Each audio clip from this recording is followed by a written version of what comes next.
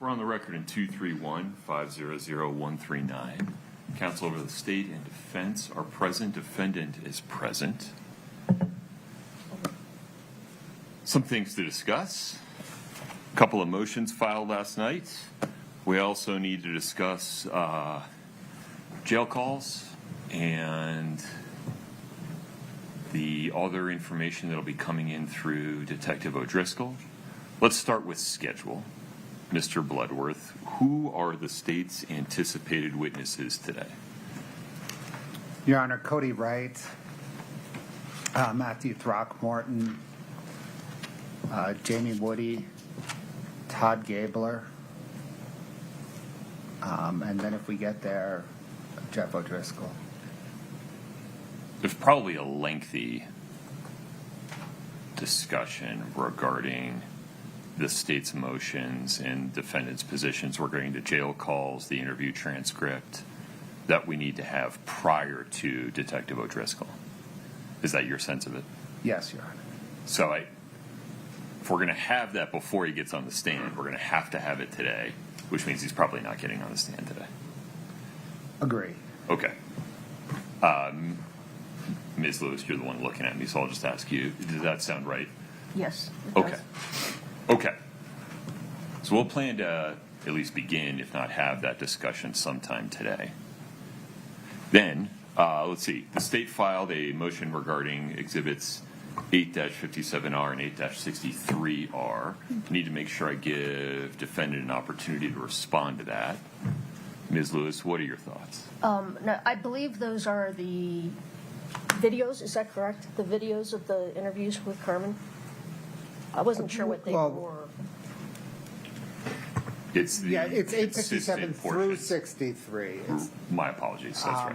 And we've submitted the transcript, but of course a video would be redacted once we make a decision based on the transcript.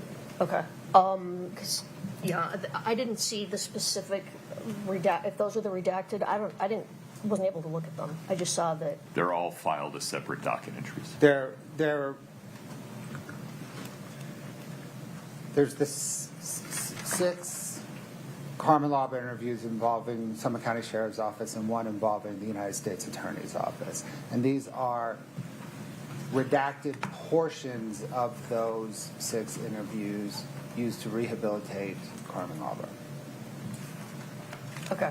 I guess I need to look at the redacted version. I didn't realize that. I was looking through what the state files in box to get to us, and it wasn't in there when I was looking at it yesterday evening. So these are the attachments to the motion that was filed over the weekend. And we have the same objection to the motion. I mean, it's the same objection. I will have to look at the redacted version. But I'm not sure what you mean by same objection, but let's not spend time on that now. The state is designating specific portions, a very limited subset of the 900 pages of combined transcript, as consistent statements to rebut a charge of either recent fabrication or pressure to change her testimony. I'm going to have to make a ruling regarding each of them. Okay, I'll read them. The redacted versions. Sorry, okay. I misunderstood what was filed. So that's that. What's a reasonable time to have that conversation, Ms. Lewis? I'm going to try and look at them this morning. I don't know. Let me pull them up, and then maybe at the break we can talk about that. I'm not okay. We'll check back in about that. I had them to bring it in. It's this much paper, and so it may be more than you can do between now and the lunch break, but let's be reasonable. Mr. Bloodworth. Right. Your Honor, I think that's a prerequisite to having a full discussion on Jeff O'Driscoll's testimony. Is that true? Why is that true? Why don't those issues stand alone or stand independently? Your Honor, they do stand independently, but Jeff O'Driscoll will likely be the state's last witness. We would then then use those exhibits as part of his direct examination. That makes sense to me. Okay. I understand that. Okay. Let's see. Defendant's motion for mistrial regarding the alleged Giglio violation that was mentioned on the record. I asked defendant to file that in writing. They did. It's docket 1691. Need to give the state an opportunity to respond to that. What's reasonable, Mr. Bloodworth? Your Honor, state can respond right now.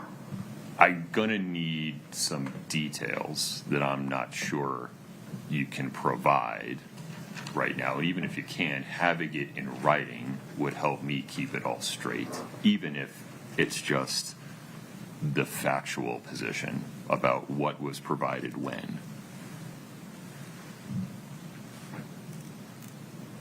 Your Honor, we can do that. I don't think that the state disagrees on the facts Okay. laid out in the defense's motion, but we can provide something to the court in writing tomorrow morning. That's fine. And if that's the case, it sounds like it won't be burdensome to produce it or to draft it. No, Your Honor, it's not too burdensome. Okay. Sounds good. Your Honor, just maybe a heads up. Can I refer to the court to State v. Bisner? That will feature in the state's response. I look forward to reading it after I get your response. Understood. Okay. Very good. Then, Ms. Lewis, there's also the oral motion for mistrial that you made at sidebar regarding references to quote-unquote charges in State's Exhibit 2-46. That was on March 5. We provided a curative instruction to the jury on that. Is that something your defendant is standing by, or is that motion withdrawn? Can I have a minute? Mm-hmm.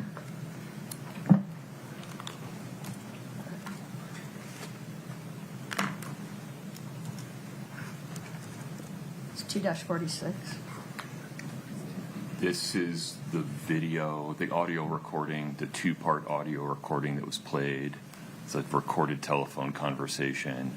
Oh, Your client used the word charges. I instructed the jury that referred to civil that's right. litigation. That motion's withdrawn.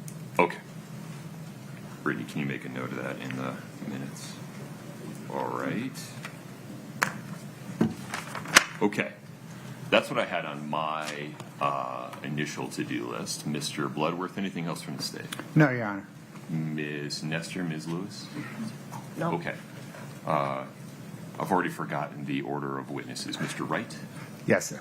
And just confirming, you've reminded Mr. Wright of the bounds of the court's prior ruling regarding his testimony? Yes, sir. Okay.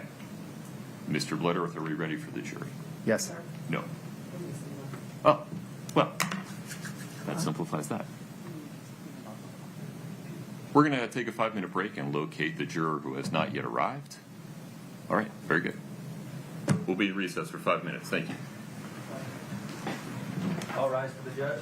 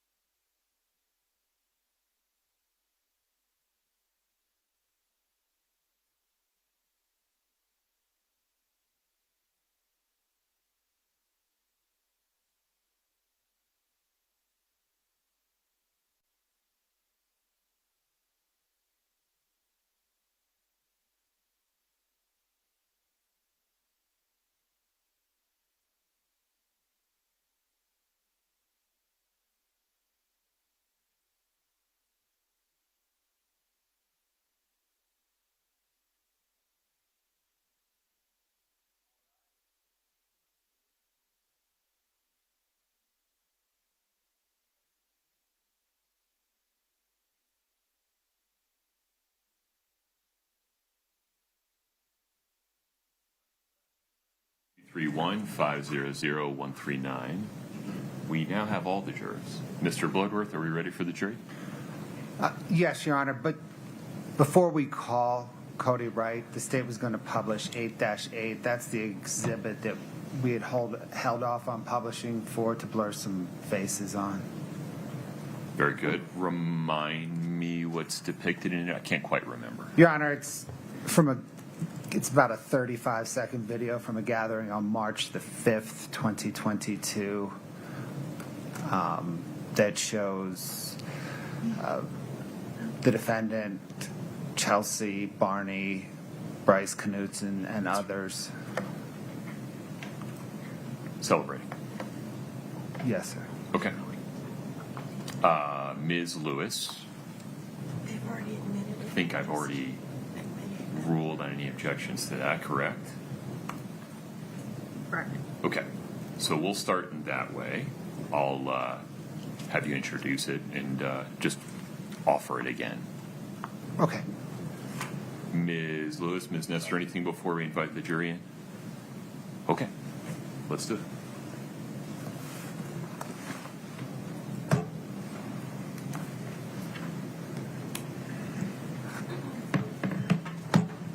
All rise for the jury.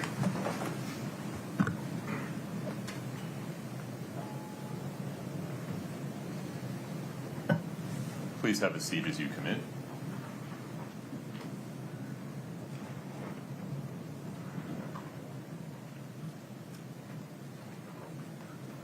Please have a seat. Ladies and gentlemen, thank you for your patience. We'll continue with additional evidence from the state. Mr. Bloodworth.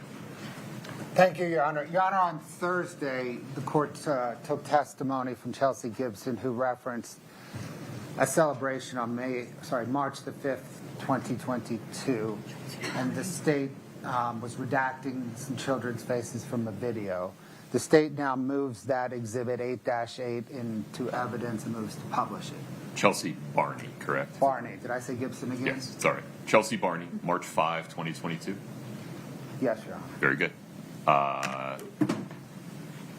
Let me get that up.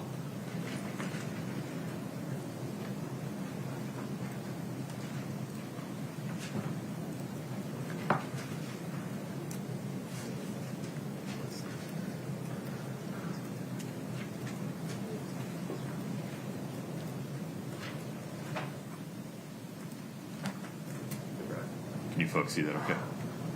Very good. Scott, please proceed. And it does have some audio on that, John, but it's not what it sounds like. It has some audio, but It's not coming through, it doesn't sound like. all right. I don't know why that is. Scott, let's try again. Your Honor, I'm sorry, we admitted this through Ali staking, not Chelsea Barney. Understood. Scott, would you pause?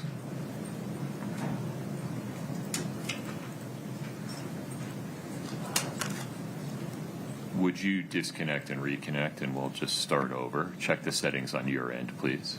I'll do it.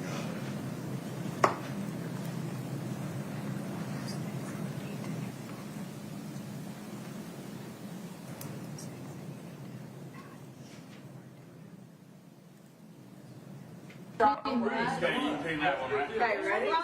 Run. Okay, I'm getting all three. Cheers, boys. Yeah, come back in the corner with us. There we go. Richard. Richard. Richard, yep.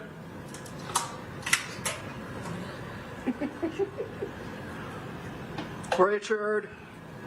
Look, Chachi's still going. Ron, take that all that sexy out of here. You're an Afghanistan warrior. You are an Afghanistan warrior.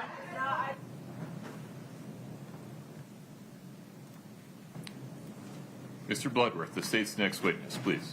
Your Honor, the state calls Cody Wright.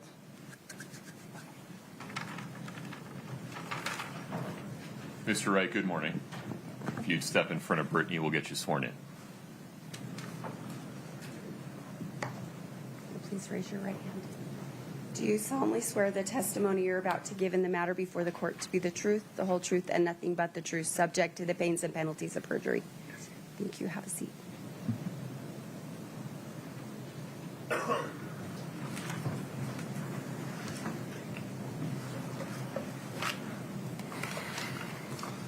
Please proceed. Good morning, sir. What, sir, is your name? Cody Wright. Spelled W-R-I-G-H-T. Yep, Did you know Eric Richins? I did. How?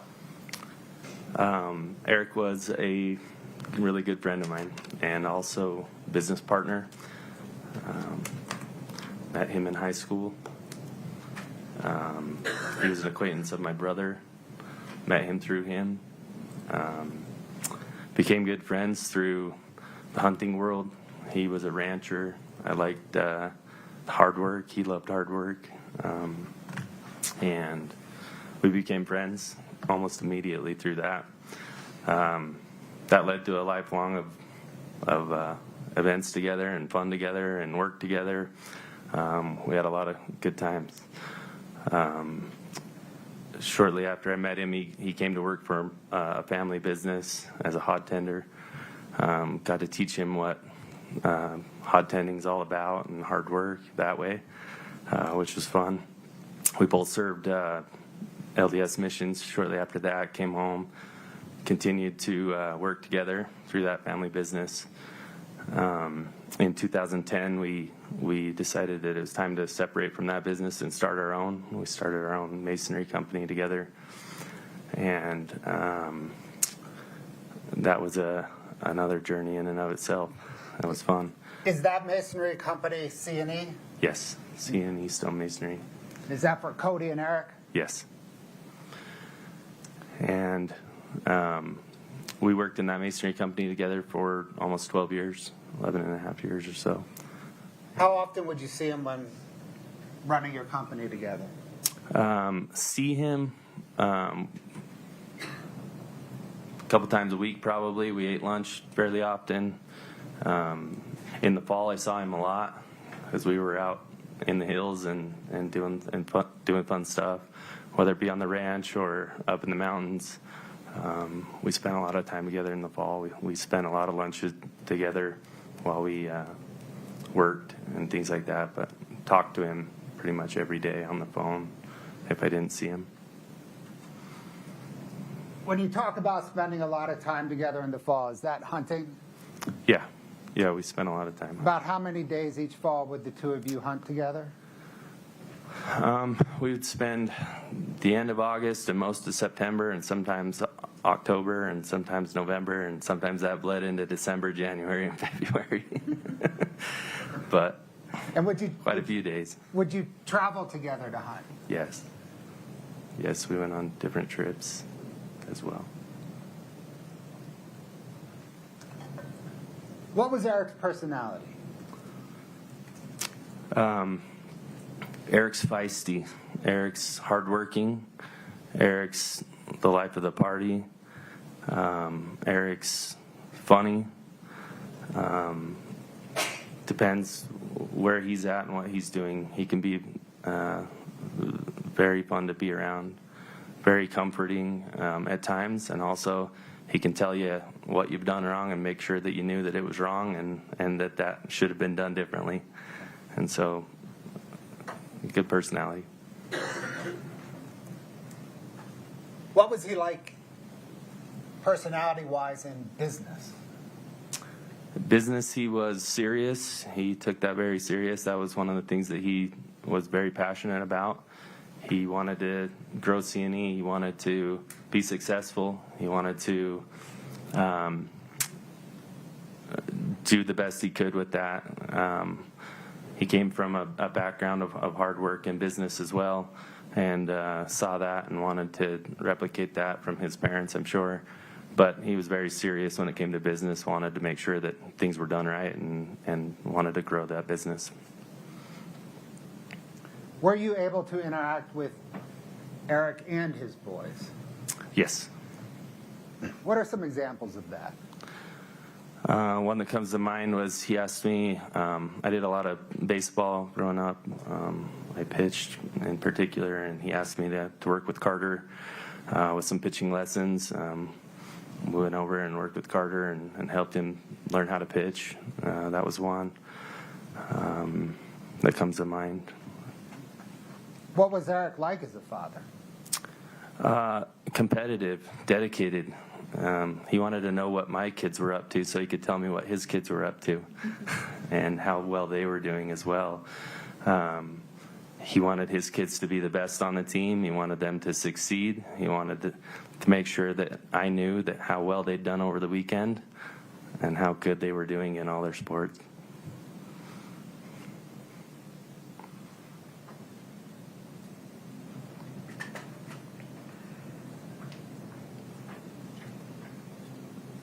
What was your business relationship in C&E? We were 50-50 partners. So we were, I ran half the business, he ran half the business, although that wasn't like a perfectly straight line, right? We did paver, stone, tile work. I took care of tile and paver work. Eric took care of the stonework side. So we did have it split to where he took care of his projects, I took care of mine. We overlapped in the bookwork end of things or in the administration side of things. But as far as work went, he had relationships with people that I didn't, and so he would take care of those clients, and I would take care of others. How many people did C&E employ in early 2022? Approximately 90. And about how many projects at any given time was C&E running? When Eric passed, I obviously stepped into a full-time role in that whole business. I remember counting 47 projects. What was C&E's business outlook in early 2022? Good. It was great. Business was good, and business continued to be good, and was projecting upward each year. We'd done a little bit more, and it was definitely on its way up. Did you and Eric have any plans for the business before he passed? We had, I'm more conservative than Eric was, and so my plan was always to just be okay with where we were at. Eric's plan was, let's grow this thing and keep going. And I was like, good with where we were at a lot of the time. He definitely was very motivated to continue to do more and more and be better and bigger and better. Did C&E have an office? It had my house and a small office at Eric's house. We both had home offices, and so we ran the business from his office and my office at our residential home. Did Eric use a C&E computer? Yes. Did he keep that at his home office? Yes. Did you and Eric have a C&E email account? Yes. How did that work? It was a joint email. If you know him or I, you know that we're not technology people. And so one email was enough to handle. So we had one email that we both would look into, that all of our emails would come through. That way we could make sure that we were taking care of each other as well. That seemed to work, and so that's what we did. Did C&E receive its America First Credit Union bank statements by email? Yes.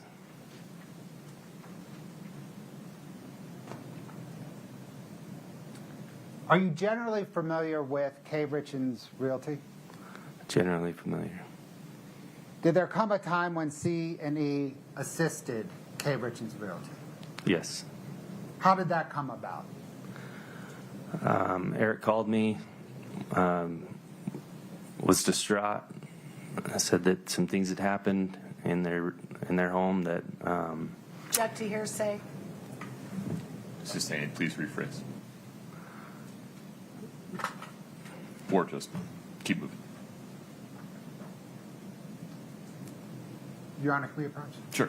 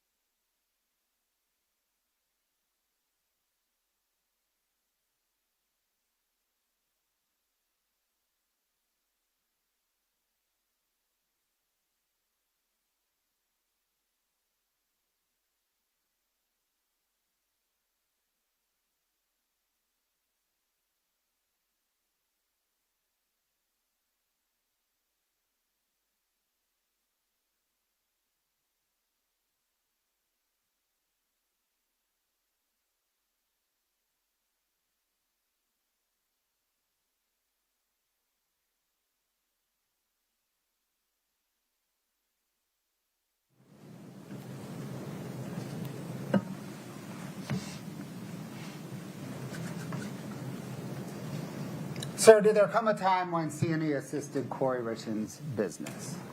Yes. How did C&E, without saying anything that Eric told you, how did C&E assist Kouri Richins' business? There was a loan that was needed to be had for that business that was asked for, where C&E would provide the funds to fund a project, and C&E did provide those funds. Was that a loan rather than an investment? It was a loan.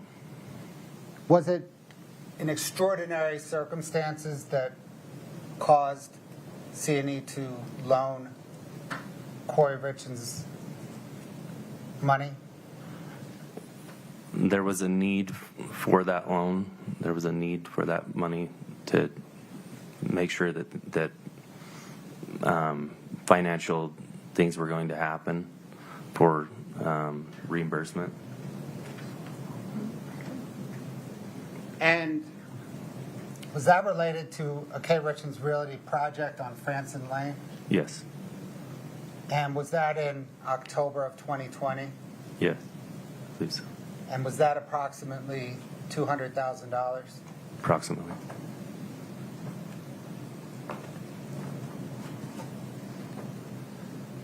Are you familiar with a buy-sell agreement that you and Eric had in place should anything happen to either of you? Yes. Are you familiar with the New York life insurance policy, a set of New York life insurance policies that were associated with that buy-sell agreement? Yes. Are you familiar with the series of beneficiary changes to the New York life policy on your life in January of 2022.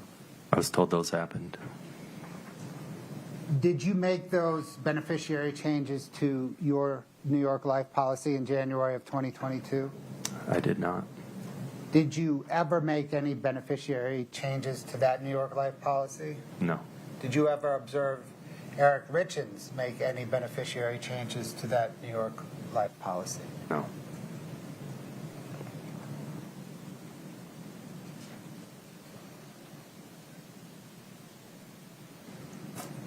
Your Honor, ma'am. Of course. Your Honor, I'm approaching the witness with Exhibit 8-49. It's some handwriting exemplars I think everyone's familiar with that I need to lay some foundation on. So can you please turn to tab 2?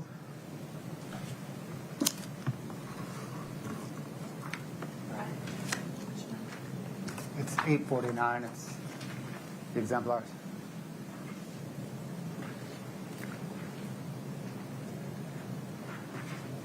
Sir, did you collect those business and haircut receipts from C&E's records? Yes.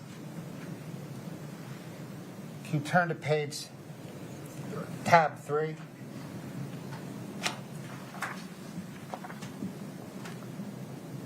Did you recover those documents from Integrated Solutions?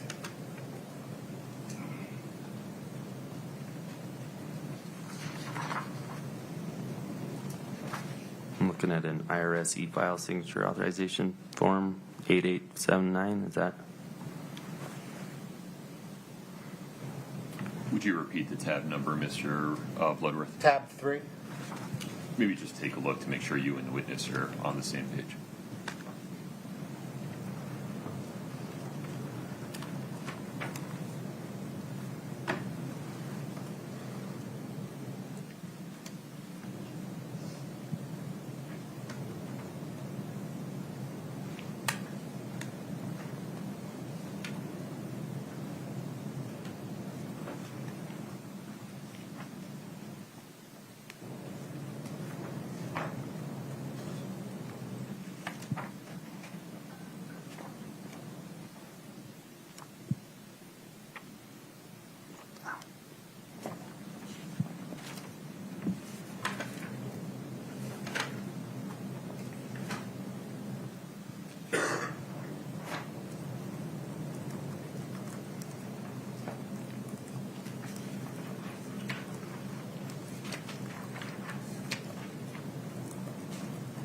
These 4 pages of tab 3. Sir, did you collect those documents from Integrated Solutions, those 4 pages in tab 3? We requested any signatures that they might have to be sent. And did they then provide those to you? Yes. Sir, can you turn to tab 7, please?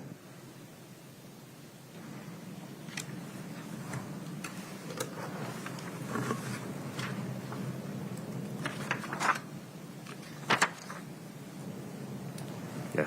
Did you request and obtain from Big D Construction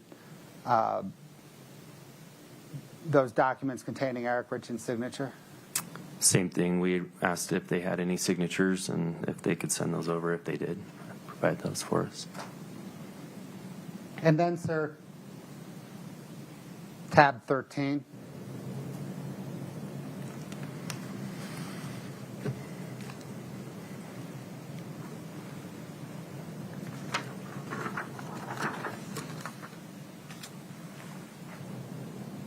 Did you request and retrieve those documents from the Ford dealership? I did not request the ones from Labrum Ford. Okay. The documents at tabs 2, 3, and 7, did you then provide those to Kouri Richins? Yes. I'll get that from you. Thank you.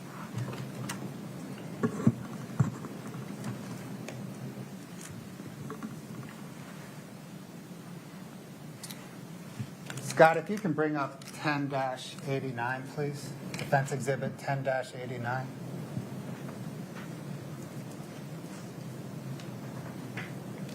He has it. Your Honor, I'm sorry, we don't have it. You should. Mr. Wright, can you see that photograph on your screen? So I can Okay. see it on the Ms. Nestor, can you see it on your screen? Yes, sir. Okay, we'll fix that during a break, Mr. Bloodworth. Yes, sir. Thank you.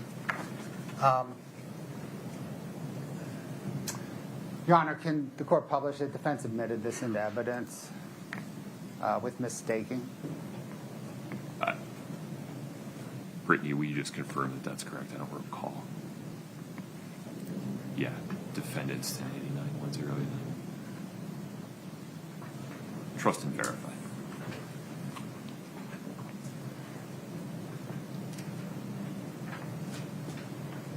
Okay, very good. There you are. Sir, are you married to Allie Wright? Yes. Is Allie Wright in this photograph? No. Thank you.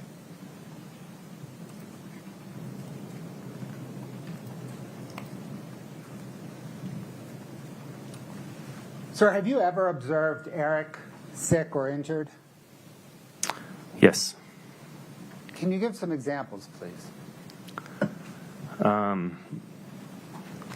Eric had Lyme disease at one point. Saw him when he had COVID. I saw him when he had a cold. I saw him when he had the flu.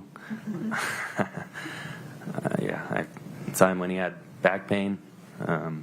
Hunched over from lifting a rock and tweaking his back to where he could barely walk. How did Eric react to illness or injury? He's a cowboy. Eric is a go get him. He's not going to sit at home because he's sick. He's not going to stay home because he has COVID. He's not going to not show up because he's feeling under the weather. He's very tough-spirited, rough-hearted as far as not being a wimp goes. Other than allergy medication, have you ever seen Eric use over-the-counter drugs? No.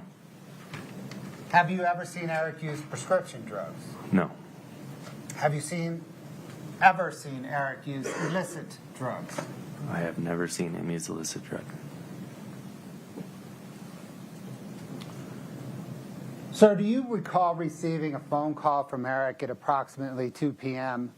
on Valentine's Day, 2022? Yes. Without saying what Eric said to you, why is it you remember that phone call? The fear in his voice, the urgency of the situation, the seriousness of what was going on. Had you ever heard Eric sound like that before? The only other times I heard that urgency and that fear when he called me telling me that his mother had passed away in the hospital. I also heard that urgency or that fear when he had been rear-ended in an accident and feared that the person that had hit him had passed away as well, or had hit him hard enough that he was scared of what had just happened. Thank you, sir. I don't have any further questions.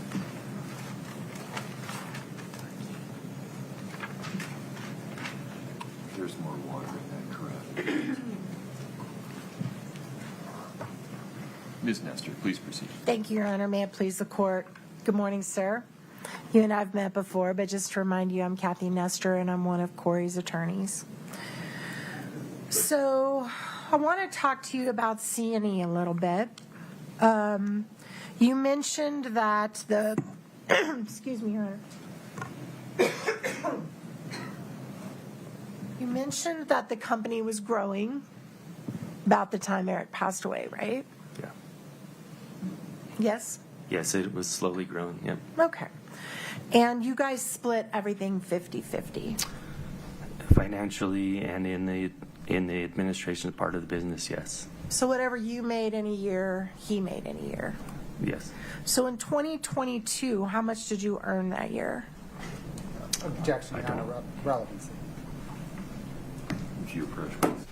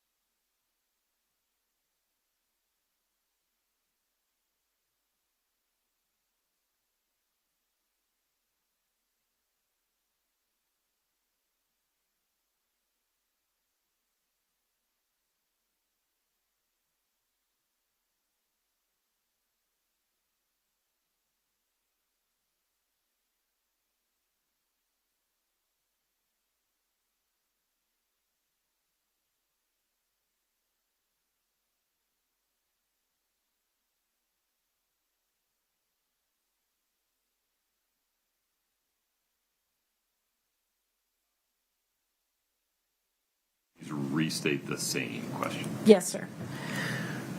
So, how much did you earn, let's say 2021, the year before, just a few months before Eric died? How much did you clear that year, income, Are you talking personally or in the business or? personally? Personally. I don't have those numbers in front of me. I'm not positive what that number would be. Was it more than $500,000? Personally, no. Okay. Do you know that, do you know what Eric made in 2021? Mr. Bloodworth, go ahead. Objection, foundation. It's a yes or no question, so if you would start there, sir. Overruled. Do you know what Eric made in 2021? No, not off the top of my head. All right. So if there's tax returns that have already come in that indicate, that came in through an expert, that indicate he declared around between $700,000 and $900,000, would that be way off base for that year? If you pause there for a moment. Mr. Bloodworth. Objection, foundation. Yeah, you approach for a minute.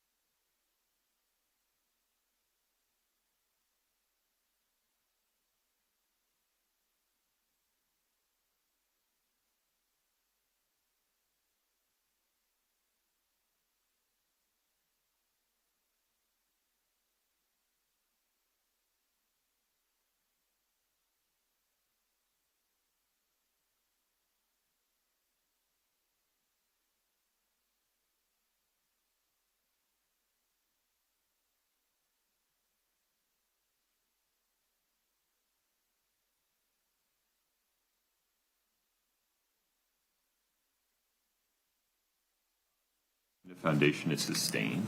Ms. Nestor. All right.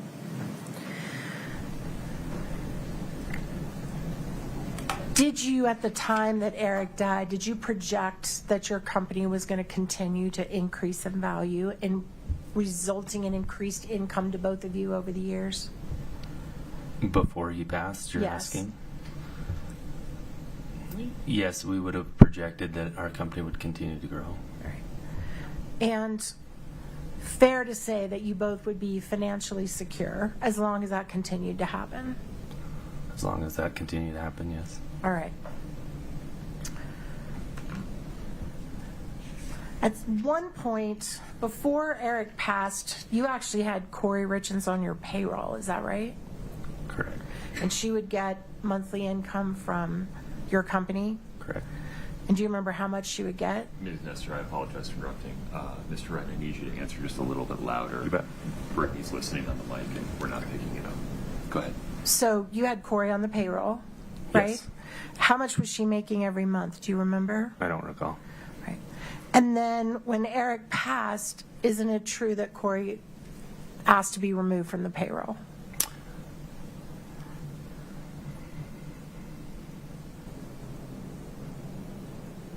I do not believe she asked to be removed from the payroll. We continued to pay her for some time after he passed. Like a week? I recall it being longer than a week. How long do you recall it being? A couple of months. Okay.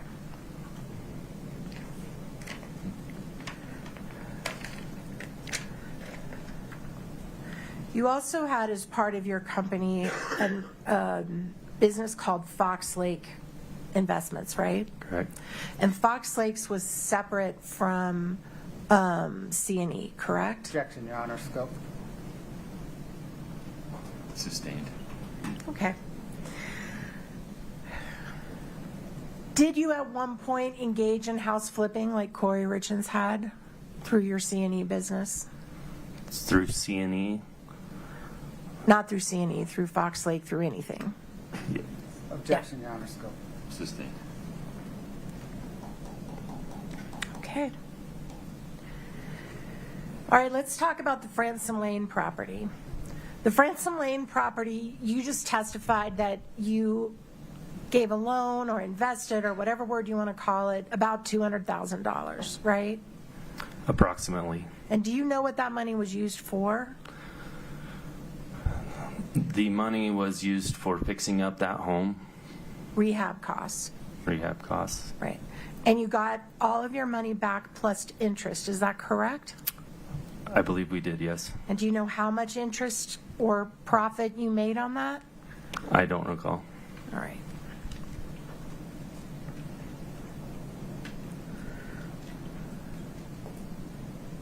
And you talked about a buy-sell agreement that you guys had, and you just discussed that with Mr. Bloodworth. The buy-sell agreement is basically when partners in a business buy an insurance policy on each other, right? Correct. So that if Eric died, you would get money. If you died, Eric would get money, right? Correct. And the idea of that policy is that you pay the family member to divest from your business and say, look, here's the $2 million. Please don't be a partner with me. I don't want to be partners with you. I just want to pay you $2 million and you go away and you're done with this business, right? The idea of it is to do whatever the contract states. So whatever is in that contract would be followed. And was it your understanding that your buy-sell agreement would allow whichever person survived the other partner to pay that money to the family, and then the family would not be involved in the business from there forward? In our buy-sell agreement, we had it so that the proceeds would go to the family. Right. And Mr. Bloodworth talked to you about a beneficiary change on the buy-sell agreement, right? Yes. And that occurred on January 1st of Objection, 20. Your Honor. Just foundation, the beneficiary change is on the life insurance policy, not the buy-sell agreement. I think that's what Ms. Nestor meant. That's what I meant. Appreciate the clarification. Thank you. So the beneficiary to the life insurance that backed up the buy-sell agreement was changed on January 1st of 2022. Is that right? I was told that. Okay. And were you in fact told when you learned about this that the policy that was changed was your policy, not Eric's? So the way that I understood that is the policy is on the person who is still alive, and I don't recall exactly the words that they used to tell me that it had been switched. They told me that someone had logged in and switched that beneficiary, and that was to your policy. Yeah, I Right? don't recall the exact words that he used in that moment. Well, think about it. You remember everything else. You don't remember if it was your policy or Eric's policy that it was changed? Your Honor, objection, asked and answered. Your Honor, I'd like him to have a chance to answer it. Overruled. Please answer Ms. Nestor's question. So it's tricky because when it's a flip-flop. So I'm trying to think about that in this setting. Give me just 1 second. It's okay. Take your time.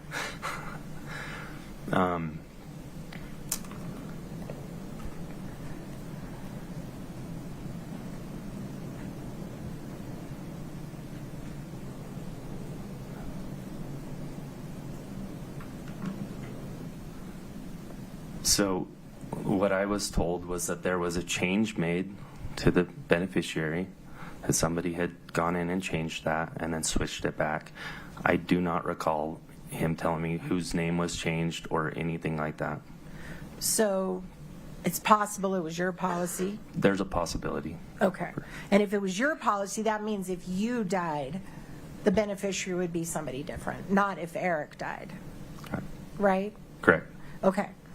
And then it was changed back, right? That's what I was told. So at the time that Eric passed, Kouri Richins was not a beneficiary of your policy, right? Can you say that again? At the time Eric died, Kouri Richins was not a beneficiary of your personal policy, correct?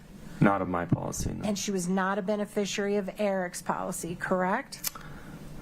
The policy stated that if he were to die, I would pay his family the money. And that's what you did. You paid Katie Benson and the trust I did the not money? pay Katie Benson. I paid the trust. You paid the and I had trust. put it into the court, Okay. which was instructed by attorneys. Okay. So none of that money went to Kouri, right? I have no clue where that money sits today. You didn't give it to Kouri. I gave it to the court You gave it as to, I was instructed For through the- my attorney. on the behalf of the trust. I believe so, yes. Okay.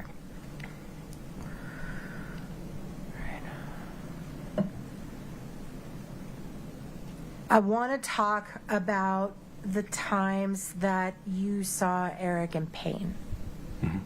So, fair to say Eric had back pain? He had back problems? He would pinch a nerve once in a while and have back pain, yes. And he'd be unable to work? He would work through that. Sometimes he'd be unable to work? He would still probably drive around in his truck, which is considered work. I mean, Okay. he wasn't out lifting another stone, if that's what work, yeah. So it might have impacted the type of work he could do. Yeah. All right. And he also had knee pain, right? Yeah, I mean, yeah, I believe so. And he even had knee surgery at some point. I don't recall that. Okay. And then he had Lyme's disease. Yes. And did he complain to you about pain in his muscles from Lyme's disease? He would tell me how painful that was, correct. Okay. Now, Mr. Bloodworth asked you if you had ever seen Eric take drugs, right? Correct. And Eric, you mentioned you guys went on a mission together, right? Correct. So it's Different fair to times, but not together. It's fair to assume that you subscribe to the faith of the Church of the Latter-day Saints. I am LDS. Okay, and as part of that faith, you all subscribe that it is not proper to drink or take drugs, right? If you are an active following member and you believe that, then that is correct. And Eric knew that you are of this faith, correct? Correct. And he did not share with you when he drank alcohol, did he? I would hear about it. He didn't share it with you. I've never been offered a drink from Eric. And I'm sure that is a sign of respect to you and your faith, I yes? believe so. To me as a person. And he never shared with you that he used marijuana gummies? He himself? No, he never told me. Okay. Did you ever see him do that around you? No. Okay. And again, he knew that you would not approve of that, right? Under your faith. Eric would be okay telling me some of those things. He would tell me, but in the light that I am his good friend, that he would tell me things, right? But not be proud of that by any means. So he did share with you that he used drugs? No. Objection, Your Honor. It's not a question calls for hearsay. Well, Sustained. Just ask your next question. did you just testify that he did tell you about things, he just wasn't proud of it? Ms. Nestor. Yes, sir. Sustained. If you'd ask a different question, please.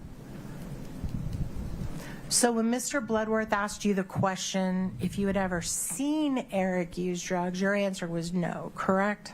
You're correct. But you have knowledge that he did. People have told me that. Objection. I'll leave it. Hearsay. But it's out. What do you want me to do now, Mr. Bloodworth? It is out. What have people told you? You can follow up. Okay, Ms. Nestor, please keep moving.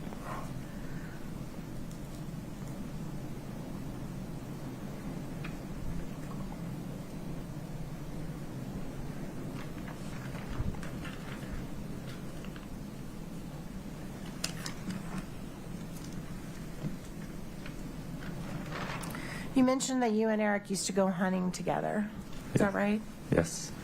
At some point, did you provide information to hunting law enforcement officials about violations that Eric had done when he was hunting? Yes. And was he placed in jail for that? Yes. And you provided that information and testimony against him? No. Okay. But you told the police that he did what they thought he did, right? I was brought in and asked questions that I answered to. And those questions incriminated Eric? Yes. Okay. Some of them. And you and Eric kind of had a falling out after that, is that fair? Falling out in what sense? You stopped going on vacations together with your families? We didn't go on vacation with our families very often as it was. So I would say that was not something that immediately happened after that. And your relationship became more tense, more difficult between the two of you? Oh, yeah, he didn't like it. Okay. Yeah, he was upset about that.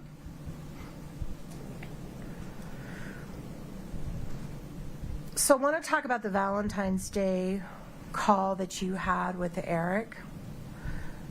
To your knowledge, did Eric work that day? Again, work is everywhere we go. We have our cell phone and we are working. Did you know whether he worked that day? I would assume that he had worked that day, having received a phone call or two or done some sort of management style of work. If I were to show you photographs of projects that he visited that morning, would you be able to recognize the project by looking at the house? I may be able to recognize a project, but I'd have no clue if he showed up there or not, or if he had worked there that day. Okay, can we put up for the witness States Exhibit 3-13D?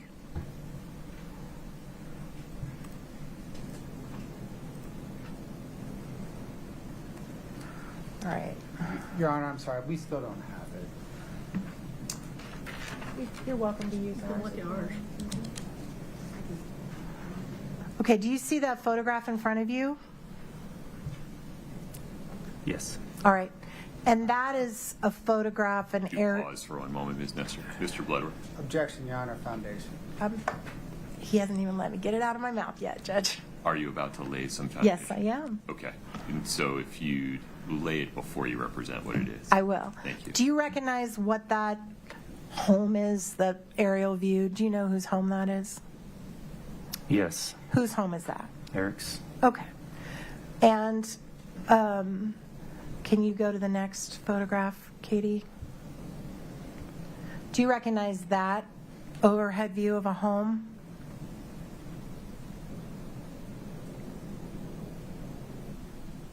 I don't. So you don't know if that's one of the homes that Eric was working on or one of his projects at the time?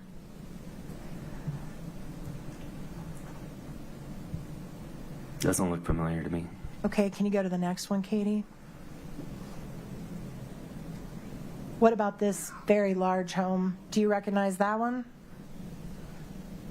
I don't. You don't know if you guys were doing a project on that house? I don't. Okay, you can take it down. On the day that you spoke to Eric Richins on Valentine's Day, he didn't, you weren't aware that he went to a doctor that day? Did you ever know of him going to the doctor, taking time off He told me that he had gone with Carter that morning. to get allergy shots? Something with allergies. Okay, but after you spoke to him, were you ever aware that he went to a doctor to follow up on how he felt that day? Your Honor, objection calls, I think, for hearsay. There's no foundation otherwise. If he had personal knowledge, if Eric took time off to go to the doctor, Please approach.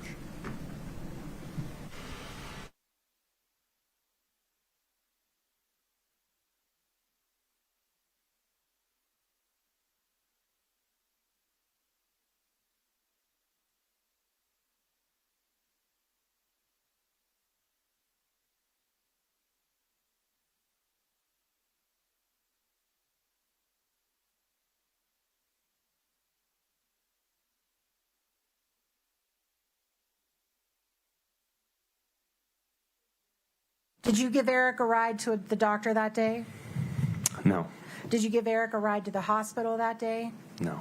Did you go visit him in a hospital that day? I did not. Okay. Did he make any calls to you where you could hear in the background there was hospital noises or ambulances or anything like that? No. Did he come to work the next day? Yes. He would have been working.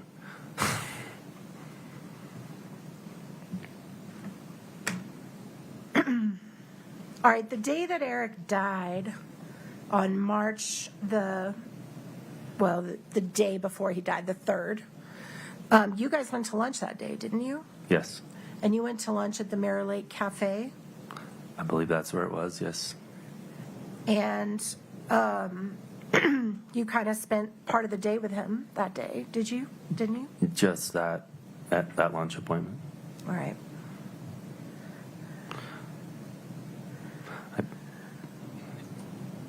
And then you got notice that he had passed, correct? The next morning.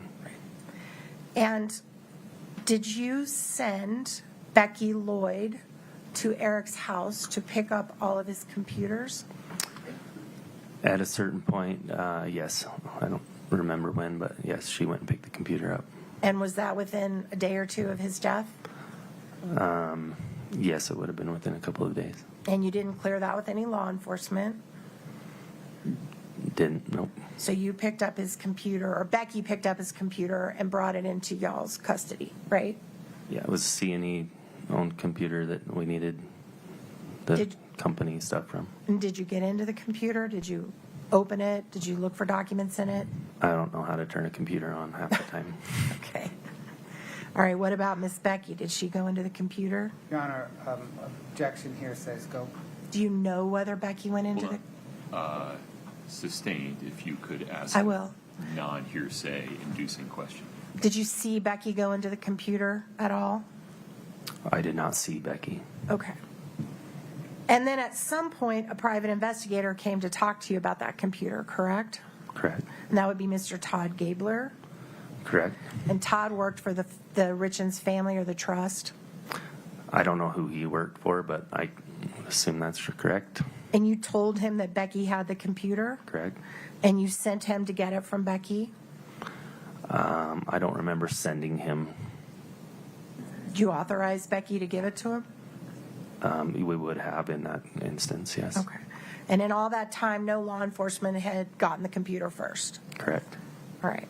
And then isn't it true that shortly after Eric died, you also sent somebody to pick up his work truck? Correct. And explain to me what the work truck looked like. Brown Ford 550 flatbed truck.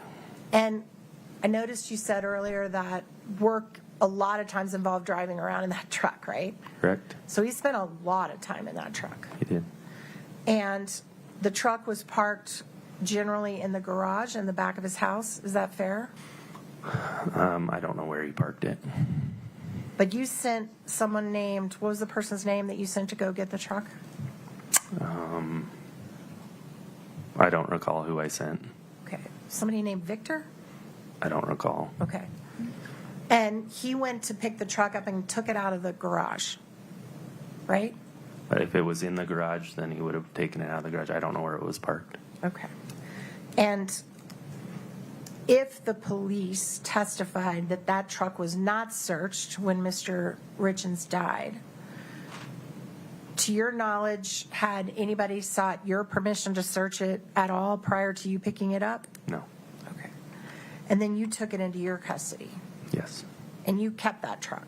Yes. You still have it. Yes. All right. He also drove a red truck, is that right? But like a personal truck. Yes. And did the C&E own the red truck? Yes. All right. And at some point, you found out that the red truck was being serviced. Is that right?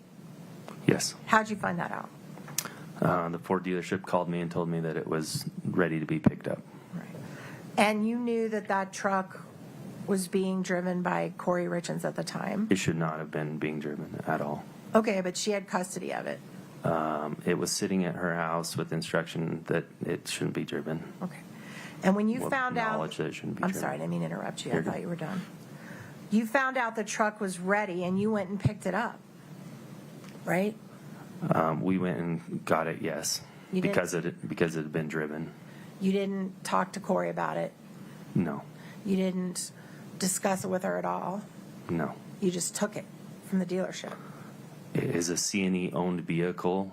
And there is ramifications for an accident for somebody that's not working with C&E. Okay. And And so then- it felt that it would be proper to make sure that the truck wasn't being driven Where's the truck now? in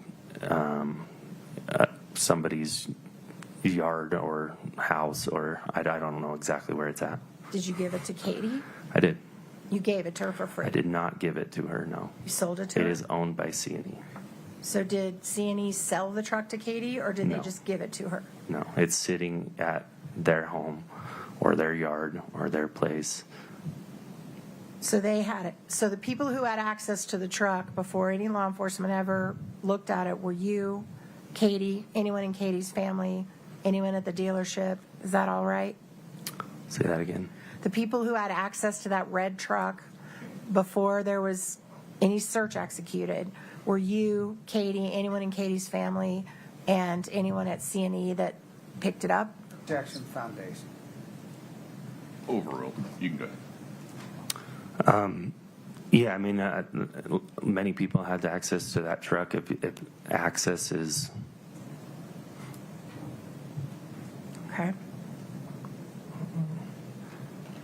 they would have to be given the key and given permission to drive it. So when Eric passed and his buy-sell agreement was executed and you gave the money to the court for the trust, then the company 100% became yours, correct? Correct. And is it fair to say that your personal net worth basically doubled at that point? You could say that. Okay.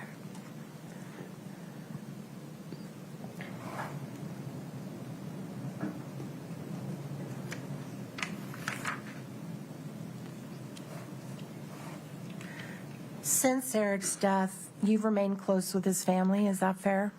Yes. And you and your wife have accompanied Eric's family to court and sat with them during court hearings? Yeah.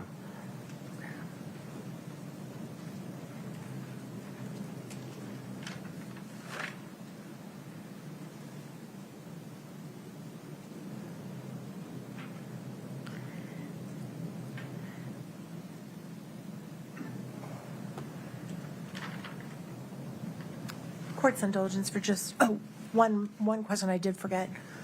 The New York Life, that was who had your insurance for your buy-sell, correct? Correct.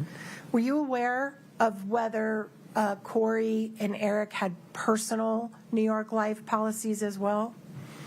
I don't know the answer. Okay, that's fine. Court's indulgence for just 1 minute, Your Honor. Of course.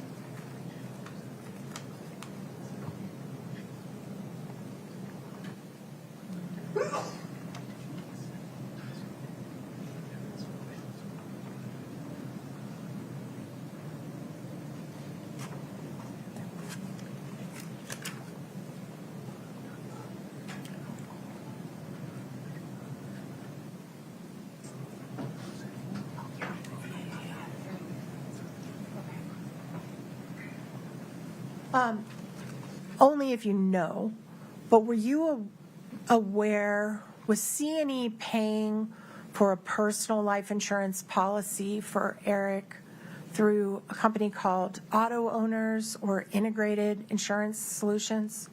I'm not aware. I don't Okay, know. that's fine. You mentioned that Eric loved hunting, right? Correct. And after you gave your testimony to the Department of Wildlife and Natural Resources, Eric couldn't hunt for a while in the United States. Is that right? Correct. But he still could hunt in Mexico. Correct. And are you aware that shortly before his death, he went hunting in Mexico? I am. Do you know when? It would have been in February sometime, I believe. All right. And how often did he Maybe hunt January. in Mexico? Are you aware? Sorry, what? How often did Eric go hunting in Mexico? He went down there for a trip, so I would assume he was hunting every day that he was there. Okay. Are you aware of more than one time that he went to Mexico to go hunting? Yes. Were you aware of them more than 5 times? I couldn't say. I don't remember. Did you ever Not go sure. with him to Mexico? Could I? Did you? Did I? No. Do you know where in Mexico Eric went hunting? A general area. I don't know exactly where. It was a general area Typically, the hunting takes place in somewhere around Sonora, around Sonora. somewhere. Okay. I think that's all I have. Thank you, sir. I appreciate it. Mr. Bloodwood. Thank you, Your Honor.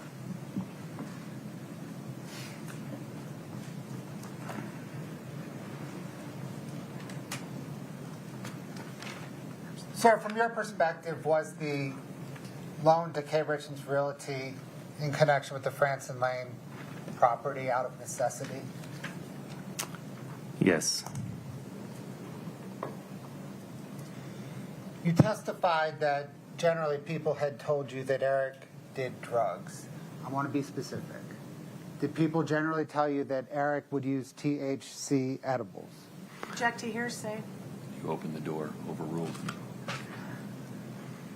Can you repeat that? Did people tell you that Eric would use THC edibles? People would tell me that, yes. Did anyone ever tell you that Eric Richins used illicit street drugs? No.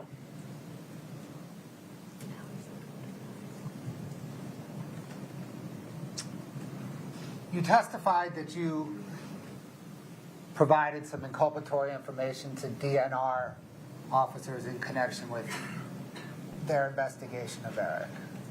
Do you recall that? Yes. Why did you provide them with information? Eric was being investigated for a wildlife incident. Somebody else had turned him in, and they brought me in to answer some questions that they had. And did the incident involve not having a tag and killing an elk? Yes. Why did you provide incriminating evidence as opposed to covering for Eric?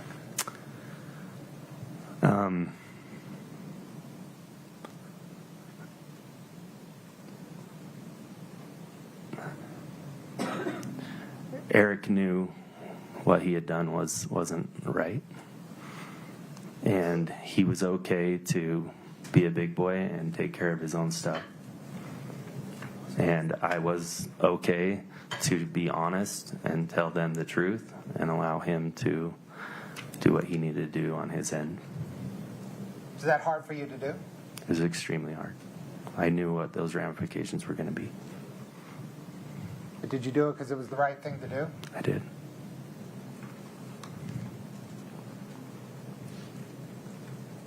Does March the 7th, 2022 sound like about the right day when you dispatched somebody to pick up the brown truck from Eric's residence?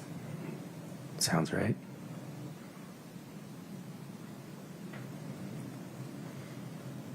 Why have you sat with Eric Richins' family at various court proceedings? Object to relevance, Your Honor.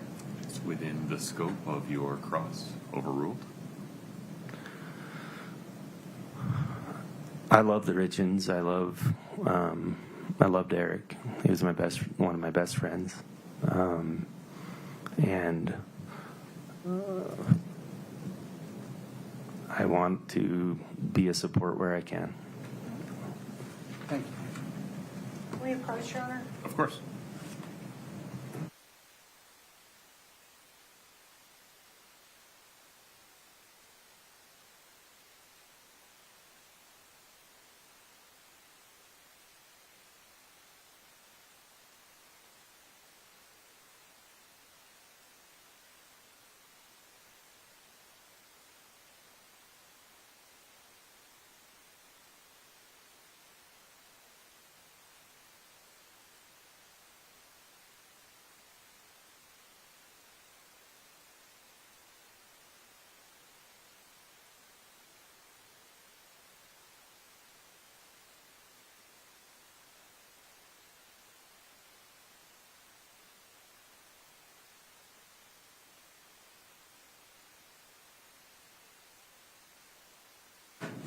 Folks, this would be an opportune time for a restroom break. I was about to take one anyways. Please rise for the jury.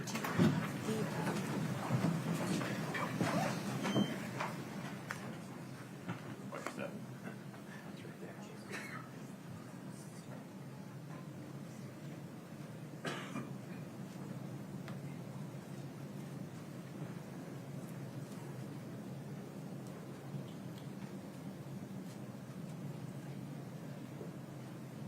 All right, folks, have a seat. Your Honor, we can pull it up on the screen if you give me just 1 second. No problem. Brittany, would you see if we can fix the screen at table 2? Okay. Your Honor, can I step to the card room for a minute? Of course. Okay, now let me see.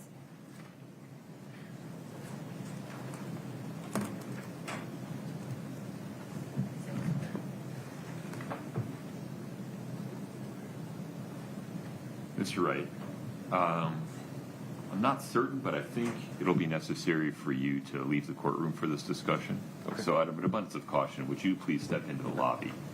Please do not speak with anyone while you're out there. Thank you, sir. Your Honor, we can put it on the screen for you, or do you want me to wait, Mr. Gabler? Will you just wait a moment? Yeah. We're just trying to fix his screen. Your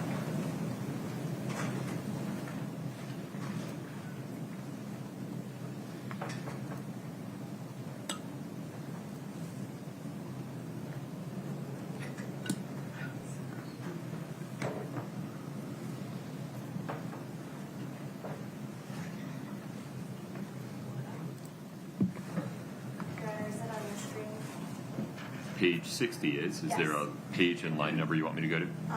If you start at line 15 and go through the beginning of the next page.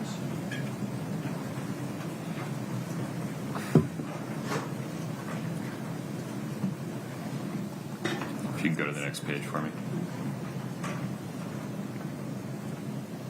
Your Honor, I probably need to read it into the record for purposes of the record.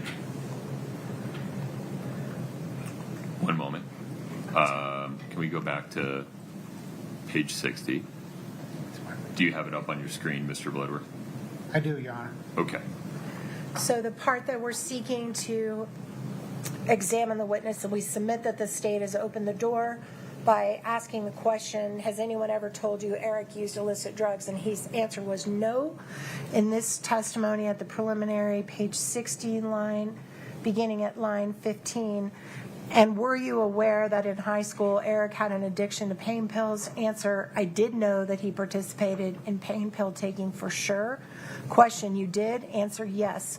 And do you know what his pill of choice was that he was addicted to back then? Answer, I believe in high school we called them Red Devils. Is that where you want to stop? Yes. Okay. Now, I'm not entirely sure that Mr. Wright is referring to illicit street drugs, quote unquote, there, but I also don't know the other way. Mr. Bloodworth, you'd be able to clarify that with him once it came in. I think I already ruled on a motion in limine that this issue would be admissible, correct? No, Your Honor, it was the opposite. Well, that's, In the motion in limine, Bring it and with me. we're scrambling in the back to get Yeah. this now, the motion in limine briefing to you. But in the motion in limine, Mr. Wright clarified this testimony to say his awareness was from other people. Oh, that's right. Not from observing Eric Richins. So whatever he knows about Eric Richins' high school drug use, if any, is hearsay. Mr. Wright also clarified, it wasn't Mr. Wright that was clarified. Also, the state produced evidence that Red Devils, circa whatever it was, 2020-ish, was a reference to an over-the-counter cough suppressant that kids were taking in high school. So I think the defense is saying that the court I'm sorry, that the state opened the door is unfounded. May I respond, Your Honor? One moment, I've got to read my ruling. Yes, sir.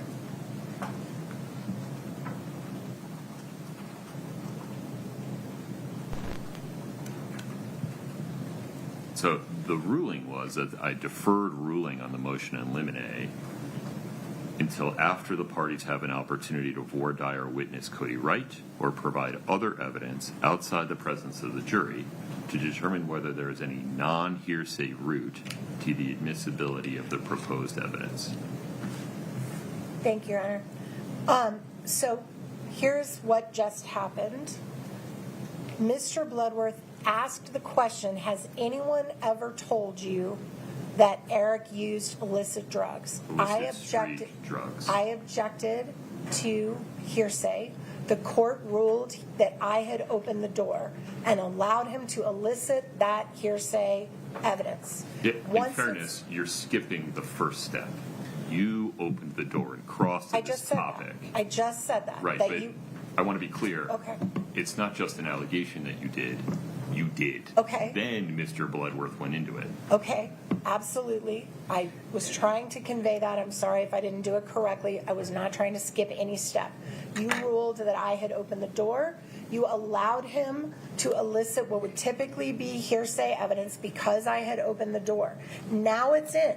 Now this witness is set on the stand. No one's ever told him that Eric used illicit drugs, and that is not true. Illicit street drugs. Please be precise. That's what these are. He's claiming. Well, we don't know one way or the other. Would you like an opportunity to voir dire Cody Wright about that, consistent with the court's motion in limine ruling from January? I'm happy to voir dire him if it helps the court with your ruling.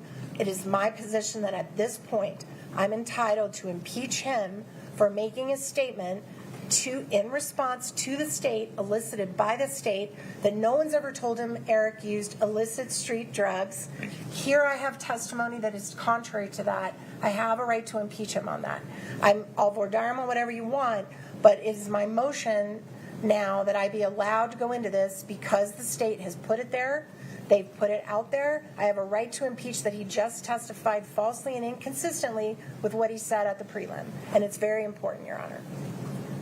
If he, in fact, said something impeachable, you have the right to impeach him. Thank you, Your Honor. I'm not sure that he did yet. Why don't we get to that point? Mr. Bloodworth.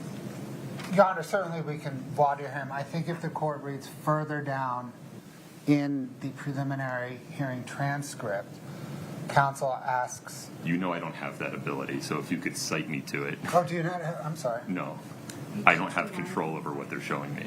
I can email it. If there's a docket entry you want me to look at, I know that it's in the docket. Sure, it's page 61 that I thought was on your screen. It's on my screen. So It is now, yeah. So at the bottom of page 60, I guess we just read from the middle of page 60. 60, line 15 through 25. Correct. If Yeah. the court keeps reading to the top of page 61, Cody Wright says he has no idea what Red Devils were. He says prior to that he's very aware that Eric took pain pills in high school. He says that clear as day. Why don't we just ask him what he knows? We can, but Oh, you don't want that. You want to just use this. I want to use this, and I want to do it in front of the jury. I But don't you want to want give a to. chance. You don't want to just put it in. You want to ask him questions about it, right? No, I just want to. I want to impeach him with this document only. You That's don't it. have any foundation that Red Devils are illicit street drugs, though. So you need that foundation Pain for pills this. would be. But that's not illicit street drugs, and that wasn't the question. This is an important difference. Nobody's asked this gentleman Your Honor, or shown that If you buy pain pills, please I'm don't sorry. speak I'm over sorry. me I'm so sorry. that you have a clean record. Yes, sir. I'm sorry. If there is an impeachable statement by this witness as to whether he's aware that Eric Richins took pain pills at any point in his life, this would be directly relevant to that. But we need a non-speculative foundation for the idea that Red Devils are illicit street drugs. So the pain pills that they're talking about, if they are Who's take they? it, if that is being referred to in this prior statement, the Red pain Devils. pills that, well, he says pain pills, and then he says Red Devils. Okay. So my understanding, according to this, is that Mr. Wright doesn't know what Red Devils are, but that's what they called them in high school, Seems accurate. which is clearly saying these were not doctor prescribed, these are illicit drugs that he's using in high school. So No, there's some distance between a nickname called Red Devils and illicit street drugs. And I don't know what the Red Devils he's referring to are, but it doesn't automatically mean they're illicit street drugs. if you use pain pills without a prescription, that is illicit street drugs. It is not. And you know that to be true. I disagree, Your Honor. It might be diversion of a prescribed substance, but it's not illicit street drugs. They've certainly heard testimony from Mr. Crozier that he's selling oxycodone on the street that came from prescriptions. That's illicit street drugs. I'm not sure you want to take that position going forward, but I don't endorse it in any respect. Certainly, we know that diversion of prescribed legal medication is different than purchasing on the street prescription medication is different than purchasing non-FDA approved substances on the street. There is a range of conduct here, and the question asked by Mr. Bloodworth was specific. Can we read back? Can we get it read back, what he asked?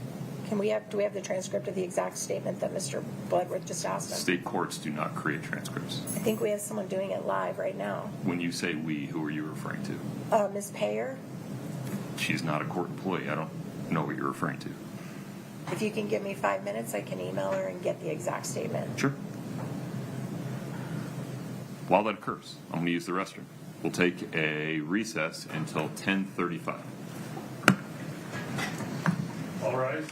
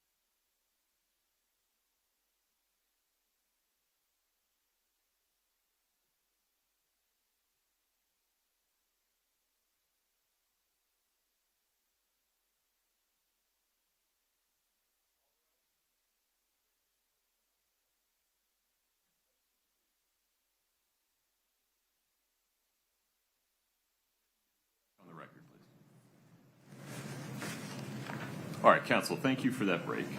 A little bit more context here for this discussion. As we discussed on the record during the hearing on the parties' various motions in limine, the topic or the concept of whether Eric Richins used pain pills during his lifetime, prescription or non-prescription, illicit, that is relevant. But at the motion in limine hearing, and as I sit here right now, it's unclear as to whether there's any admissible evidence that he did. So, Ms. Nestor, I think the correct course forward, based upon where we are right now, is to allow you to voir dire Cody Wright regarding his knowledge of the topic that he discussed at the preliminary hearing. Having heard or known or learned somehow that Eric Richins used pain pills in high school and they were Red Devils. If that reference is to prescription pain medication, it impeaches Mr. Wright's testimony on the stand today that he's never known Eric to use prescription medication. If it's illicit street drugs, it impeaches his testimony that he's never known or heard about Eric using illicit street drugs. If he doesn't know what Red Devils are, we're all just speculating, including the jury, and that's not permissible. Mr. Bloodworth, any comment there?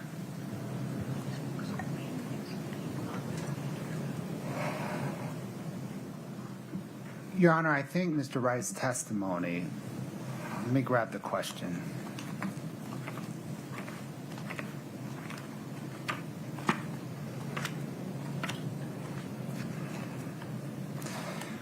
Was that he had never seen Eric Richins use prescription drugs or illicit drugs.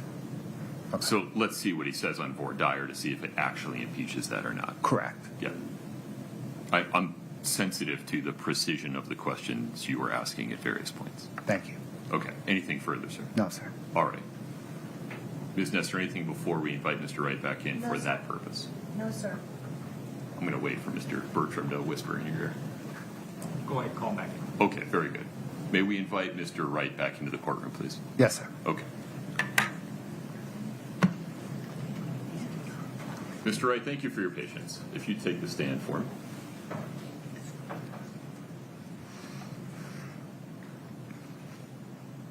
If you'd like a glass of water, you can pour yourself one.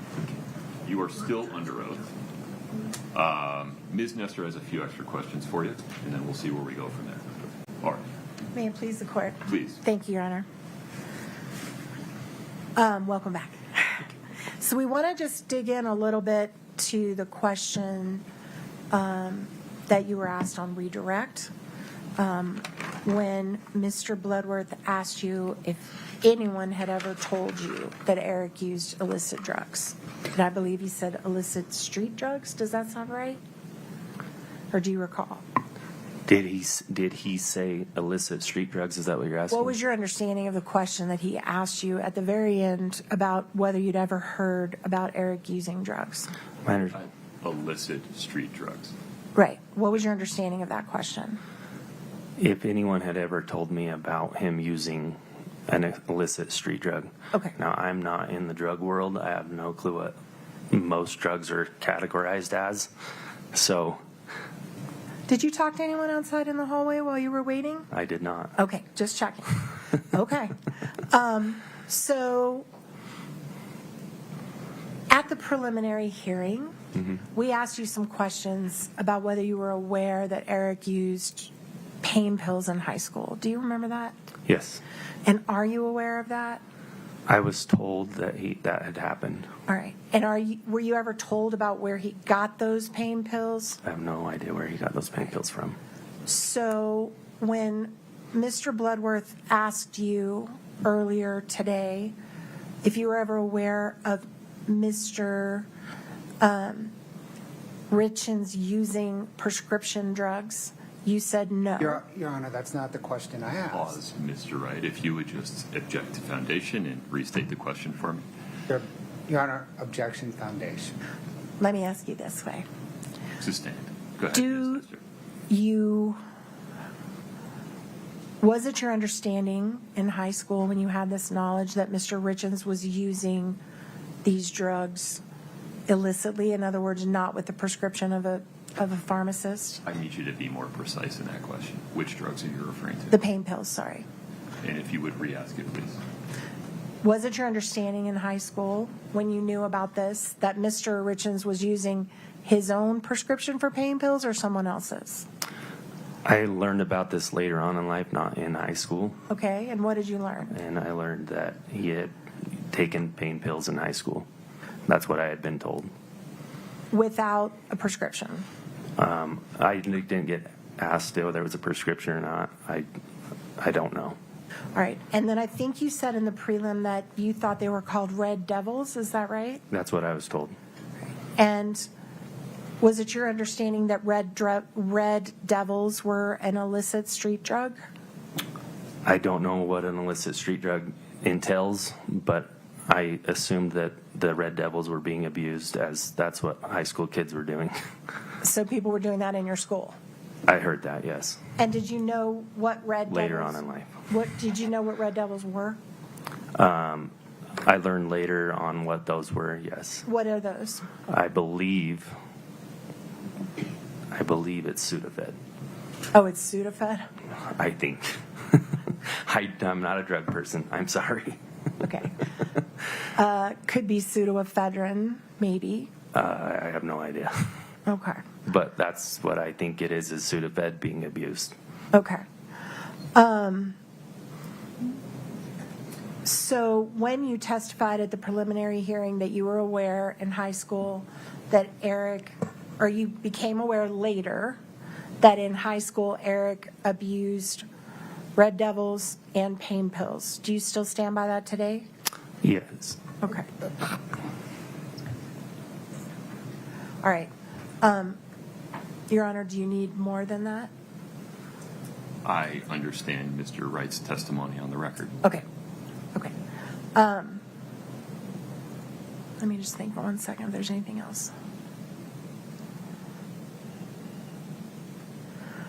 When you answered Mr. Bloodworth's question in front of the jury that you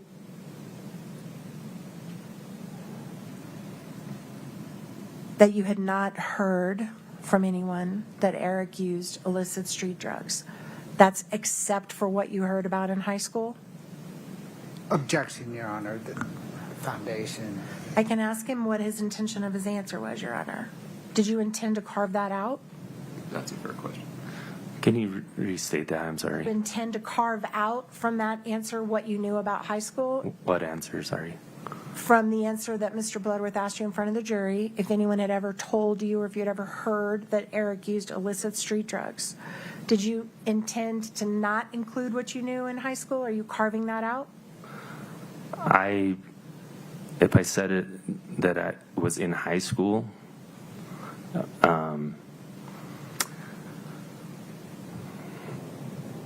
what I've been told about Eric is throughout my life. I don't know if it was exactly in high school. I don't know if it was in my early 20s or now. What I've been told over the years is that he had used those in high school, and that's what I know. All right. And so if I were to ask you the question again that Mr. Bloodworth asked you, has anyone ever told you that Eric used illicit street drugs, and you included all the knowledge you have all the way back through what he did in high school, what would your answer be now? I don't know what illicit street drugs entail. Okay. I've been told of some drugs that he used, and that's what I would testify to, is that I know that he used some drugs, form of drugs. I don't know what they are exactly. I don't know if they're illicit street drugs or not, but that he had used drugs at some point. That's it, Your Honor. Okay. Mr. Bloodworth, anything else for Mr. Wright at this point?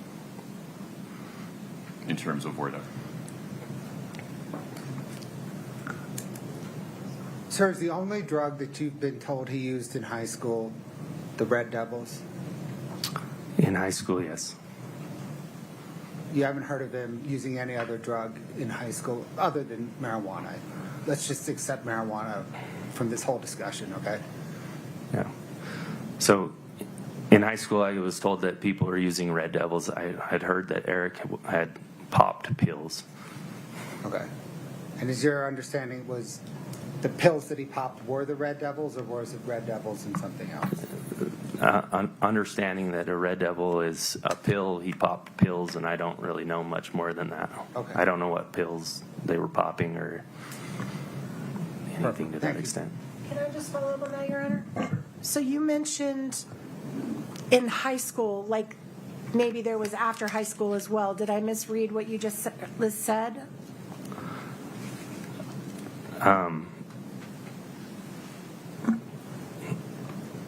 I have learned of these things through people over the years. I don't know this exact times and days that people have told me this knowledge. Eric popped pills in high school is what I've been told. Beyond high school, do you have any knowledge if he popped pills? I don't have any sure knowledge that he popped pills after high school. Not sure knowledge, but if people told you that? I have knowledge that he took THC gummies. Okay. Anything else? No. Okay. Thank you. I just want to make sure because I heard that clarification, and I wanted to make sure we followed all the way through with it. Great. As far as you sit here today, other than what you heard about what he did in high school, and other than knowing about the THC gummies, have you heard from any other person that Eric used drugs in his lifetime? No. Okay, thank you. I just wanted to clarify that. I need to make you take a walk again. Okay. Please don't speak to anybody in the lobby.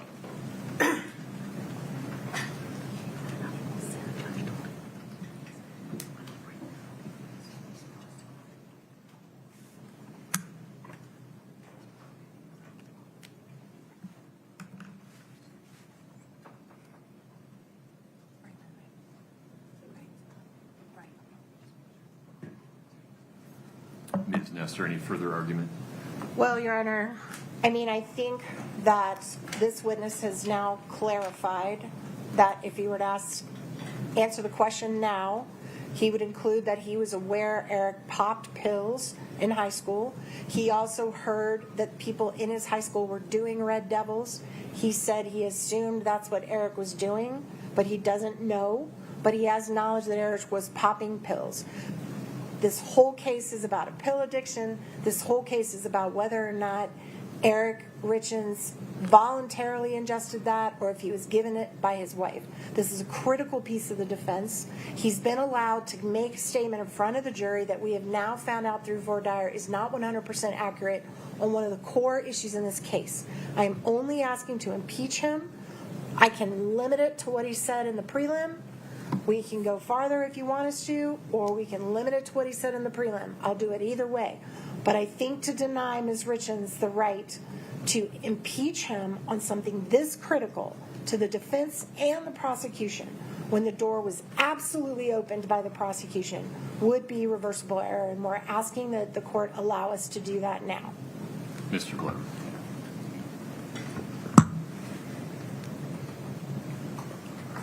Your Honor, the state disagrees with all of that, including the veracity of some of that. The state reverts back to what we had briefed in motions hearing, by the way, that any relevancy to what happened in high school has decayed to zero 40 or 20 plus years later. The testimony at issue is Mr. Wright's response to the question of, did anyone ever tell you that Eric Richins used illicit street drugs? To which he responded, no. Nothing in his voir dire impeaches that testimony. Therefore, bringing in the preliminary hearing transcript or any further questioning on this, the preliminary hearing transcript or any further questioning on this is inadmissible. All right. The case has to be tried based upon admissible evidence. And on both sides of the V, there are pieces of evidence that either the state or the defense has sought to admit that the court has ruled are not admissible. I'm required to apply the rules of evidence. We instruct the jury that the rules of evidence have developed over hundreds of years to make sure that trials are tried in a fair and impartial way. This issue developed in a way where defense counsel asked a question that elicited hearsay testimony regarding what Mr. Wright had heard about Mr. Richins' prior drug use generally. Whether or not that's what the defendant intended, that's what happened. So then, on redirect, the state asked two very specific questions to characterize that volunteering of hearsay by Mr. Wright. Whether they'd heard that Mr. Richins had used THC products, and whether he had ever heard that Mr. Wright used illicit street drugs. Nothing in his prior preliminary hearing testimony or during his voir dire outside the presence of the jury on the stand is admissible evidence contrary to his sworn testimony on the stand in front of the jury. His prior reference to Red Devils, he's now clarified as Sudafed, which is not pain pills to begin with. Moreover, he doesn't have any admissible testimony that Eric Richins used illicit drugs of any kind. This is hearsay. It is speculation. It's not admissible. Your Honor, may I just make a record? Of course. Your Honor, it's our position that, first of all, when I asked the question, it was not objected to by the state. Second of all, I'd like to make the record that this would be for purposes of impeachment. To deny us this opportunity is a violation of Crawford. It is a violation of our Sixth Amendment right to cross-examine. It is a violation of our due process right to a fair trial. We would be able to call, in our case, an expert who would testify that Red Devils were in fact PCP in that period of time. They were not Sudafed. The DEA has a pamphlet on that. We're being denied that option.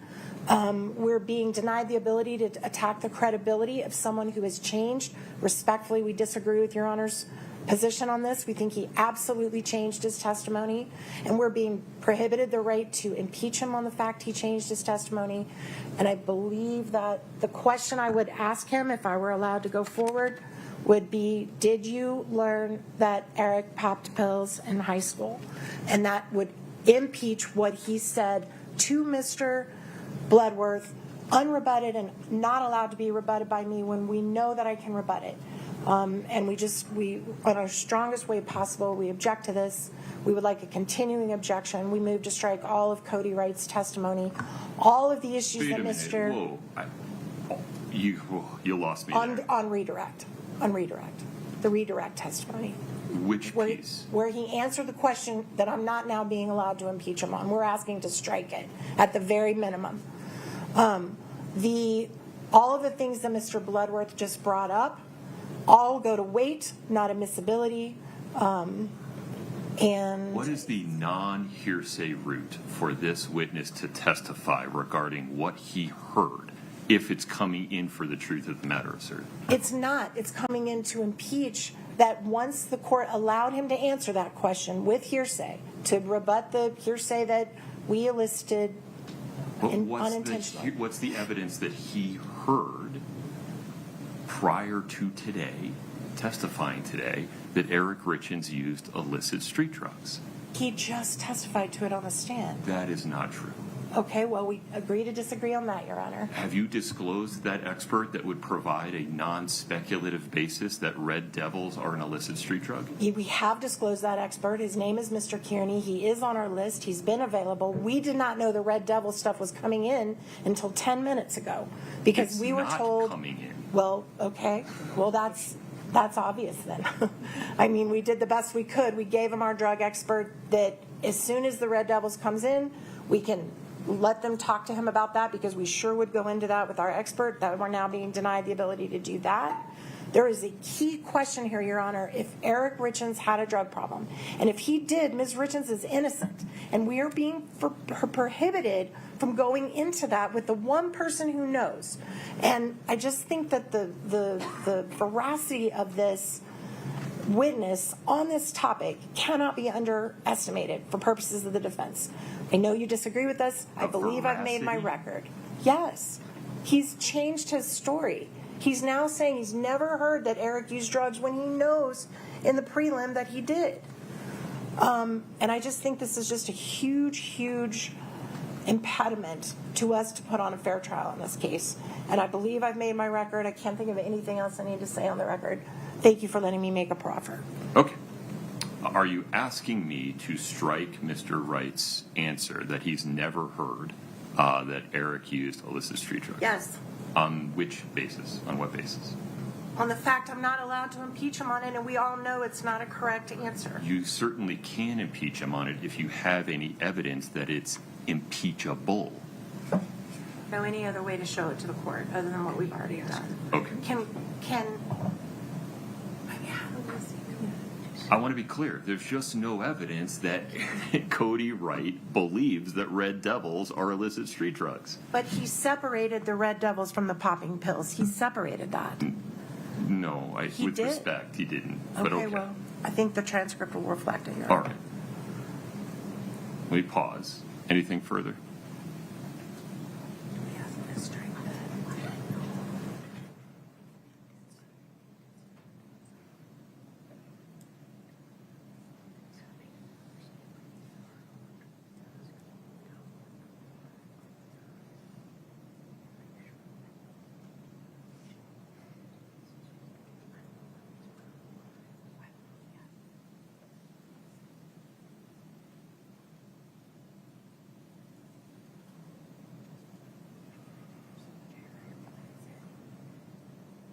We have nothing further to add, Your Honor.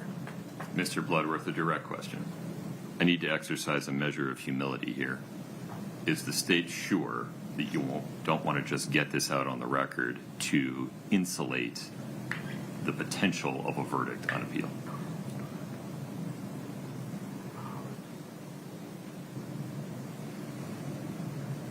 You now know what Mr. Wright's going to say.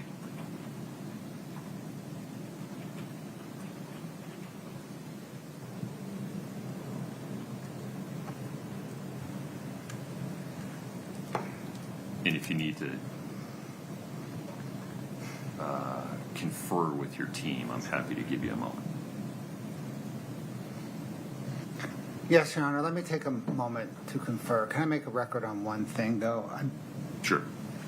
Let me read to the court the expert disclosures it relates to. I don't know that we need to get into that at this moment. I won't be basing anything I do on that. Okay, then. Thank you. Can I step back? Of course.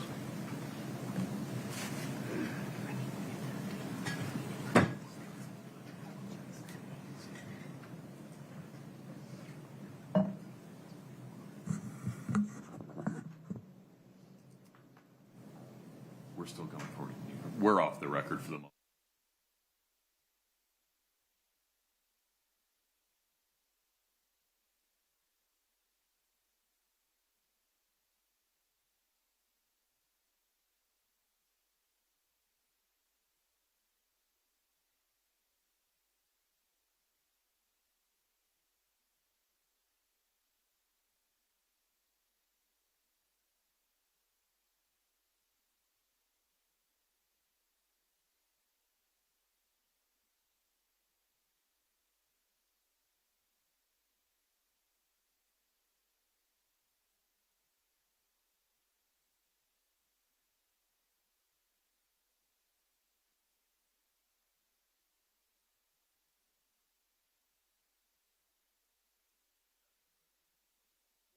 Thank you.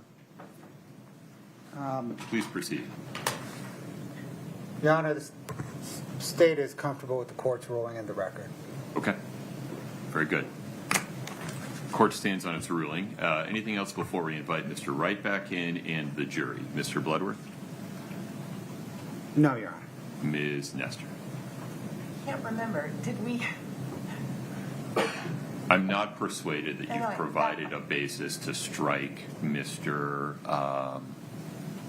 Wright's statement that he's never been told that Eric Richins used illicit street drugs. I understand your ruling. I just can't remember how he ended it with the witness because so much has happened. So, I think you had the witness on recross. I approached before I read. Right.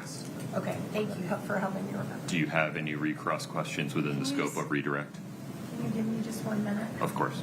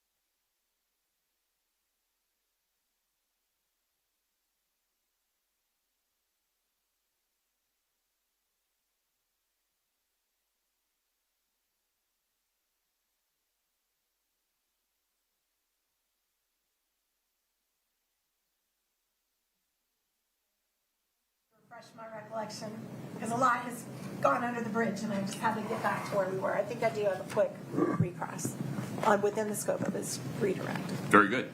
If we could invite the jury back in, please.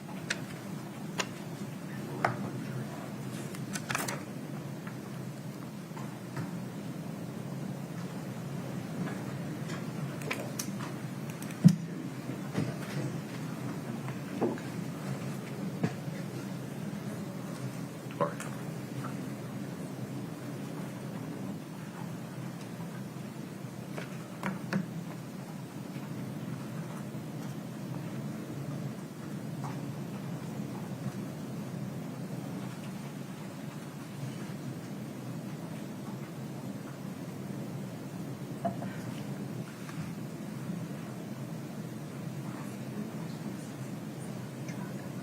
Oh, well, we'll invite him back in. Yeah. If you can get him. Thanks, Mr. Detective.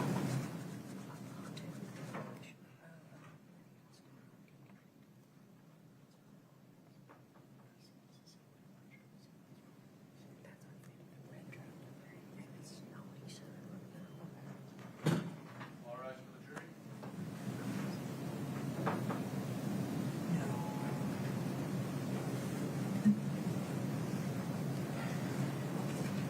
Please have a seat as you come in.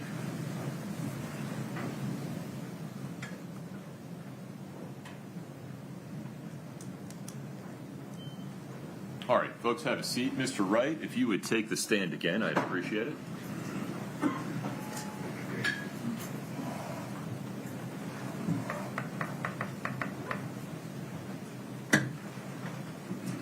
Mr. Wright, you're still under oath. Ms. Nestor, please proceed. Thank you, Your Honor. We're almost done. You mentioned just now to Mr. Bloodworth, or a few minutes ago, it's been a minute now, that you were aware that Eric used THC gummies, right? I heard that he did that, yes. Okay. Do you have any personal knowledge as to how often he would use THC gummies? No idea. Do you know why he used them? I couldn't tell you that. I don't know why he would have used them. And do you have any personal knowledge about where he obtained his gummies from? 0. Okay. So that was just a part of his life he didn't share with you. Correct. And on the truck, when you sent whoever, I know you said you don't remember, Mr. Bloodworth just talked to you about a date. the work truck, not the red one, but the work truck, you guys got that just within a day or two after he passed, correct? The work truck was picked up within a few days. Okay. And then the truck that you took from the dealership was about a month later. Or so, yeah, Okay. months later. I just wanted to make that clarification. Thank you. That's all I have. We tender the witness, Your Honor. No, Your Honor, thank you.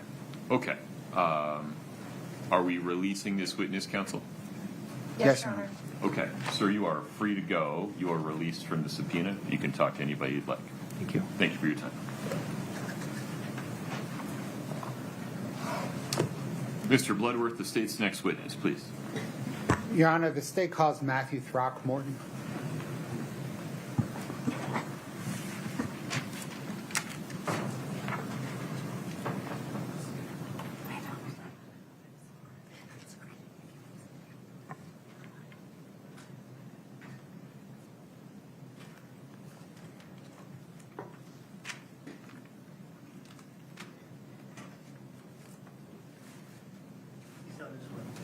Very good.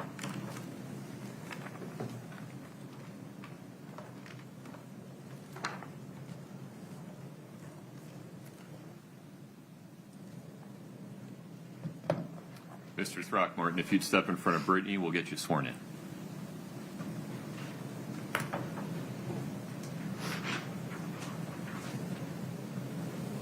If you'll please raise your right hand. Do you solemnly swear the testimony you're about to give in the matter before the court to be the truth, the whole truth, and nothing but the truth, subject to the pains and penalties of perjury? Yes. Thank you. Have a seat.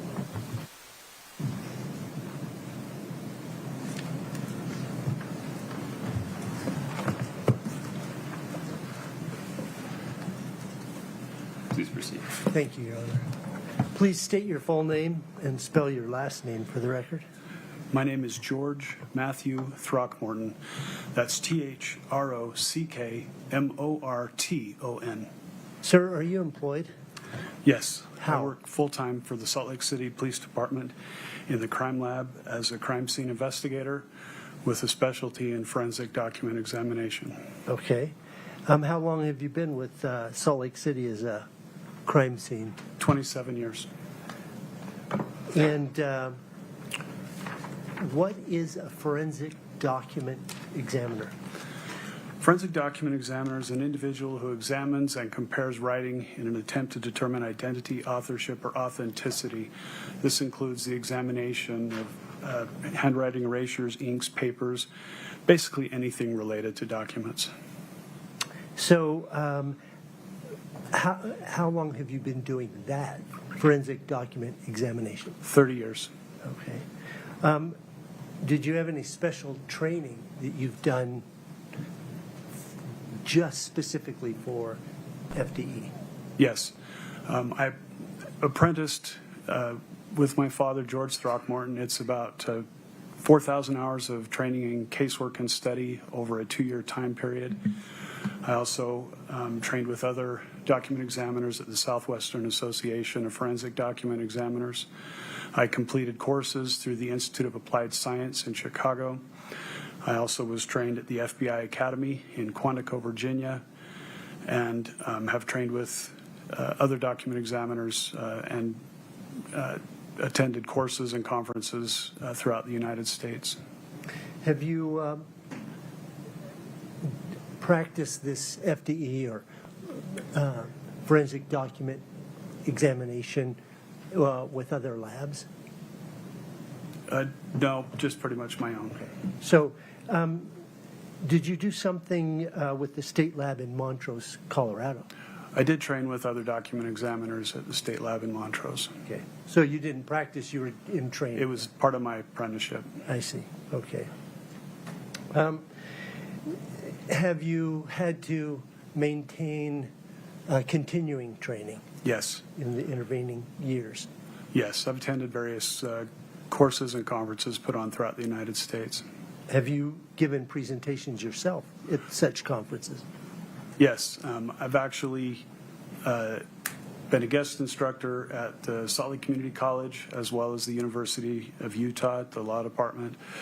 I've trained at the Utah Post Academy helping police officers understand what a forensic document examiner is and how they can help them with their cases.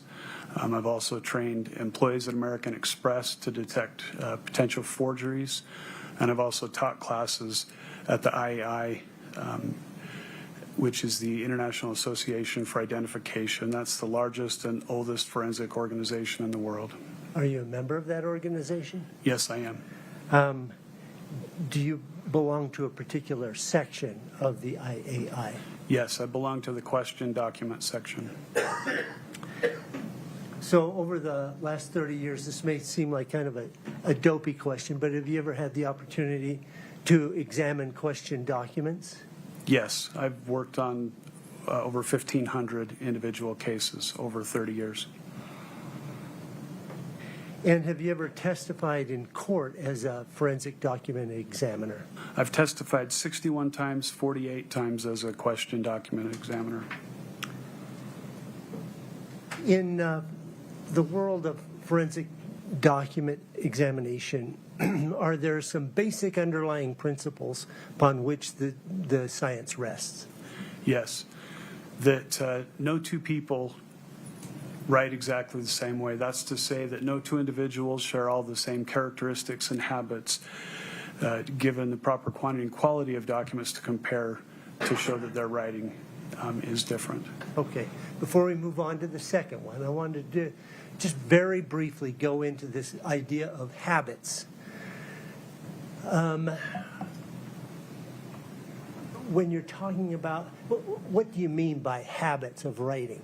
I guess just have you explain it. Habits are part of an individual's writing where most of the time they really don't even know what those habits are. They're just writing, trying to create either a letter or they're signing their name. And as they have learned to write over the years, they pick up different characteristics and habits within that writing. That could be how they cross the T is the crown at the top of the staff, medium part of the staff, or down closer to the baseline. When they write an ER combination, for example, is the E bigger than the R or vice versa? Are those two letters connected, or is there a pen lift between those two letters? Is the U more rounded or a little more pointed? So they just develop and use these habits as they write different types of things or sign their name. So when we first learn to write, we're writing careful what our teacher is teaching us, and then as we go on later in life, we become more concerned with the content and not the formation of the letters. Those are just subject to habit. That is correct. We learn a textbook style of writing in school. We're just trying to duplicate what we see. Again, more concerned with making it look like how we see it. And again, concentrating, like you said, more on what it looks like. As our skill level increases, we're more concerned with the content of what we're writing, whether it's assigning our name or whether it's the letter that we're trying to write to somebody. And the longer we write, those characteristics and habits just become muscle memory to us, and we don't necessarily think about how we're writing letters and formations. We're more concerned with what we're writing. Okay, we've talked about individuality. What's the other principle upon which your science rests? That an individual can't make all of the variables the same to make two pieces of writing the same as one another. There's always going to be a natural variation that occurs as we write our name.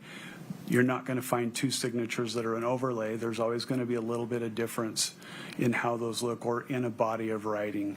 Okay, so are there studies out there where researchers have looked at these principles? Yes. Okay.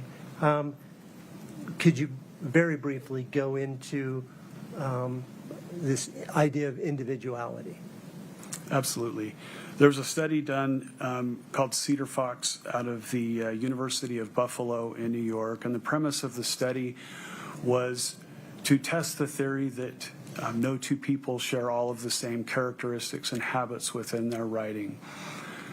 And what they did is they had 1,500 participants of varying ethnic backgrounds, age, and gender. The objective was to make it similar to what the population and makeup was for the United States. They had these 1,500 individuals write some handwriting specimens. These specimens were put into a computer. They picked 8 characteristics out of the writing and had the computer analyze those 8 characteristics. It was determined with a 98% confidence level that no two individuals wrote those 8 characteristics exactly the same way. Okay. Are there studies that have looked at the ability of a trained document examiner versus lay people on their abilities? Yes. There's been a number of studies over the years. Cedar Fox also did a study of twins, again, to differentiate if the writing of twins could be seen as it was different one from another. In that particular study, they hired lay people to do the examination. The computer did an examination, and they also had intern document examiners look and do those comparisons. In that particular study, it was determined that the computer had about a 9% error rate in differentiating writing one twin from another. It was determined that the lay people had a larger percentage of an error rate, and that the intern document examiners had about a 5% error rate in differentiating writing one from another. Those are interns, not fully trained. Okay. Correct. Now, were there some studies known as Cam being one of the authors of these studies that also looked into the abilities of a trained examiner versus layperson? Yes, Professor Moshe Cam out of Drexel University did a number of studies, and in his studies he had lay people do examinations as well as document examiners, from intern to those that had completed the 4,000 hours of training. Throughout his studies, he determined that lay people made larger mistakes in doing their examinations, and that document examiners, starting as interns, going to the fully trained, that their error rates were less than the lay people, and that the fully trained document examiners had about a 4% error rate. Okay. Now, how could you explain to the jury what you do in this comparison process? Yes. In this particular case, I was given... Just very briefly, generally, you receive question documents and known documents? Correct. I receive a stack of documents.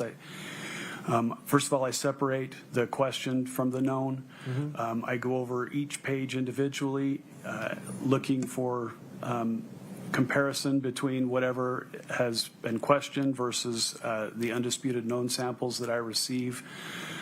I compare my findings one from another. Then I evaluate those findings in order to render an opinion. So this process, does it include digitizing the documents? Say they come on paper, do you reduce them to some digital format?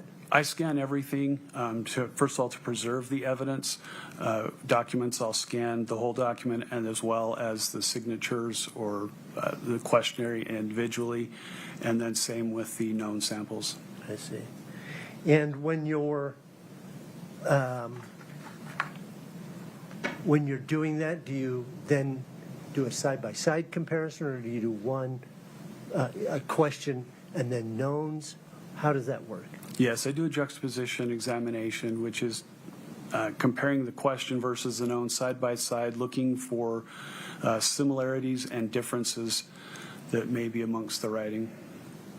Okay. What are you looking for These habits you mentioned before? Yes. I'm looking for everything in the writing, just looking for, again, similarities and differences, looking for evidence that will basically say, was this authored by the same person or was it authored by two different people? I look for letter formations. I look for proportion between letters. I look for where the writing sits within a margin. Is it closer to the right, left? Is it on, above or below a baseline? Looking for shading where darker areas of the writing may be. Just basically looking for everything on the documents to compare.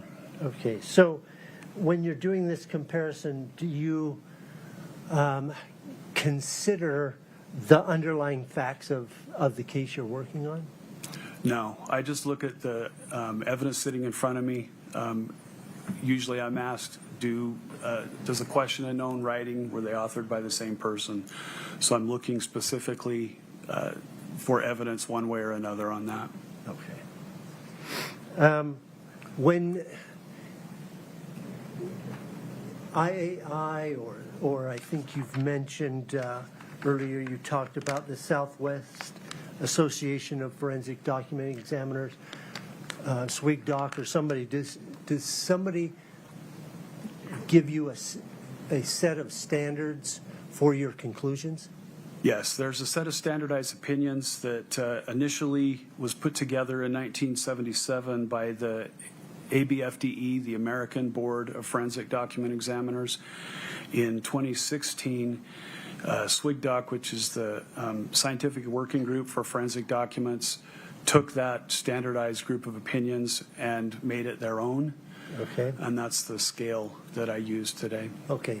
Can we briefly review what that scale is? Sure. The first one is an identification. Identification means that the questioned and known signatures agree in every observable detail and that there's no unexplainable differences or variations present. The opinion below that is highly probable or strong probability. That it was authored by that person? By the same person, correct. Okay. And that means that there was either something that was different between the question on it. Might be a feature was missing, the way a letter was connected. It also might be the difference looking from an original document to a copy of a document. That I didn't have the original. I was only looking at a copy. I didn't have best evidence. So because I can't tell the origin of the document, I'll drop that down from an identification to a highly probable or strong probability. The opinion below that is a probable, and a probable means that a majority of the evidence says that the question and known document was authored by the same person. But the reason that it would be dropped to a probable could be, again, that it's a copy. Could be that there were signatures that were out of the timeline than the question document was. So I don't have maybe current documents to look at.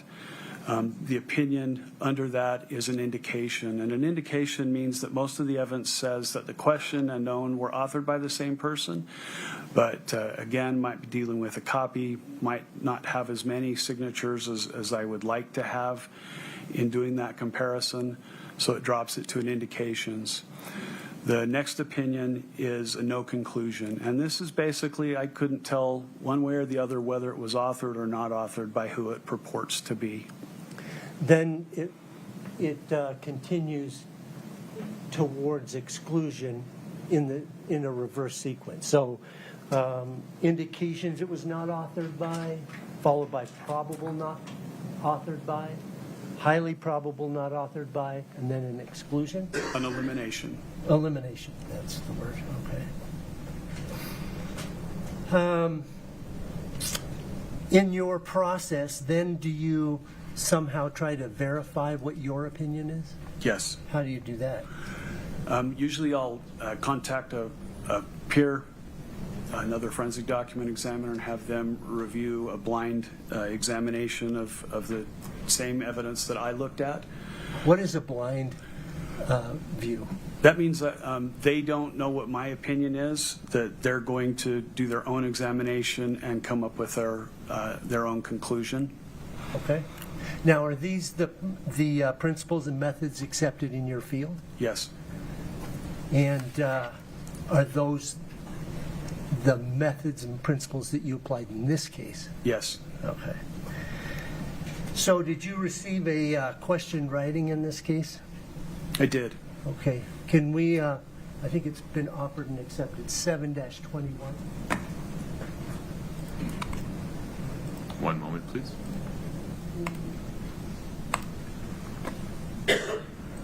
Would you like to publish, Mr.? Yes, Okay. please, Your Honor. 7-21 is published. Okay. Let's just scroll through it from top to bottom just to refresh the jury. Okay. So that's page 2. Let's go return then to page 1. Do you recognize this, sir? Yes, I do. Is this the question document? Yes. Okay. Now, what did you receive? A copy or an original? And if a copy, what type of copy? I believe on this one I had a PDF copy. Okay. Is that a good thing or a bad thing for your purposes? PDF is not the best quality of document. Why is that? First of all, obviously best evidence is the original document. Okay. Next best evidence would be a photocopy of that document. Okay. And then PDF comes after regular photocopy. Sure, but what is it because of when? Is there some limitation on PDFs that, for your purposes? Yes. If I could talk about photocopies first. Sure. A photocopy is a distorted picture of an original document. The problem with a photocopy is it's a picture that is slightly smaller than the original document. There is, the colors are not as vivid or clear. The tones may be less vivid as well. In some cases, in photocopies, writing pen strokes can diminish and in some cases disappear. There's also marks that can appear on the photocopy that weren't on the original document. These are called trash marks. Trash marks can occur from damage or dirt on the scanner glass, as well as wear and tear on the inner workings of a photocopy machine. So it's going to change or alter the evidence a little bit. The PDF has a lot of the same problems with it. The problem with the PDF is there's no default setting. So depending on the software or where it was made, if it was made on a computer with a scanner, or if it was made on a copy machine, or in some cases a cell phone, it changes and alters the document, makes it so that kind of the overall appearance looks good, but if you were to try and enlarge or zoom in to a particular area, it will pixelize and get rid of some of the finer details that you would have in the original or in a copy. Okay. So, in this case, did you receive some known documents? Yes, I did. Okay. May I approach the witness? Yes. I'm handing the witness what has been marked as State's Exhibit 8-49. Can you take a look at that and review it for a moment? Yes. Counsel, my apologies for interrupting your question. Make a note of this one. We'll come back to it. I need to take a quick break. Yes. Please rise for the jury.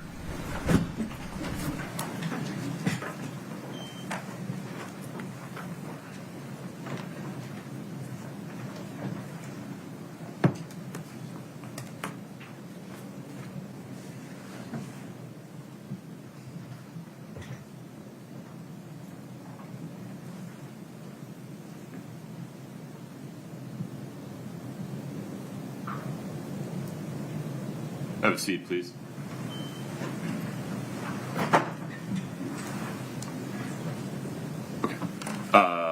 Mr. Throckmorton, I need to take a 5-minute break. We'll just say until 11:40, all right? Please do not speak to anyone during the break. Yes, sir. I know you've done this before. Yes. Very good, sir. Thank you. We'll be in recess until 11:40. Thank you. Court's off the record.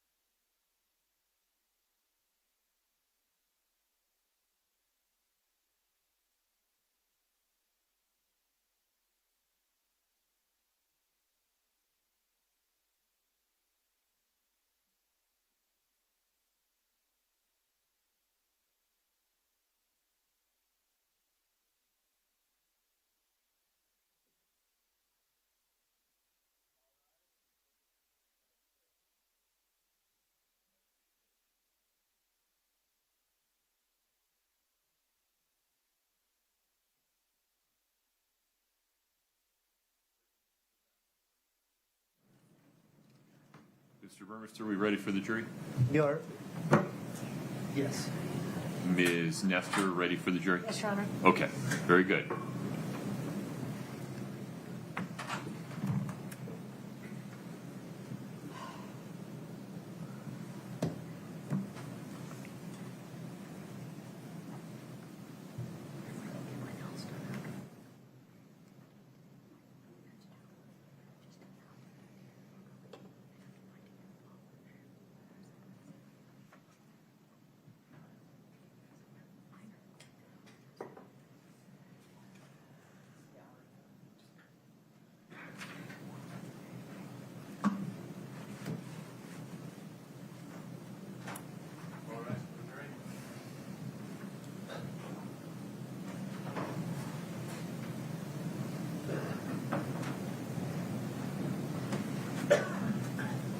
Please have a seat as you come in.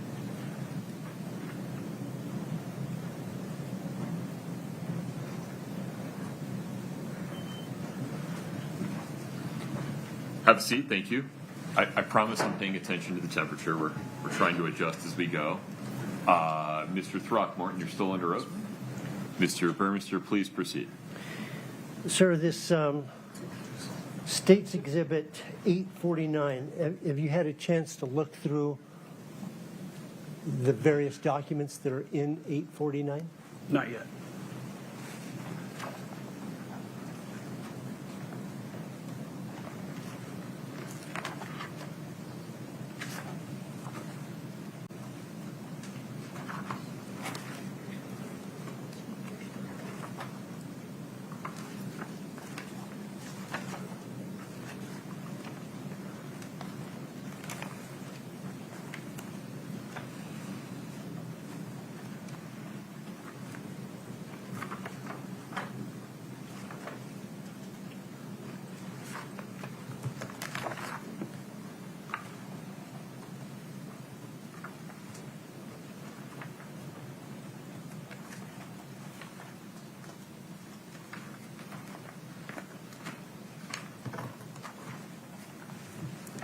Do those look familiar to you, sir? Yes. How are they familiar? These were the undisputed known samples that I received in preparation to compare the signature on the true stage to the signatures and initials found in these known documents. And signatures? Correct. Okay. And where did you get them from? A majority of these documents were received from Katie's attorneys, and Is that the law firm Bennett Tuller? yes, Okay. And so initially, were you hired by the trust or the Tuller or I was Or hired Katie? by the attorneys at Bennett Tuller, Okay. who were working for Katie, Eric's sister. okay.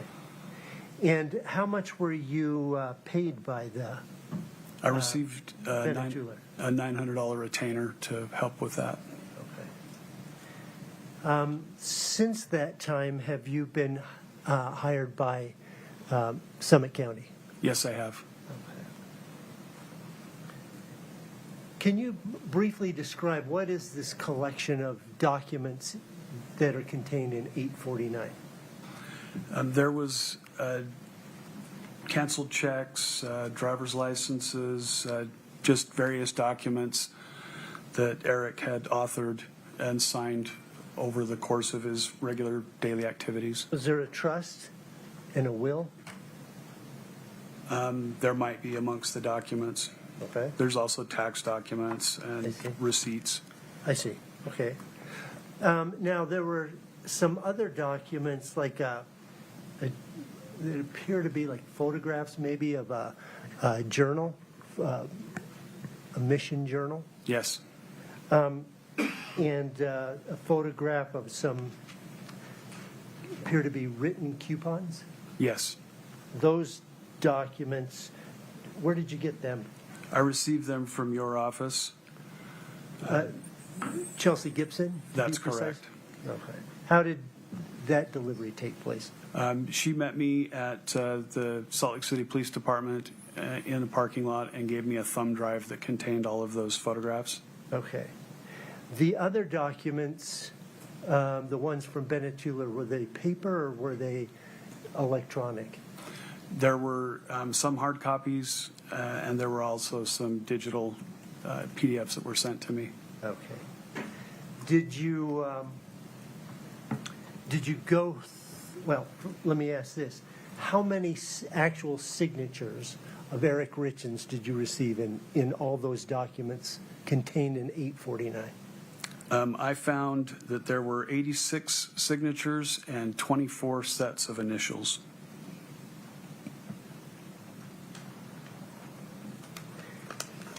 And did you do a comparison like you described earlier with the digitizing and then going through the analyze, compare, evaluate, verification? Yes. I compared the question signature versus the 86 known signatures and 24 initials, looking for similarities and differences. Okay. Were you able to come to a conclusion yourself? Yes, I was. And did you send that out for a verification, a blind, as you said, a blind verification? Yes. To whom? To my friend in Colorado. Her name is Darla McCleary Celentano. And was she able to come to a conclusion? Object to hearsay. Yeah, would you approach for a moment, Mr. Burmester?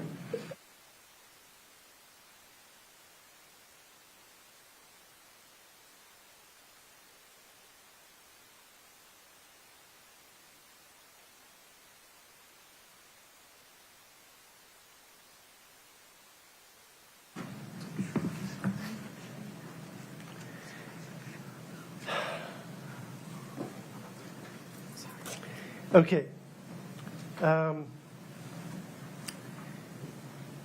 Let's take a look. Did you prepare a slide for the jury to look at in preparation for your trial, or for trial today? Yes. Okay.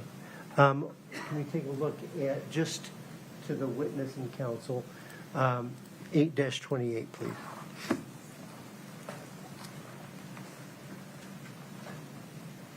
The witness has it. Okay. Do you recognize that, sir? Yes, I do. Would that be helpful in communicating your testimony today? Yes. State would offer State's Exhibit 8-28 and ask for permission to be published. No objection. 828 is admitted and published. Okay. Let's set aside 828. Well, why don't you orient us first? What does 828 show us? 828 is an exhibit that shows the question signature at the top, taken from the true stage document. Okay. And the Q stands for question, 3 is the series of documents, page is page 2, and A is the first signature used on that document. The signatures, the 10 signatures below, are samples taken from the known signatures that I received and initials to compare. Again, K stands for known, 1 stands for the group of documents, P stands for the page, so page 2, and again, A is the first signature on that page that was used. So 849 is all the Ks, and this particular one is from the first tab? Correct. I see. Okay. Now, let's take a look at 7-21, please. This is page 2 of 721? That's correct. Okay. Now, which looks like there's a couple signatures on this page. What one were you focusing on? The one on the right, the one that purports to be Eric. Okay. And then, so did you take the one from the true stage and then put it into your exhibit? Correct. Okay. And that's the one that we have. We just don't have, you didn't add the date that it was given. That's correct. Okay. All right, thank you. We can go back to 828, please. Were you able to come to a conclusion? Yes. Okay, what was that conclusion? My conclusion was that there was no evidence that Eric authored this signature, Okay. and that he probably did not, and that it appeared to be a simulated forgery written by somebody who was familiar, had access to his writing in an attempt to copy, draw, or duplicate his signature and try and pass it off as a genuine signature of Eric. Okay, I want to, we'll come back to this in 1 second. Your Honor, could the witness step down with the microphone? And let's just look at 828 for a moment. Thank you. While I'm thinking of it, there appears to be one that's in yellow. It looks like it's been highlighted. Has it been highlighted? No. Can you hear me? Yes, sir. Okay. No, that one came from an NCR copy. It was a yellow piece of paper. All I did was crop the signature off that paper to put it on this document. All right. Could you explain to the jury how your analysis went? Sure. First thing, in looking at the question signature on this, it's basically EER. And the way that the E is formed starts at the top, comes down, creates the first semicircle, comes to a point, and then comes back down towards the baseline. When it gets to the baseline, it shoots off to the right. Then a line comes down towards the baseline, continues up to create the second E, which is leaning a little further over. This E is not as defined, a little more loosely made. When we get to the second portion of the E, it shoots over to the right to start the letter R, which creates a kind of a triangle formation there, then goes up and creates kind of an arc, kind of more square than normal, comes back down towards the baseline towards the baseline, and then shoots off over to the right and terminates. A couple things that stuck out to me on this signature. This is what's called a one-stroke signature. That means that the writing instrument starts and continues all the way through to the end. There are no pen lifts. As well, within the signature, the things that stick out again is their pen lifts are not found here. If you look at the known samples from Eric, you'll notice that there's a pen lift between each of the letters, a pen lift between the E and the E, pen lift between the E and the R, and that's a consistent characteristic and habit that Eric has. The other thing, too, is the second E actually starts at the baseline. You'll notice that on the known E's, the E's start up top in a normal fashion. That they always start at the top. They don't start at the baseline like this one does. The other thing, too, to note is this R, again, where it's connected, it actually starts down closer to the baseline and then comes up.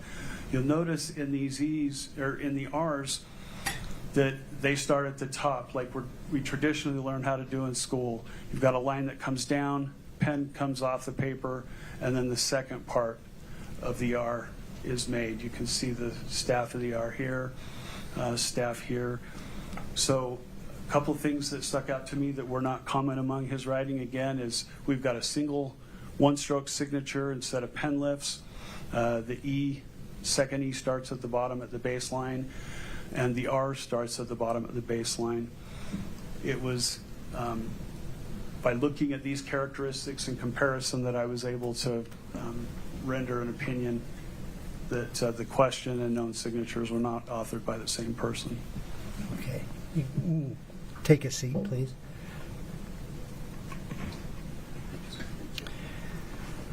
Now, your opinion was that it was probably not signed by Eric Richins.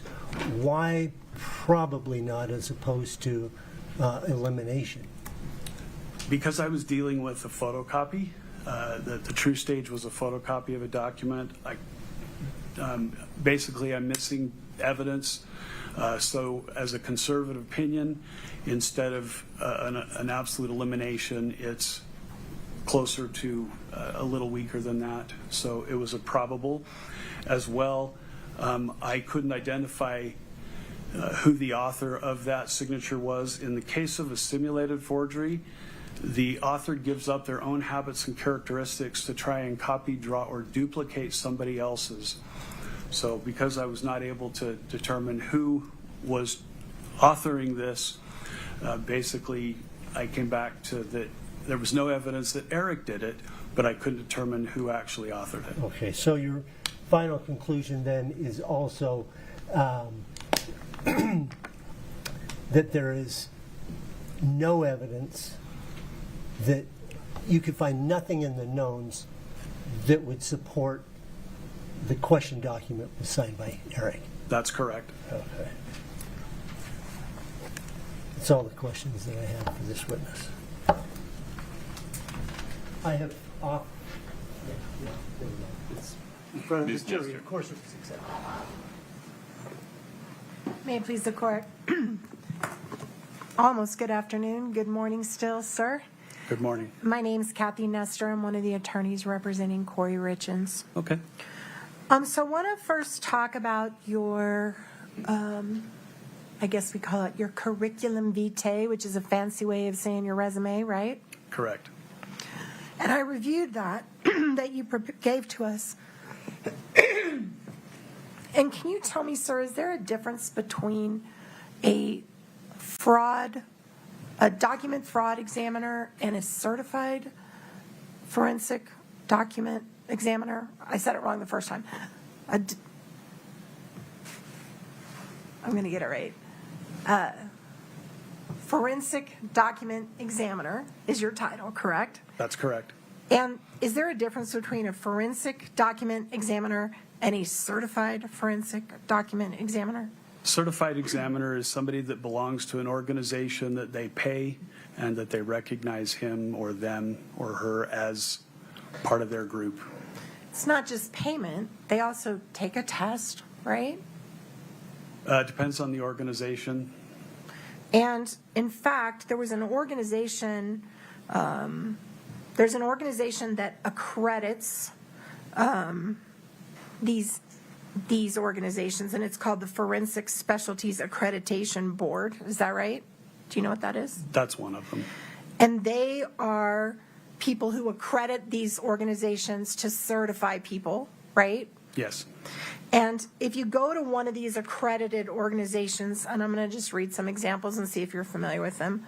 The Board of Forensic Document Examiners, is that one of them? There's an American Board of Forensic Document Examiners. Okay. And are you also aware there's just a Board of Forensic Document Examiners? I haven't looked into that one. And Scientific Association of Forensic Examiners, SAFE? I've heard of them. Okay. And the International Association of Document Examiners, IADE? I've heard of them. And the National Association of Document Examiners, have you heard of them? Yes. And the Association of Certified Fraud Examiners, ACFE? Not familiar with them. Okay. And all these are groups that provide ways for forensic document examiners to become certified, and they're accredited by this Specialties Accreditation Board, right? Yes. And the way that they become credited, certainly they have to pay a membership fee. You're right about that. But they take an exam, right? I assume so. And they're given a bunch of samples that are peer reviewed by others to see if they agree that their analysis are good, right? Correct. That would be the process. And they do an oral board where they answer questions and respond to like on the spot testing of their skills. Objection, Your Honor. Foundation. Is that, he said he doesn't know. Well, so far, there hasn't been a foundation problem. Ask him whether he knows, which I think is what you're doing. And it appears to me by your answers you know about all of this process, right? There's a lot of organizations out there that people can join, even people that haven't been properly trained. Right. And by being certified by any of these organizations that are accredited, That's an extra security and assurance to your customers and your clients that you've been screened, you've been vetted, and you've been certified that you're good at what you do, right? It can be. And you've never, ever done that in your whole career, have you? No. You've chosen not to ever seek certification. Correct. Never gone for it. And you do agree that the forensic science that you're involved in of handwriting analysis involves a lot of using your own best judgment, right? Judgment based on experience and training, absolutely. But your judgment, your analysis. Yes, and I've been properly trained in order to know how to use that judgment. Okay. And certainly you agree that not every single forensic evaluator is going to come to the exact same conclusion by looking at the exact same writing. Is that fair? I don't know that I agree with that. It would, again, depend on how much training they've had. It depends on who they were trained by. It is possible that individuals aren't going to have the exact same opinion as me. Sure. And it also depends on the quality of the sample you're given, right? Correct. And original is best, right? Yes. One copy later after the original is a little worse, right? There's about a 1% to 3% distortion rate from an original to a first generation photocopy. And do you know which generation photocopy you were given? I have no idea. You know how many times it was photocopied? No. Do you know how many times it was faxed? It didn't appear to be faxed, but no. Okay. Do you know, and you never got a paper, you got a PDF sent to Objection, you. Foundation. Well, these are yes or no questions, overruled. Go ahead. Thank you, Your Honor. You got a PDF sent to you on email, right? You didn't even get a document. For this document, that's correct. Right. And if we could please bring back up 8-4 and go to the page ending in 781. I believe this has been admitted, Your Honor. One moment, please. Can you make sure? Not yet. 8-4? His report, did you put it in? No. Oh, sorry, Not- just for seriously. his review only, Your Honor. The witness has 8-4. 781, I think it's like maybe the fourth or fifth page. Let's just kind of scroll. That one right there. So this page that you're looking at, is this a page that you included in your report that you submitted to the prosecution in this case? Yes. All right. And can we blow it up just to the extent you can a little bit, please, so he can see the body of it? Okay. And these are the levels of certainty that you talked about with Mr. Burmister, right? From the strongest opinion to the weakest opinion. Yeah, it's not a scale based on pass or fail, but it helps the examiner to express his opinion as a whole. So it's the standards that you typically use in your reports. Yes. And the best report you can give somebody is elimination. I can say 100% this person did not write this, right? Or identification, depending on. Which one you're doing. Correct. In or out, 100%, it's definitely not them. I don't use percentages. Okay, but that's your strongest. Correct. Elimination or identification are your two strongest opinions you can give, right? That's correct. Okay, and then you can also give an opinion of strong probability did not, right? Correct. And that's not quite as good as I'm sure, but a little less than I'm sure, right? It means all of the evidence says, in the one you're using, that the question unknown were not authored by the same person, and that there's some feature that's missing. In this case, it's that it's a copy and not an original. But you didn't use that. You didn't reach that conclusion in this case, right? Correct. So let's go to the next one. The next level of certainty is probably did not. Correct. Probably did not. And that is what you decided in this case, right? That's correct. Eric probably did not sign that true stage, right? Correct. And can you read to me, or it's not in, but is it fair to say that probably did not means it's not quite up to virtually certain, right? Isn't that fair? Correct. Okay. And that is what you have reported with your training and your opinions, your expert opinions, that Eric probably did not sign that true stage document. There was no evidence he signed it. And you cannot say that Kouri did sign it, right? That's correct. Okay. Now, by saying that, you have no personal knowledge whether Kouri Richins was given permission by Eric to sign his name. Objection. Do you? May we approach? Sure.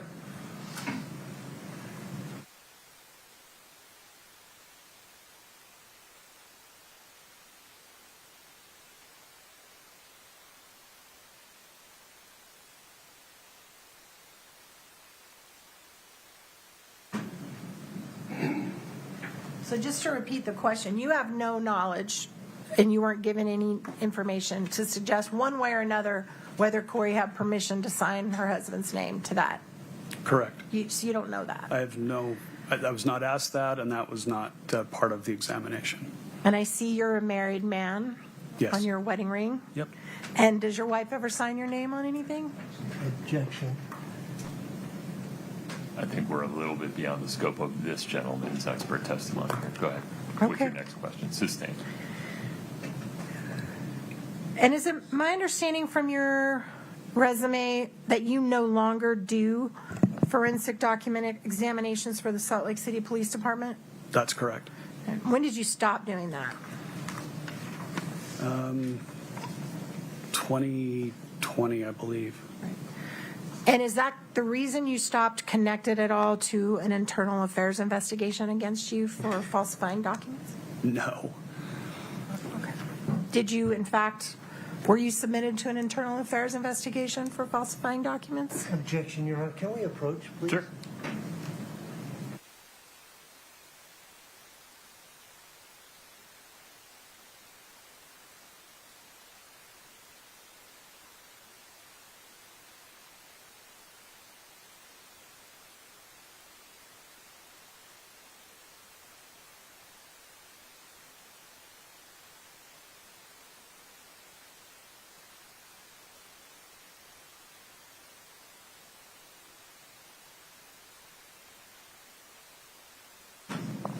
I need you to restate the question. Yes, sir, Your Honor.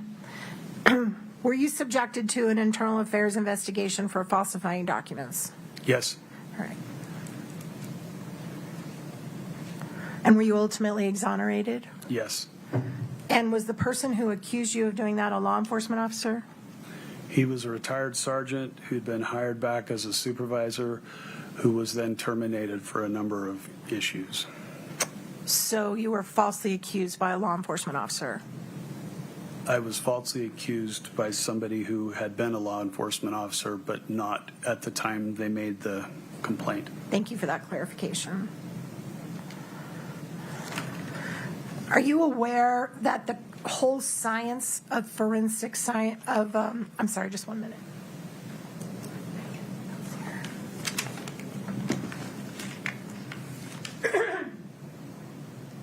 Are you aware that the whole science of forensic document examination has come under fire in the last few years for accuracy and reliability? Objection. It misstates the source. I noticed you grabbed her memo. That is Foundation, no. Mr. Burris. Are you objecting on the basis of foundation? Yes. Would you lay some foundation as necessary? Certainly. Certainly, Your Honor. Are you familiar with the national, I'm sorry, I need to need a little bit of water. Sorry. Are you familiar with the National Resource Council report titled Strengthening Forensic Science in the United States, A Path Forward? I've read it at some point. And are you aware in that report that they concluded the scientific basis for handwriting comparison needs to be strengthened? Yes. Are you aware that they found there's only been limited research to quantify the reliability and replicability of the practices used by trained document examiners? I read that in there. Are you also aware of something called the President's Council of Advisors on Science and Technology report, the PCAST report? I'm familiar with it. I probably read it a long time ago. Do you remember that they expressed concerns regarding the validity and reliability of conclusions made by forensic examiners and called for more empirical testing in the area? Vaguely.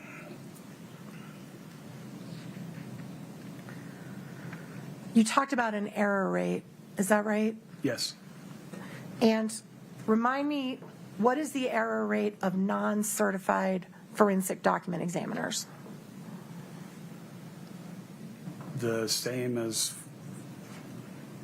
document examiners that have been properly trained. Do you know that for a fact, or are you assuming that? I'm assuming that not all document examiners are certified, Fair. and that the error rate, if they've been properly trained, apprenticed with the 4,000 hours that are required, that their error rate should be the same, Which is what? is less than 4%. So 4 out of every 100 times they're wrong? 4% of the time they may make an error in their judgment. Are you aware that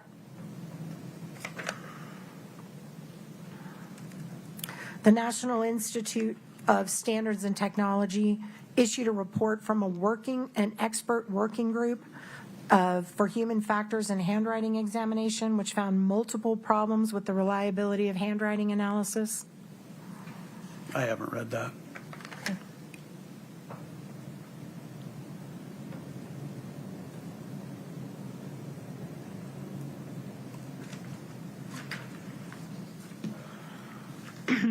All right, you've referred to the big binder in front of you, which were all of the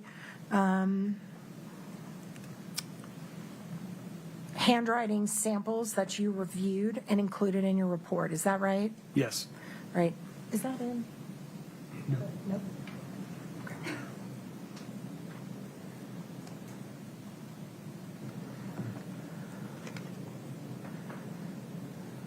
And you relied on all of those documents in concluding whether or not, making your decisions about whether Eric's probably did not sign that document? Yes, I reviewed all 200 pages. Okay.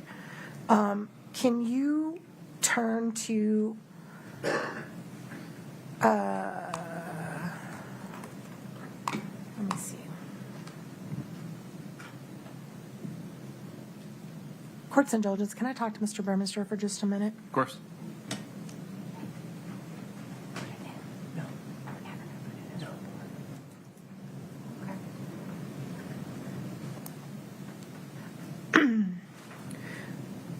Looking over the documents, did you include a document? I am so sorry, my throat is fried. I know it's annoying to listen to. Give me just a second.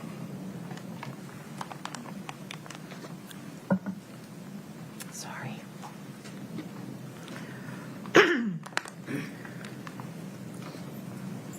Looking at the documents that you relied upon, was one of the documents titled the My Princess letter? I did review that, yes. Right.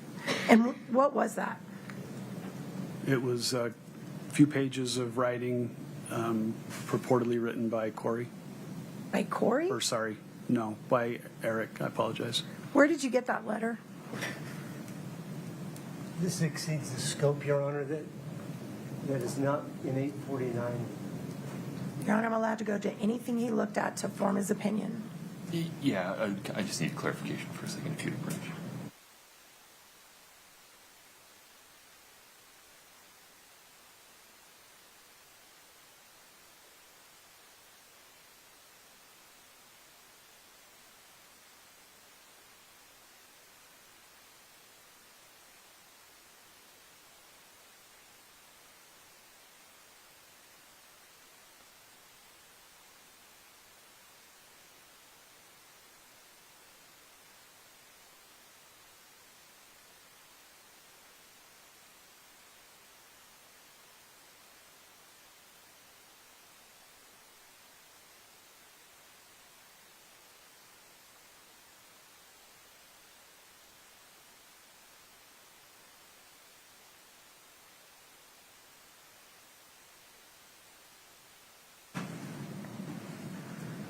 Okay.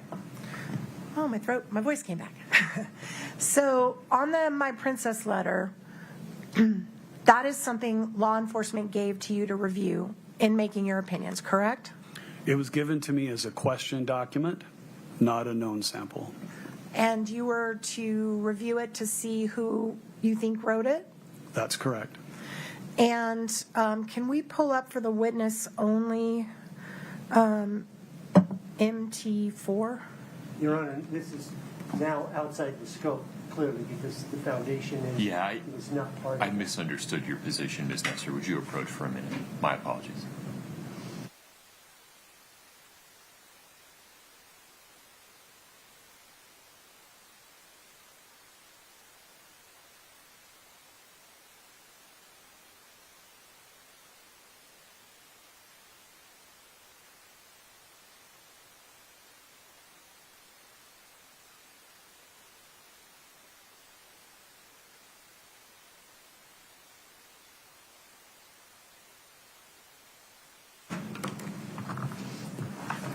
When you were looking at the Eric Richins handwriting samples to compare them with the True Stage signature, had you also already reviewed this document? No. This came after? Correct. Oh, okay. Okay.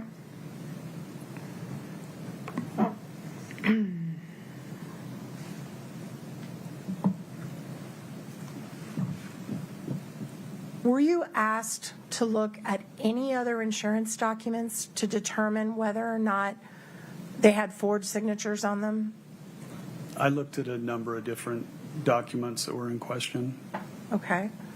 And did some of them include insurance documents? Other policies besides the True Stage? There were other documents, but I don't have recollection of how they were related. So how many documents total were you asked to look at and decide who signed them or who didn't? Your Honor, can we just clarify if it's a question or a known document? Yeah. I'm lost. That would be helpful if you could provide a little specificity there. So just to be clear, there's documents that are called question documents where you're looking at them to decide who you think signed them, right? Who was the author? Yes. And then there's known documents where you know for sure through some way they've been validated that that's an actual signature that you can compare. Correct. Right. So how many documents, questioned documents, were submitted to you for your opinion in this case? Between the civil and criminal, probably half a dozen or so. Okay. And the only one that you're here today giving an opinion on is the True Stage document? That's correct. He's given, I'll just.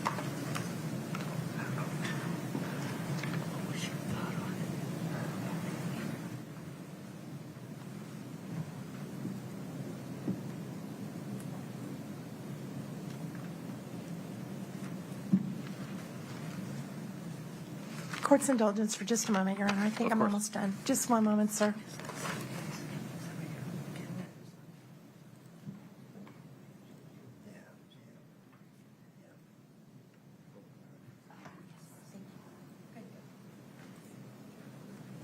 Okay, last one. Were you ever asked to look at any closing documents for the Midway Mansion to determine the veracity of the signatures on those documents? Not that I'm aware of. Thank you. That's all I have, Your Honor. Within the scope of cross, Mr. Burmester.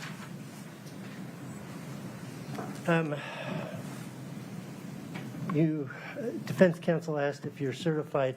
Have you testified in a court of law regarding your forensic document examination? Yes. How many times? 48 times.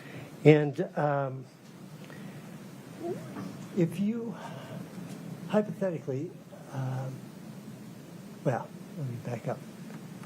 Hypothetically, if you send your known and questioned documents out for verification, is your action different if you receive back information that their opinion differs from yours? Or do you just submit it? Objection. Sustained.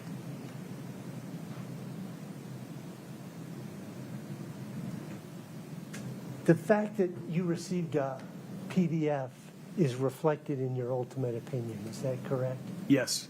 Okay. Now, are you're Ms. Nestor talked to you about the that initial report, the status of forensic sciences. Yes. That report, do you know when it came out? Off the top of my head, no. 2008-ish or so? Approximately. Okay. And it addressed not just handwriting, but DNA, all the sciences, pattern matching sciences, It reflected a majority of the different forensic sciences. and gave opinions about steps each of those forensic sciences need to do better at. Yes, the individuals involved in those were to study various aspects of the different forensic sciences and then come up with possible issues and then how to address those issues to make all of those forensic sciences more sound. And PCAST came out in 2016. Sound about right? Sounds about right. Okay. And it did not mention at all forensic document examination, did it? I don't recall, but that sounds right. Identifying an author is difficult if it's a simulated forgery. Is that That's- what you said? That's correct. And why is that? Because in a simulated forgery, the individual gives up their own habits and characteristics in order to try and copy, draw, or duplicate somebody else's. And so the writing itself is, you can't identify who the author was, just eliminate who it purports to be. Did you find any evidence at all that Eric Richins signed the True Stage document? There was no evidence whatsoever. Thank you. Just very briefly. Talked about if it's a simulated forgery, people give up their own way they write to try to write like someone else, right? Yes. What about people who are intoxicated or under the influence of drugs or alcohol? Does their signature change? There are a number of factors that can affect how a person writes. Drugs and alcohol can change it. In some cases, I've seen where alcohol makes somebody more exaggerated. It can other things that can affect writing is stress, the writing surface, the writing instrument that they use, chronic pain, medications that they may be taking.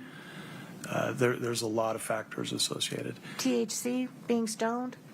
Haven't done specific studies in those, but anything that can affect motor skill could potentially alter how a person writes, but it won't change their characteristics or habits. Okay, thank you. That's all I have. I have nothing further. Okay. May we release this witness, counsel? Yes. that would Yes, be Your the Honor. state's request. So you're free to go. You can talk about the case with anyone or no one. It's up to you. Sounds good. Thank you, Take care, sir. sir. You too. Counsel, is now an appropriate time for a lunch break. Yes, Your Honor. Ms. Nestor? Yes, sir. Okay, ladies and gentlemen, we'll take a break until 1:15. During the break, as always, please do not discuss the case with anyone. Don't let anyone discuss it with you. Please do not read, watch, or listen to any report or any coverage of the case of any kind. And please don't do any research of any kind about the case. Enjoy your lunch break. Please rise for the jury. Oh, May I ask for an additional 15 minutes, Judge? yes, Is that okay? that's fine. Just doing that. 1:30. Thank you, Judge. Thank you, folks.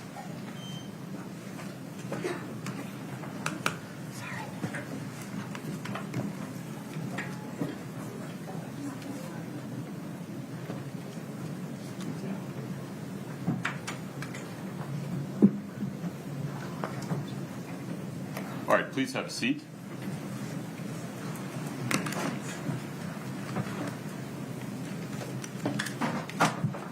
Mr. Bloodworth, anything on the record before we recess for lunch?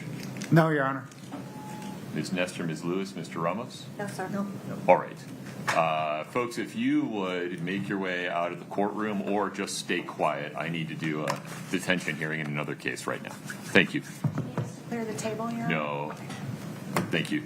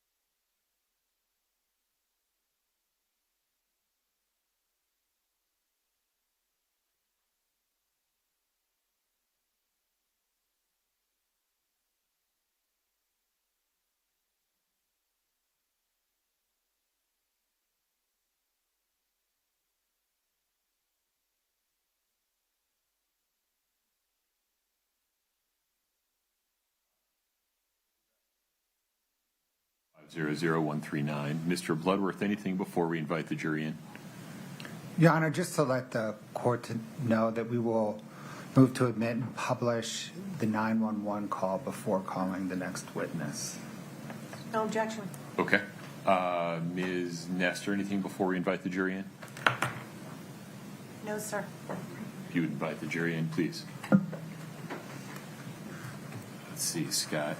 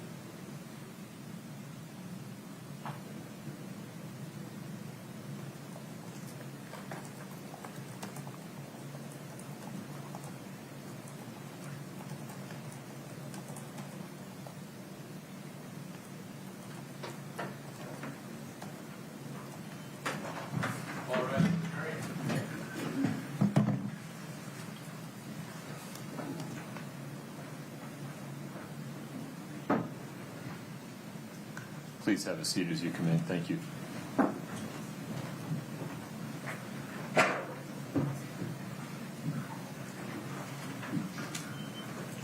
All right, please have a seat.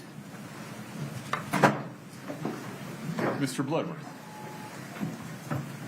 Thank you, Your Honor. Your Honor, the state moves to admit and publish State's Exhibit 2-40D, the 911 call. Any objection, counsel? No objection. Okay. Scott, let's give this a try. 911, what's the address of the emergency?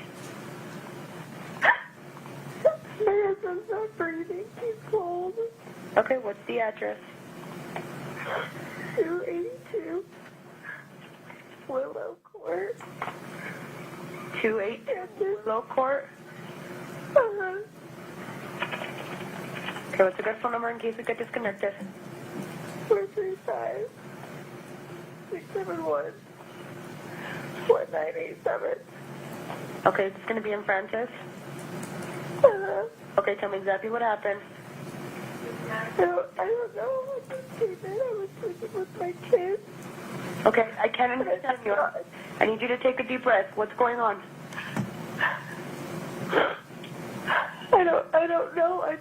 I was sleeping in with my kids. I just came in the bed, in our bed, and I turned over, and he's just cold. He's just cold. Who's cold? My husband. I turned the light on. And he's not breathing? He's not breathing? No. I need you to confirm it for me. Is he not breathing? No. Okay, can you do CPR? No. I don't know how. You don't know. I'm going to tell you how to. Are you willing to do CPR? Yeah. Okay. If there's a defibrillator available, send someone to get it now and tell me when you have it. No, please stop. Available? Okay. I'm sending the paramedics to help you now. Stay on the line and I'll tell you exactly what to do next, okay?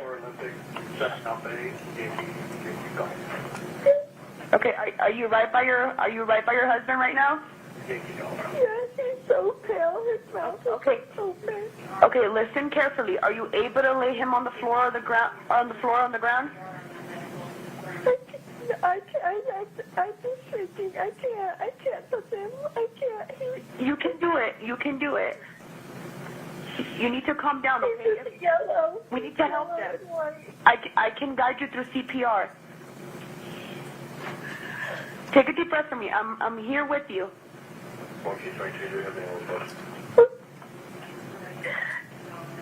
He doesn't have a pulse. He doesn't have a pulse? No. There's no pulse.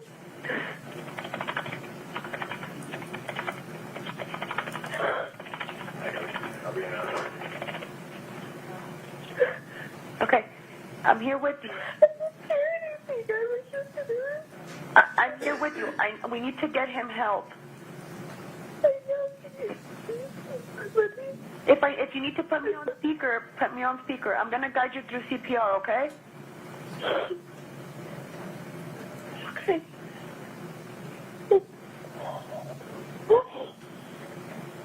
Tell me when you've done that. Okay, I'm ready. You're ready? Okay, he's on the floor? He's on the bed. Okay, are you able by any chance to move him on the floor?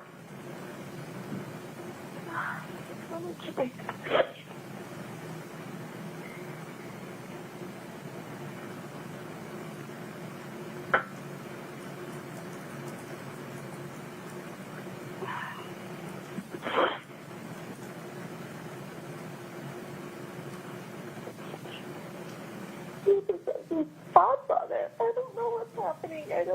Okay. I'm here with you. Are you not able to? You're not able to move him to the floor. Go out. Don't come in here.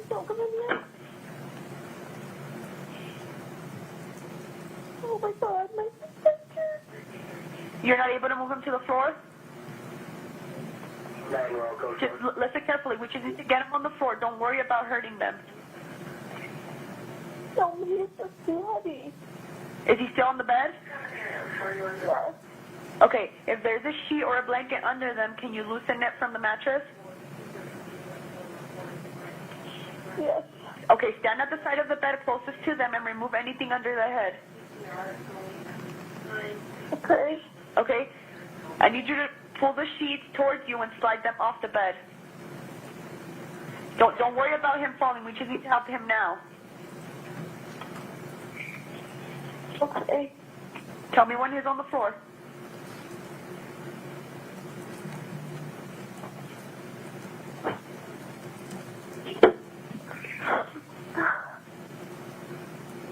I can't move it. It's a dead weight. You're not. If he has sheets under, pull them to the floor. Don't worry about hurting him.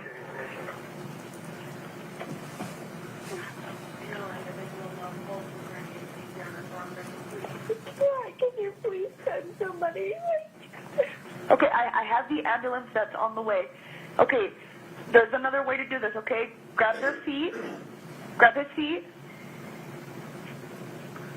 Okay. Slide them towards you until they're just off the bed. Okay. How old is your husband? 39. 39? Yeah. Okay. Okay, were you able to pull his feet off the bed? And pulling. Okay, now grab the arm closest to you and pull the rest of the way off the bed. Again, don't worry about the fall. We just need to help them now.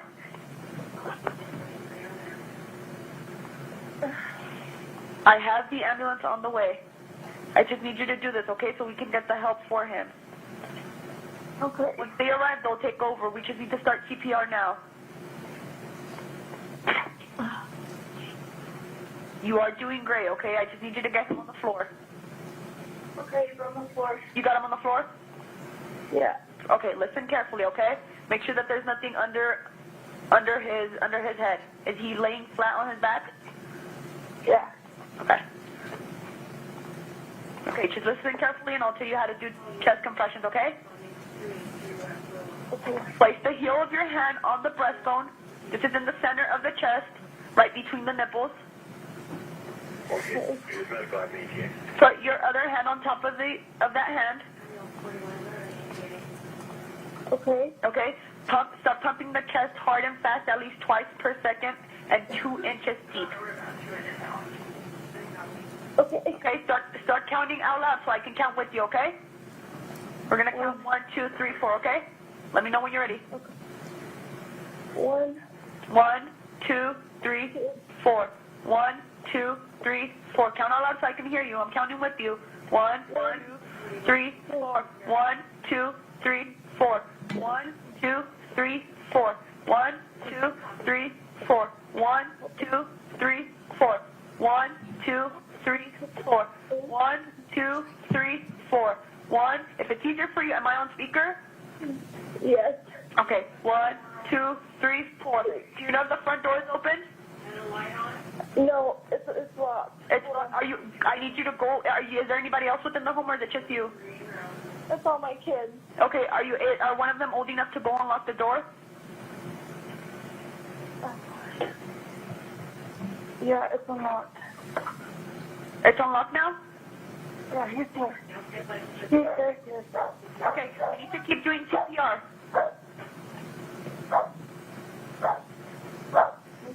He's in here.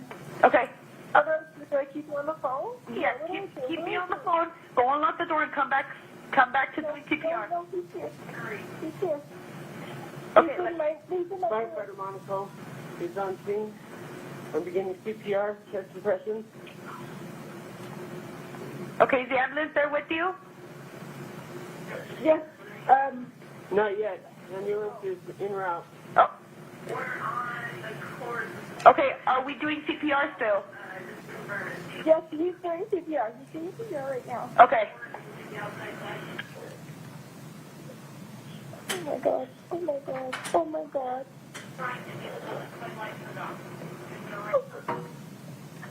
What kind of vehicle do you have outside? Me? I don't have a vehicle outside. White Toyota 4Runner.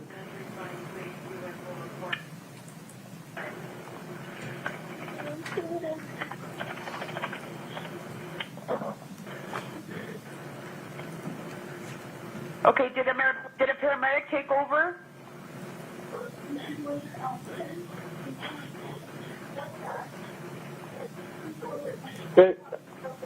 Paramedics haven't arrived yet. We're in the back bedroom.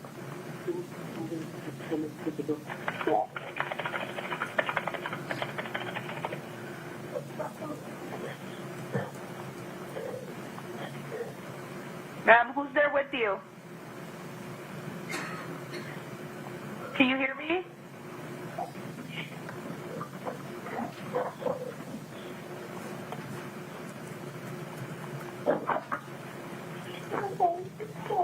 Okay.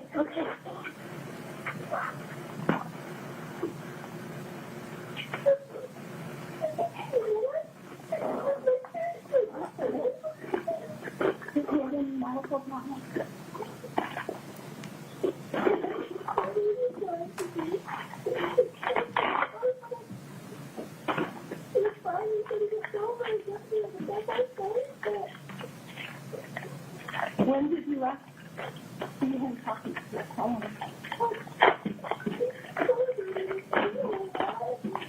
I'm sorry, what?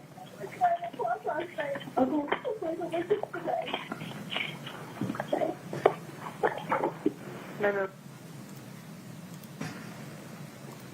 Mr. Bloodworth.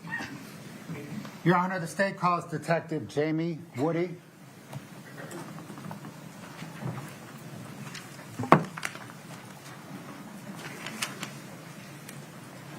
Detective, if you'd step in front of Brittany, we'll get you sworn in. Do you solemnly swear the testimony you're about to give in the matter before the court to be the truth, the whole truth, nothing but the truth, subject to the pains and penalties of perjury? Thank you. Have a seat.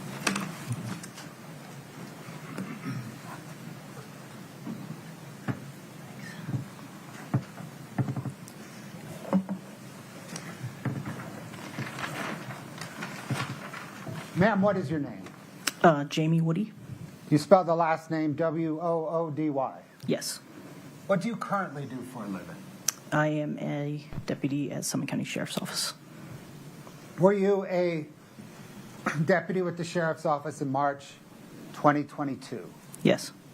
What was your job then? I was a detective. What is your job now? I'm a canine officer. In March of 2022, were you assigned as the lead detective in connection with Eric Richins' death? I was. Prior to this case, were you ever lead investigator on a death investigation? Yes. Had you assisted in death investigations? Yes. What was your prior experience with death investigations? We would show up and see if they were basically attended or unattended, expected or not expected. About how many death investigations did you participate in? A handful. Prior to this case, did you have any experience with poisoning investigations? No. Did you have any experience with digital forensics? No. Did you have any experience with forensic accounting? No. Prior to this case, what was the biggest case you had investigated as a lead investigator? Rape case. Were most of your assignments prior to this case sexual assault and special victims cases? Yes, they were. Were you called to Eric Richins' home in the early morning of March the 4th, 2022? Yes. Why? To do a death investigation. How is it that you caught that call? I was just the on-call detective. And is that just random, essentially? Yes, it is.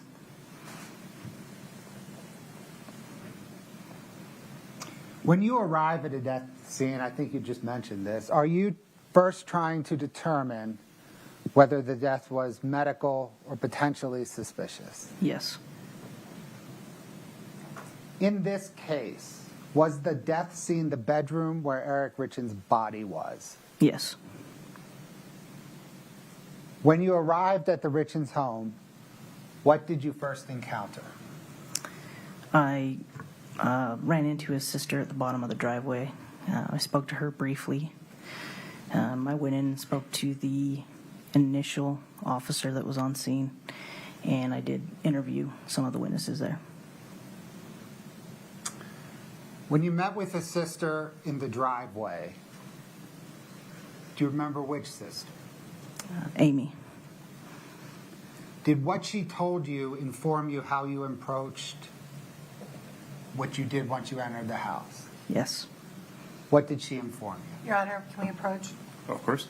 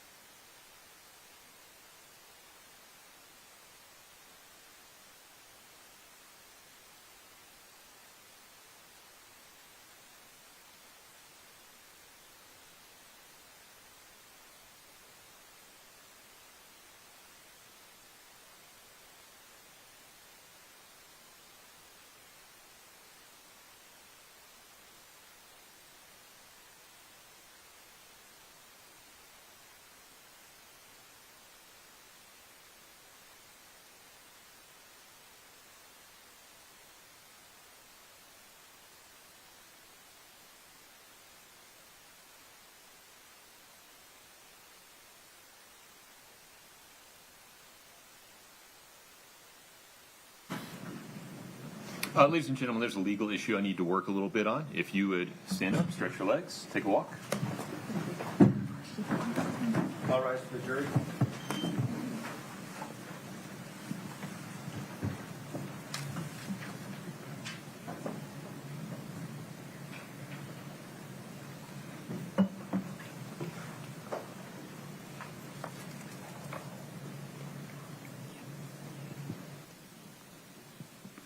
Please have a seat.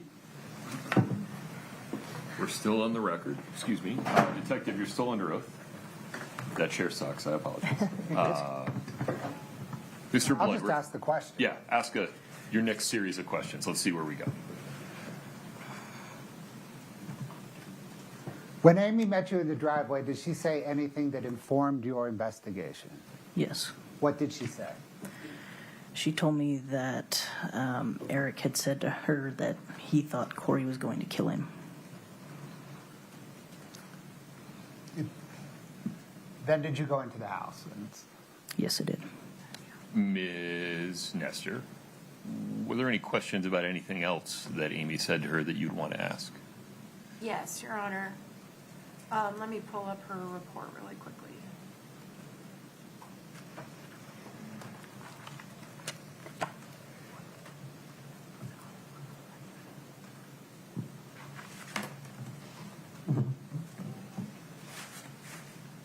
Sorry, Your Honor, just one moment. No problem.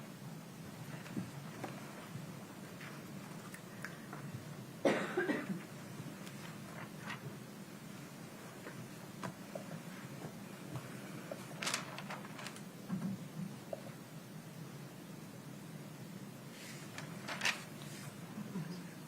got it. Just one second.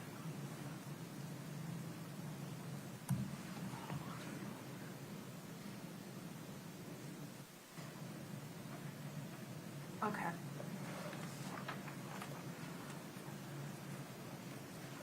Let me put this up so I get it exactly right.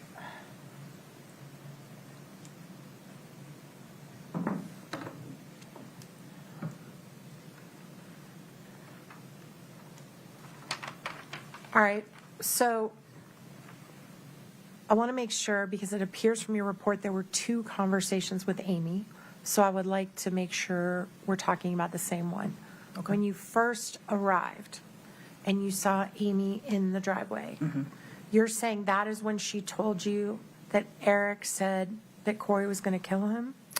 Yes, they said, she said it during both conversations. Okay.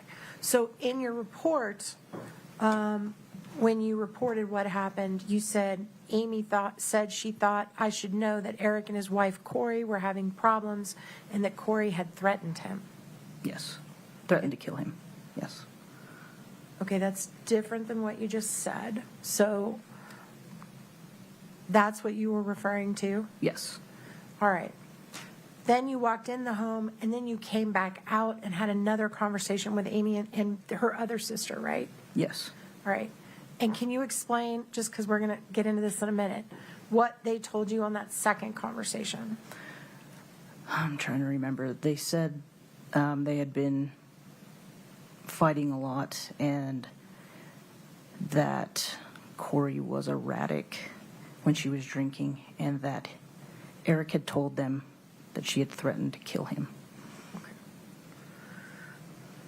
And did Amy tell you that Kouri found out recently she wasn't the beneficiary anymore and that because of that she threatened to kill Eric? She told me that at some point, but I can't remember when. Okay. So she told you that Kouri had found out he had basically made her not a beneficiary? At some point, yeah. Before he died? She said that at some point, but I don't remember when she told me that. Okay. Do you remember when you had that first conversation with Amy, any specifics about when that statement was made to his family, under what circumstances, or any details about the statement? No. And that's before you even walked in the house, right? Yes. Did you ever do any investigation to verify that? Yes, afterwards. I'm sorry, verify what? I don't know what that is. My apologies. Sorry, that statement had been made by Eric? We did an investigation, but that specific statement I could only ask her what he'd said. So it was just her word? You didn't corroborate with anybody else? Not that I can recall. Okay.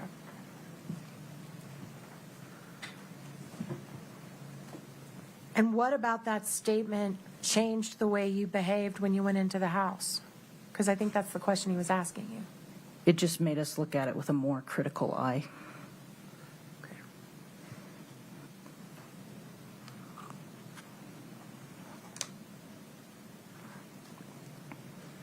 All right. I think that's all I need from her. Would you approach for a moment Yes. just to make sure I have the same Yes. understanding you do?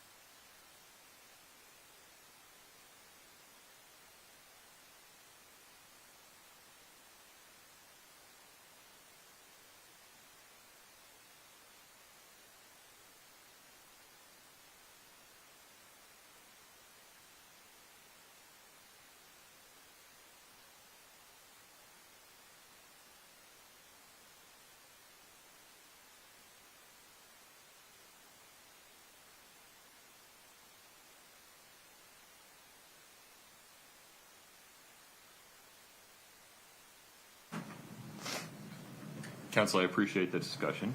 Mr. Bloodworth, are we ready for the jury? Yes, Your Honor. Ms. Nestor? Yes, sir. Okay. Well, let me grab my, sorry, I'm in his way. Detective, make sure you listen to the question, okay? Okay.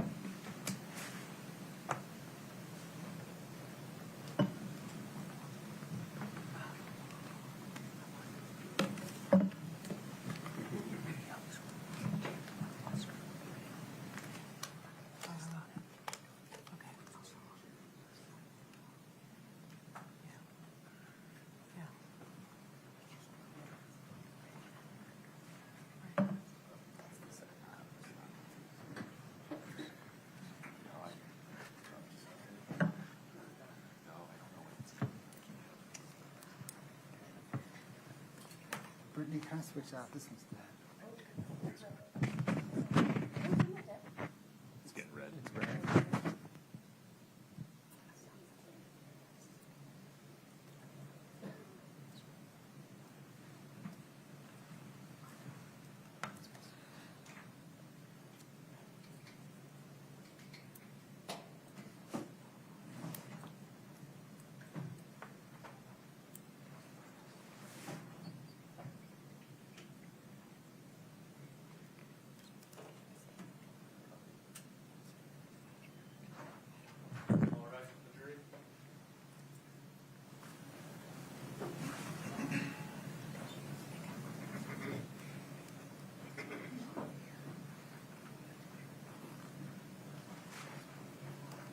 Have a seat, thank you.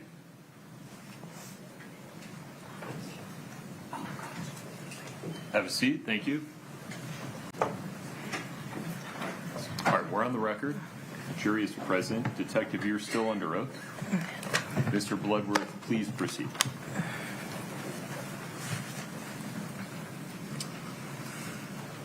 So, ma'am, when you arrived at the house, Amy Richins met you in the driveway. Yes. Did what she told you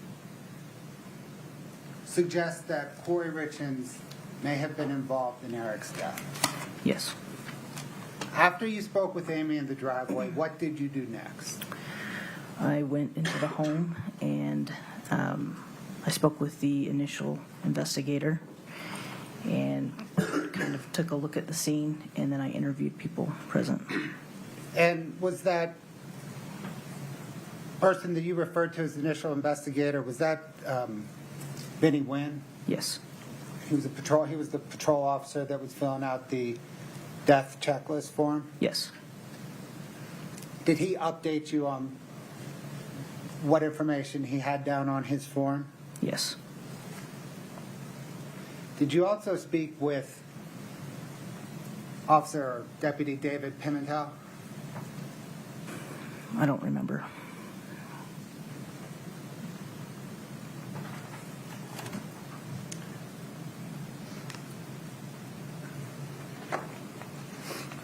Did you speak with Kouri Richins? Yes. What did Kouri Richins say about what happened the night of Eric's death? She said that they were celebrating something and that they had a shot of alcohol, and around 9 o'clock they went to bed. At around 9:30, one of her kids woke her up with a nightmare, so she went down to their bedroom and stayed there for a while until about 3 o'clock, and then she came back to her own bedroom. She said when she got there, Eric was in the same position. He was really ghost white. He was cold, and when she nudged him or moved him, he was heavy. He didn't appear to be breathing, so she called 911. Did Kouri Richins say anything about Eric Richins' health or using medication? Yes. She said that he was a very healthy guy. He ran marathons. She said that he had been complaining of chest pains that night, but he had had COVID twice, and that he currently had Lyme disease, but he didn't like taking anything for it. He had pain pills prescribed, but he didn't take them. He took vitamins instead.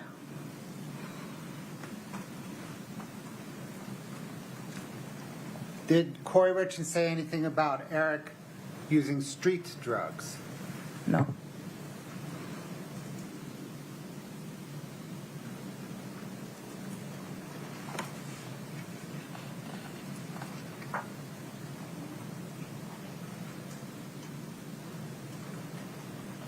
Did anyone at the scene inform you whether they thought Eric Richins may have died of an aneurysm?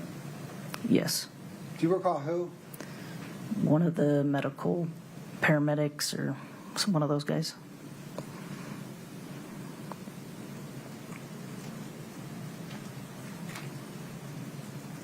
When you looked around the death scene, did you see any evidence of illicit drug use? No. Did you see any evidence of drug paraphernalia? No.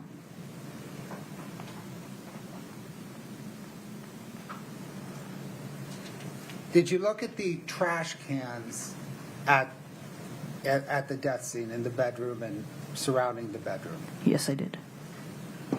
Did you find anything in those trash cans? No, they were empty. Did you ask Kouri Richins about why they were empty? Yes. What did she say? She said her housekeeper had emptied them. Did you ask her housekeeper's name? I did. How did she respond?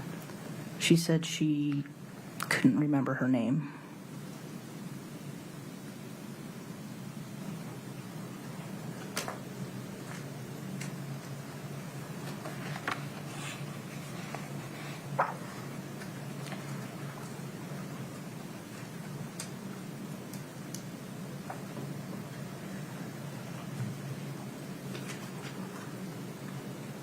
What, as you understand it, are the laws for searching a home when investigating a death scene? You can search the immediate area and look for anything that might explain what had happened. Anything more than that, you need either a warrant or some probable cause. And here, that immediate death scene was the bedroom. Yes. With the information you had at the time, what Kouri Richins had told you, no drug paraphernalia, no signs of illicit drugs, possible aneurysm, did you believe you had probable cause to apply for a warrant to search the entire home? Your Honor, objection calls for a legal conclusion. Overruled. No, I did not.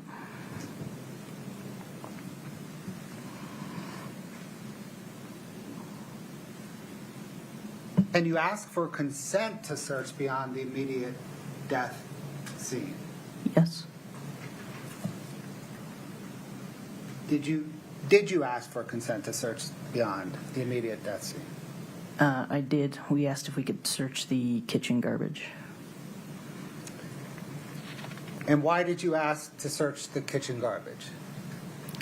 That's where he had been for the last part of the night, and garbages are usually a good place to see if there's any evidence of any kind of illicit drugs or anything like that. Did someone else search that garbage? Yes. Did they find any evidence of illicit drugs? No.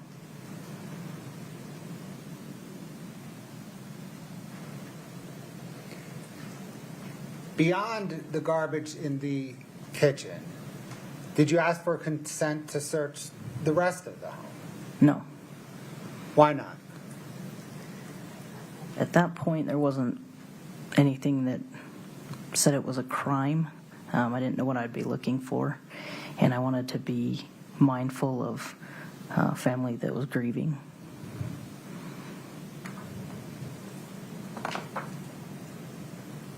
Let me, in a hypothetical, contrast the death scene that night with a fictional one. If you arrive at a death scene at a home and the cause of death is obviously a gunshot wound, but there is no gun near the body, would you apply for a warrant to search that home? Yes, I would.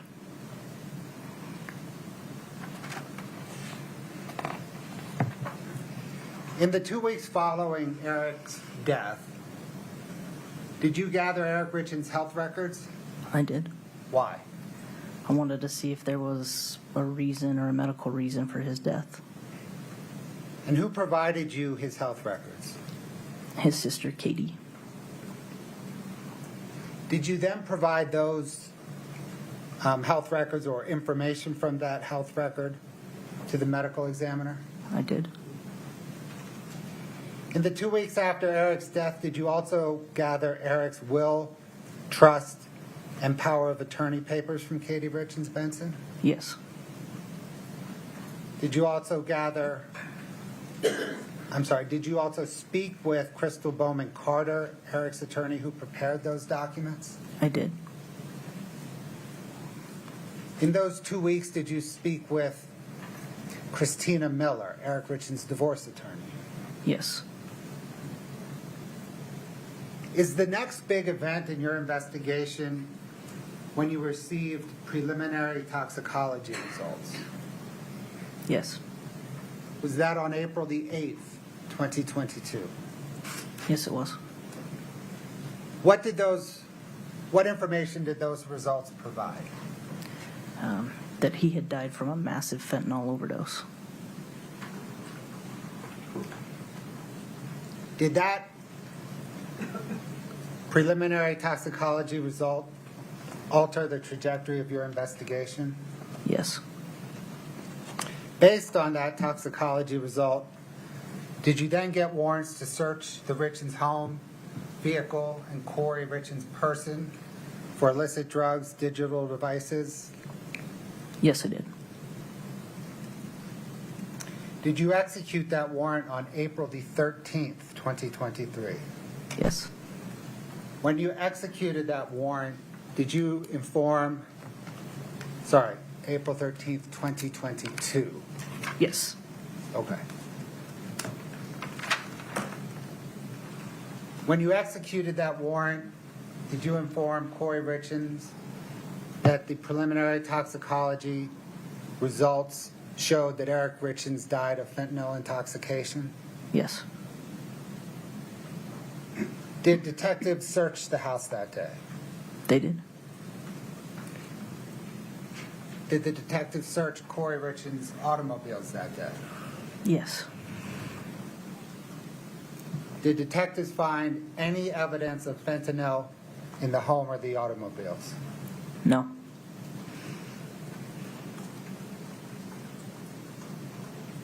Why did you seek through the warrants to collect Kouri Richins and Eric Richins' digital devices? I wanted to see if there was a source for how they got the fentanyl, if he was texting or anything like that. Or if she was? Yes.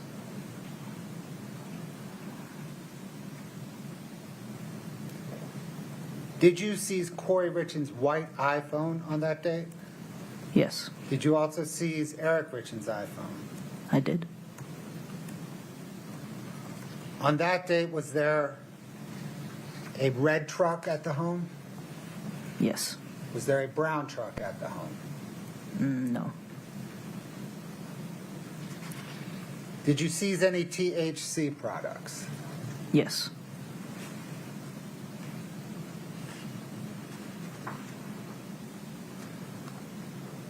On May the 2nd, 2022, did investigators send those THC products to the state crime lab for testing? Yes. On March the 4th, 2023, did Brian Holden from the state crime lab send investigators the test results? Yes. And did those test results confirm that there was no fentanyl in those THC products? Objection, can we approach?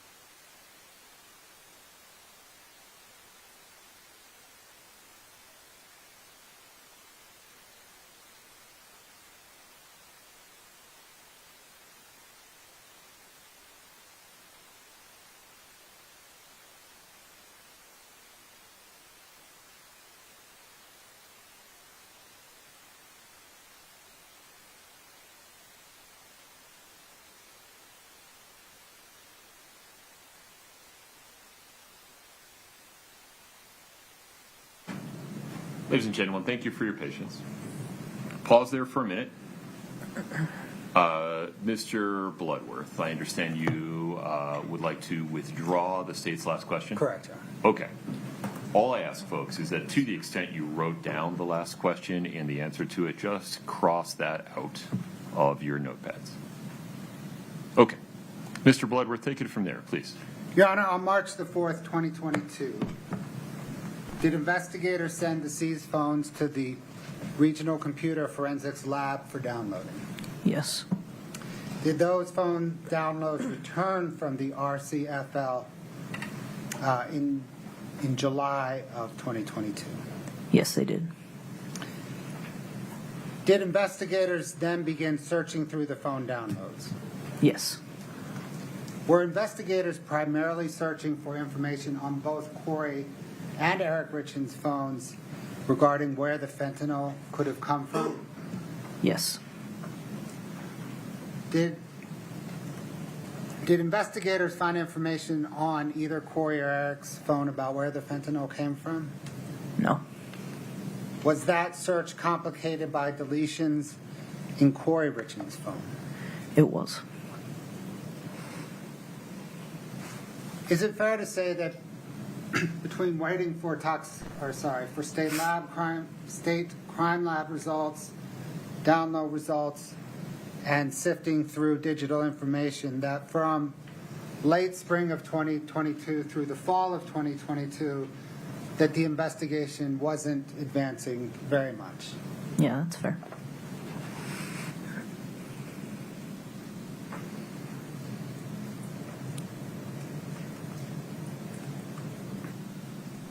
During that time, did the family's investigator, Todd Gabler, begin providing detectives with information that he was discovering through the course of his investigation?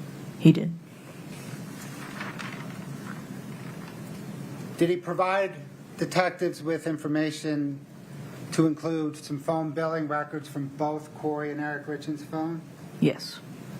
Did he also provide detectives with recorded interviews and interview written reports from his interviews of Kouri Richins' friends and Eric Richins' friends and other associates of the two of them? Yes. Was that information helpful in advancing your investigation? It was. Towards late 2022, did the information that Mr. Gabler was providing detectives start to accelerate your investigation? Yes. In March of 2023, did you transfer from serving as a detective to serving as the canine deputy? Yes, I did. How did that come about? I'd been working to get a dog for years, and when the opportunity came and I was able to get that dog, that was something I really wanted to do. Did Detective Jeff O'Driscoll then take over as the lead detective on this case? Yes, he did. Thank you. I don't have any further questions. Ms. Nestor. Yes, sir. Thank you. Yes.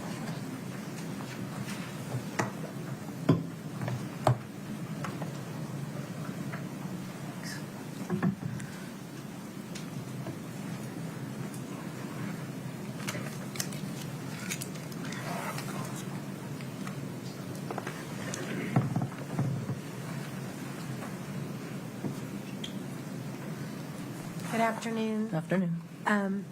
What's your title now? Just deputy. Deputy. Yes. I want to make sure I call you the right thing. Deputy Woody. Yes. We've met before, but it's nice to see you again. Thank you. All right, I have a few questions for you. So when you responded to the home, is it fair to say that before you walked in the door, as you told Mr. Bloodworth, you had reason to believe that could be a murder crime scene? Yes. Okay. And I know that you hadn't had many of those yet, but Correct. You've definitely responded to overdose calls, right? I have. Okay. So when you went in, and I don't even know if this is part of your typical death investigation, so if it's not, please advise me. But did you have any crime scene tape with you available? I don't remember. Did you put up any crime scene tape to keep people from disturbing a scene? No, we had somebody posted at the bedroom door. Right. And eventually that person left later in the morning. Yes, he was switched out. So there was no preservation of the scene as far as allowing CSI people to come in and do their thing, right? Yes, they could come in and work that scene. But they didn't. The crime scene techs? Yeah. Yeah, they came in. Okay. So who is it that you're referring to were the crime scene guys? That would be Chelsea Gibson. Okay. And then we had somebody from the medical examiner's office as well. Sure. Perfect. Other than Chelsea and the medical examiner person who we have heard testify in this trial, was there anybody else there helping you investigate the scene? There was a patrol deputy. Who was that? I believe, I can't remember which officer it was. Okay, that's fine. So between the four of you, the only area that you searched was the area immediately around the body and then the kitchen trash can, right? The bathroom that was attached to the bedroom as well. All right, did you have consent from Ms. Richins? Did she cooperate with you on that? Yes, she cooperated. And she gave you consent to search the kitchen? Just the garbages, that's all we asked for. That's all you asked for? Yes. All right. And you mentioned that she told you that she couldn't remember her housekeeper's name. Did you ultimately confirm that a housekeeper did come that day and clean the house? I can't remember. If I gave you the name Norma Garcia, does that refresh your memory? No. Okay. So you don't know if you ever confirmed that or not? I can't remember. I don't recognize that name, though. Did you or any of the other three search the large trash cans that were out in the back, in the garage? No. And did anybody search Mr. Richins' vehicles that night?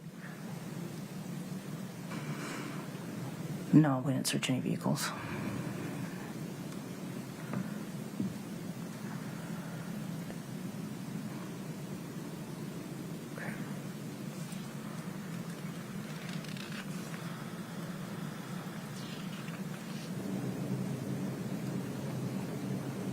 You did mention that when Mr. Bloodworth was talking to you that you did not see any evidence of drug use or paraphernalia. Is that right?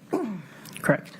But in fact, wasn't there an empty hydrocodone bottle seized from right next to Mr. Richins' bed? There was. And do you know what happened to that bottle? We took some pictures, but I'm not sure if we took it or not. You didn't put it in an evidence bag? No. You didn't swab it for the inside of it? No, it was empty. Do you know where it is to this day? No.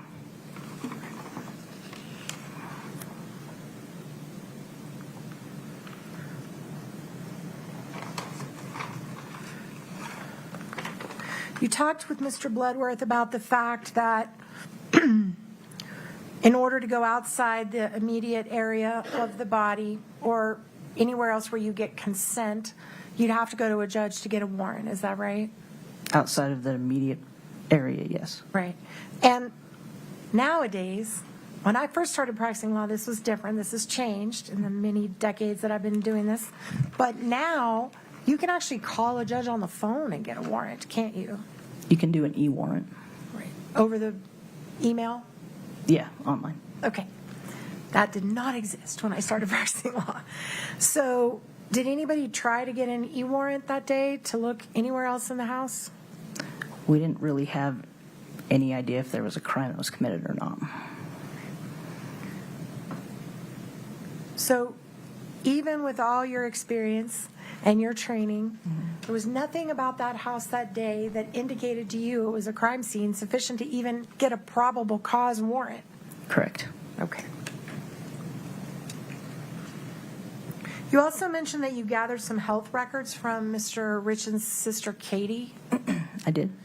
And did you ever subpoena those same records from the actual doctor?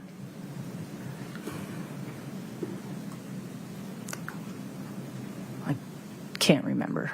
So before you gave these records to the medical examiner, you can't say for sure if Katie removed any part of it or changed any part of it, or if they were actually accurate, valid records, can you? I just read them to her over the phone, but yes, I gave her that information. Okay.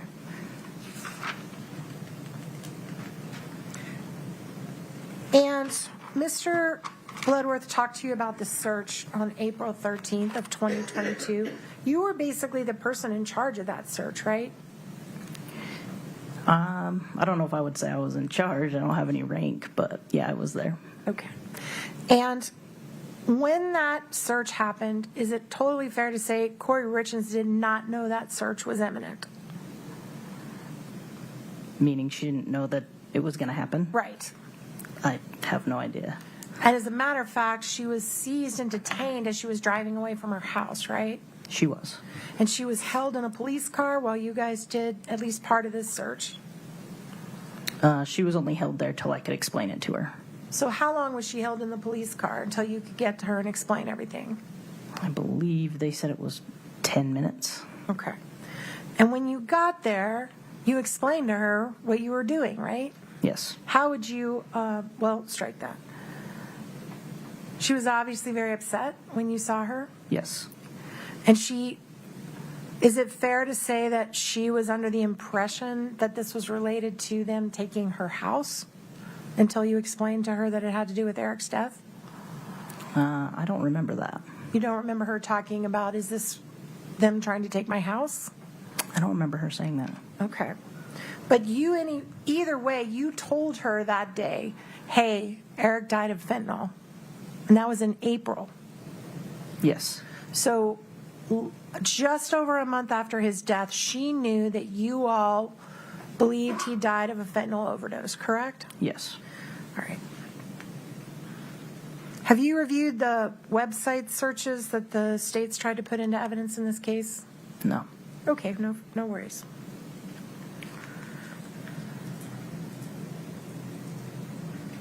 To your knowledge, did any of your 4 team members on the day of the death go downstairs or upstairs? Not to my knowledge. When Ms. Richins told you on the day of the death, when you first responded, that she had come back to the bed and found that her husband was cold to the touch, did you ask her if she went anywhere else in the house before she laid down? I don't remember. Did you ask her if she went to the bathroom? I don't think I asked that specifically. And I know you like dogs. Did you notice there was a dog in the house? They must have had it put up when I was there because I never saw it. Did you ask her if she let the dog out before she went to bed? I didn't even know there was a dog. Did you ask her if she went to the kitchen and got a glass of water? Nope.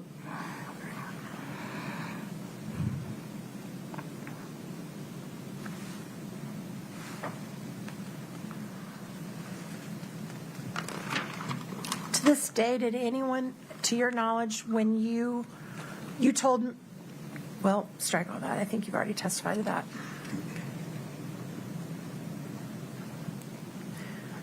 You did mention that you went through everybody's phones, is that right? Or Eric's and Kouri's phones?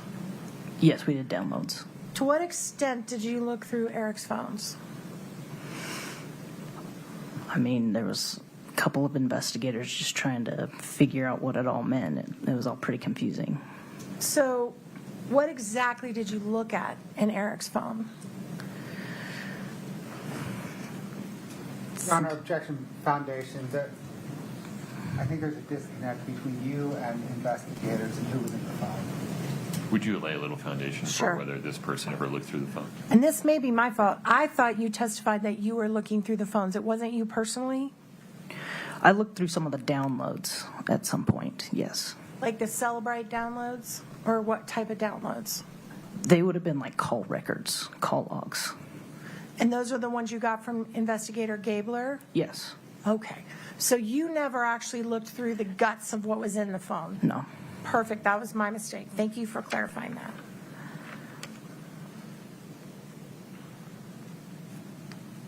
How often were you talking to investigator Gabler during the time you were on the case?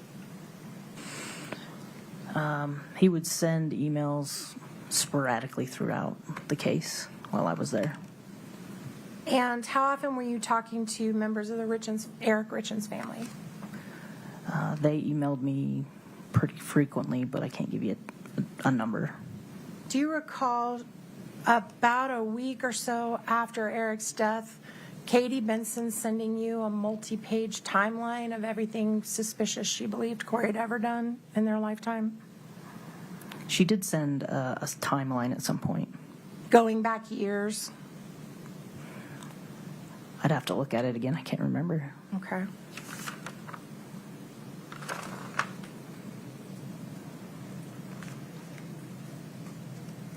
Do you remember, as part of this investigation, did you do any investigation into whether or not in Summit County there were reports of fentanyl being found inside marijuana?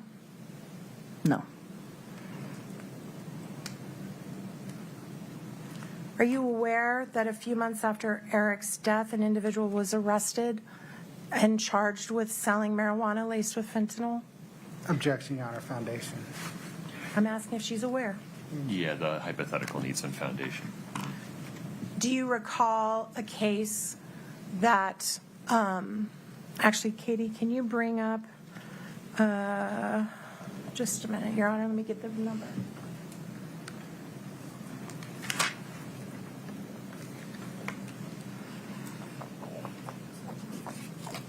TG1.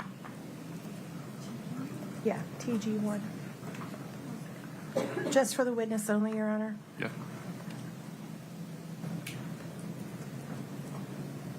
Can you go to the last page and see who signed it?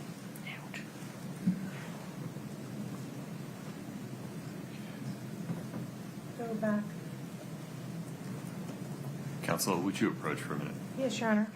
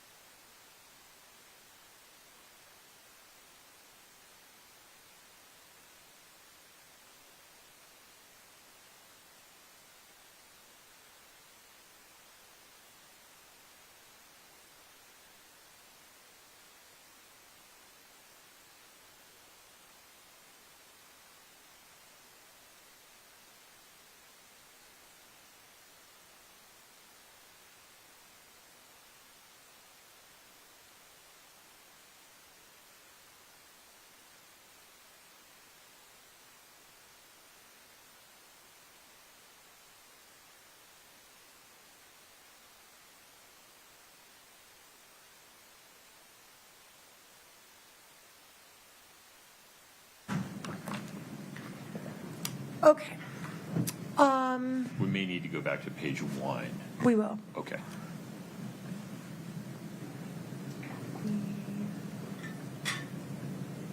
It may have to be page 2, Your Honor. I'm not sure page 1 will refresh your recollection. Take control, please. Do you recognize the document that's in front of you? No. Are you, okay, then that's fair, take that down. Did you ever provide to investigator Gabler, the private investigator, reports from cases where people were being arrested for dealing fentanyl in Summit County? That doesn't sound familiar. So that if he got those, they did not come from you? I don't believe so. That doesn't sound familiar. Totally fair.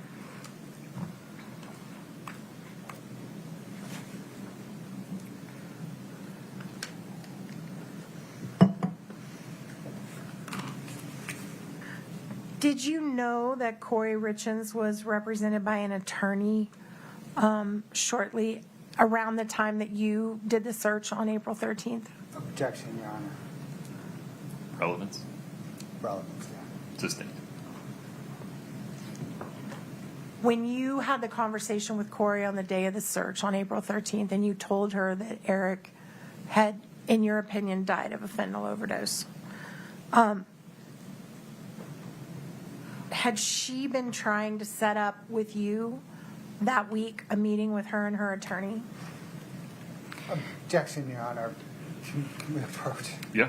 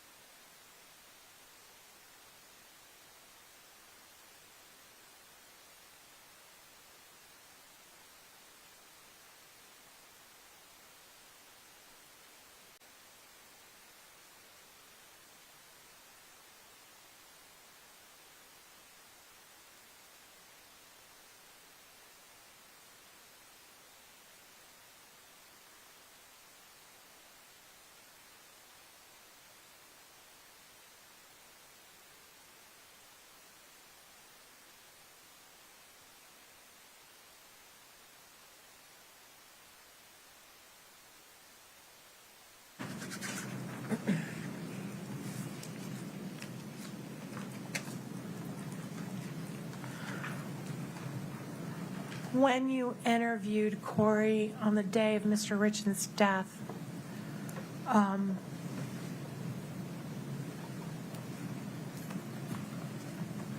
you mentioned that she told you she came back into the bed around 3 a.m. Is that right? Yes.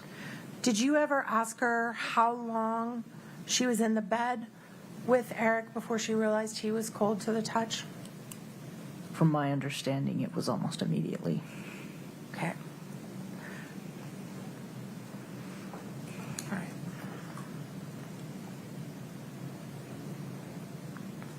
And you reviewed the 911 call that we all heard here today, right? You listened to the 911 call. I haven't today, and I don't remember listening to it. Okay. You never listened to the 911 call? I might have at some point, but I don't remember it. And she certainly, Kouri Richins never told you, hey, my husband's a big drug addict. He's probably overdosed. Check for drugs. She did the opposite, right? Correct.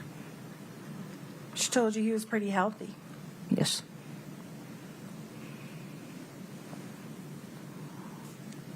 I think that's all I have. Anything else? That's all. Thank you, ma'am. I appreciate it. Enjoy the dog. Thank you. No, Your Honor. May we release this witness? Yes, sir. Yes, Your Honor. Thank you, Judge. Deputy, you're free to go. Watch the case. Don't watch the case. It's entirely up to you. Okay, thank you. Very good. Mr. Bloodworth, I've lost track of the witness list for today. Another witness from the state for today? Your Honor, the state would next call Todd Gabler. Okay, let's do it. You folks okay to keep going? Very good.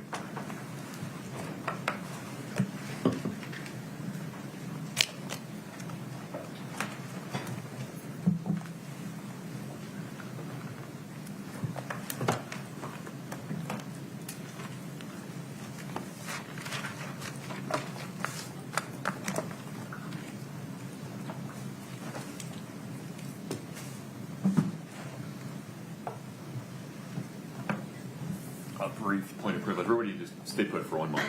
This will make sense in a moment.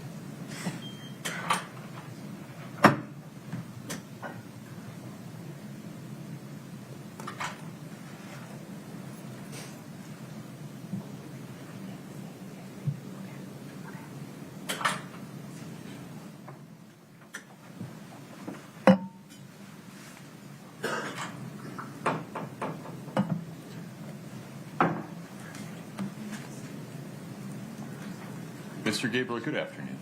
Good afternoon, Judge. Would you mind standing in front of Brittany? If you'll please raise your right hand. Do you solemnly swear the testimony you're about to give in the matter before the court to be the truth, the whole truth, and nothing but the truth, subject to the pains and penalties of perjury? I do. Thank you. Please have a seat. Sir, take your time and please watch your step.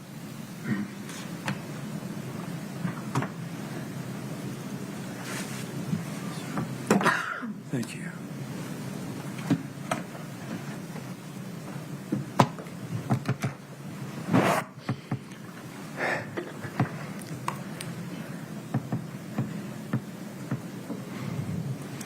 All right, how's this? Sound great. Great. Mr. Bloodworth, please proceed. Sir, what is your name? My name is Todd Gabler, Gabler. You appear to be recovering from something. Yes. Would you mind just at a high level explaining? On January 13th, I underwent a 5-level PCLF. That's a posterior cervical laminectomy and fusion. My neck has been fused together with titanium rods. Sir, are you taking any medication today that would affect your testimony? I purposely did not take any pain medication today for the purpose of the clarity of my mind and my testimony to you today. I took Tylenol this morning. What, sir, is your occupation? I'm a licensed private investigator in the state of Utah. How long have you been a private investigator? 34 years. What, sir, is your investigative experience that is relevant to this case? Well, over the course of 34 years, I have worked on approximately 100 homicide cases. I have been active in the trials of perhaps a dozen or maybe more homicide cases over the course of my career. I have extensive experience in a specialty in digital forensics, which allows me to examine digital devices, phones, computers, other things of a digital nature to uncover information that may have been deleted, destroyed, or altered. I can't really think of anything else that is sort of a 30,000-foot view of what would be important to the jurors in this case regarding my experience. Well, sir, of those 100 or so homicide cases, how many have you worked for the defense? All of them. I have always sat on that side of the room, standing in between the state and a defendant. And you mentioned, sir, that you testified about 12 times. Have you ever testified for the state? Never.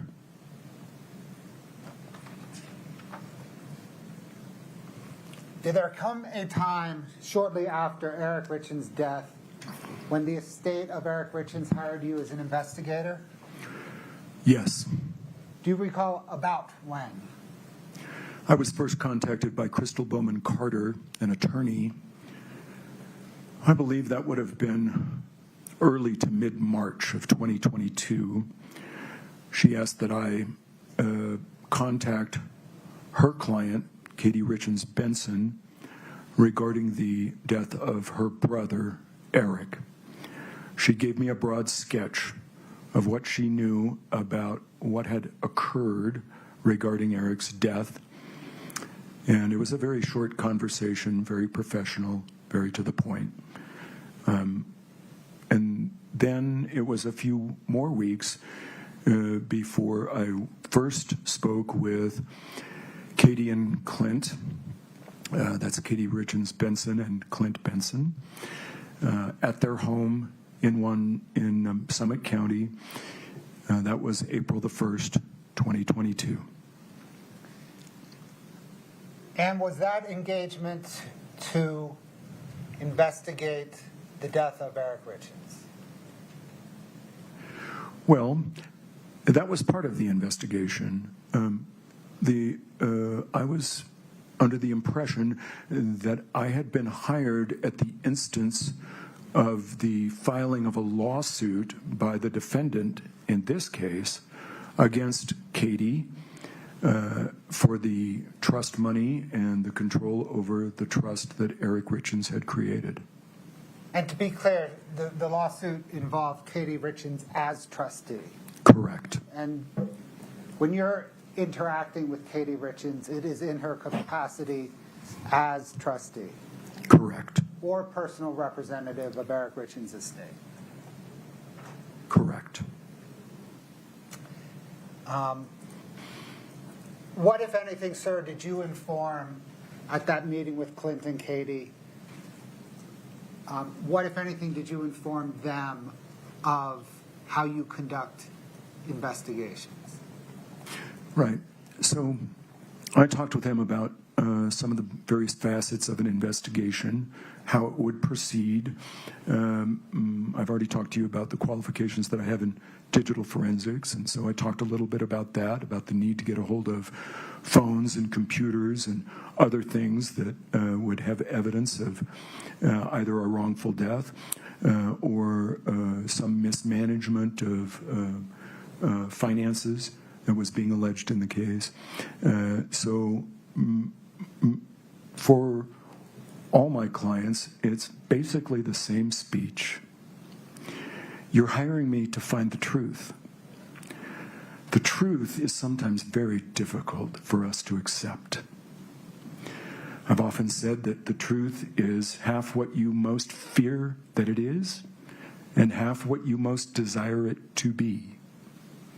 And you cannot separate those two from the truth.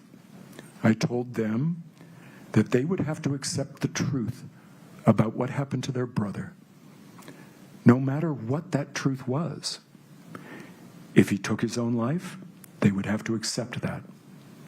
If someone was responsible for his death, they would also have to respect my investigation and accept that truth. They agreed. Sir, from that point forward, did you conduct an independent investigation? I did. Sir, who paid for that investigation?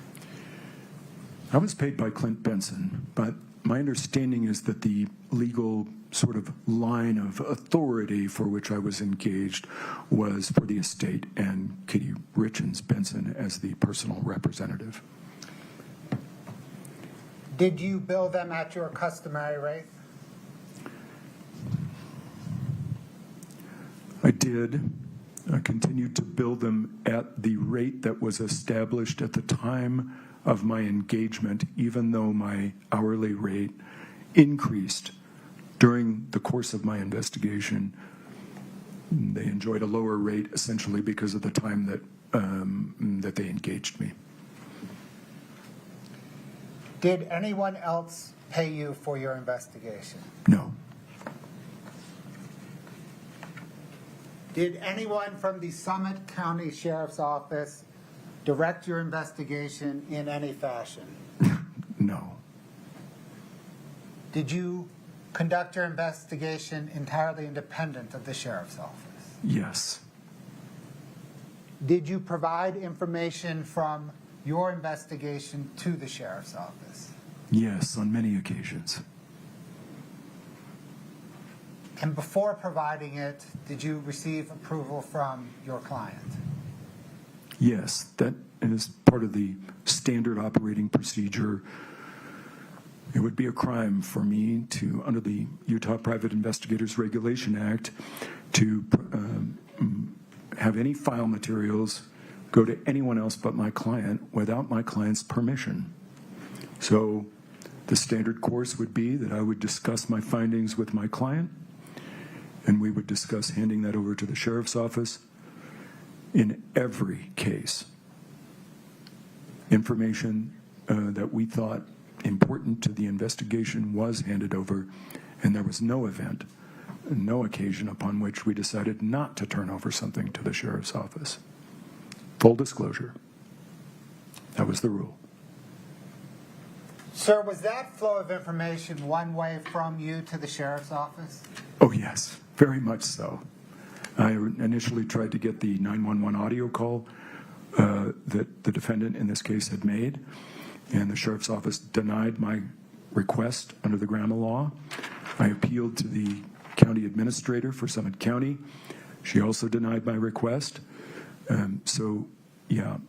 It's common for police agencies to be one-way streets. So it was not uncommon for your request for information to be denied? Correct. My investigation proceeded regardless of whether they were providing me any information or not.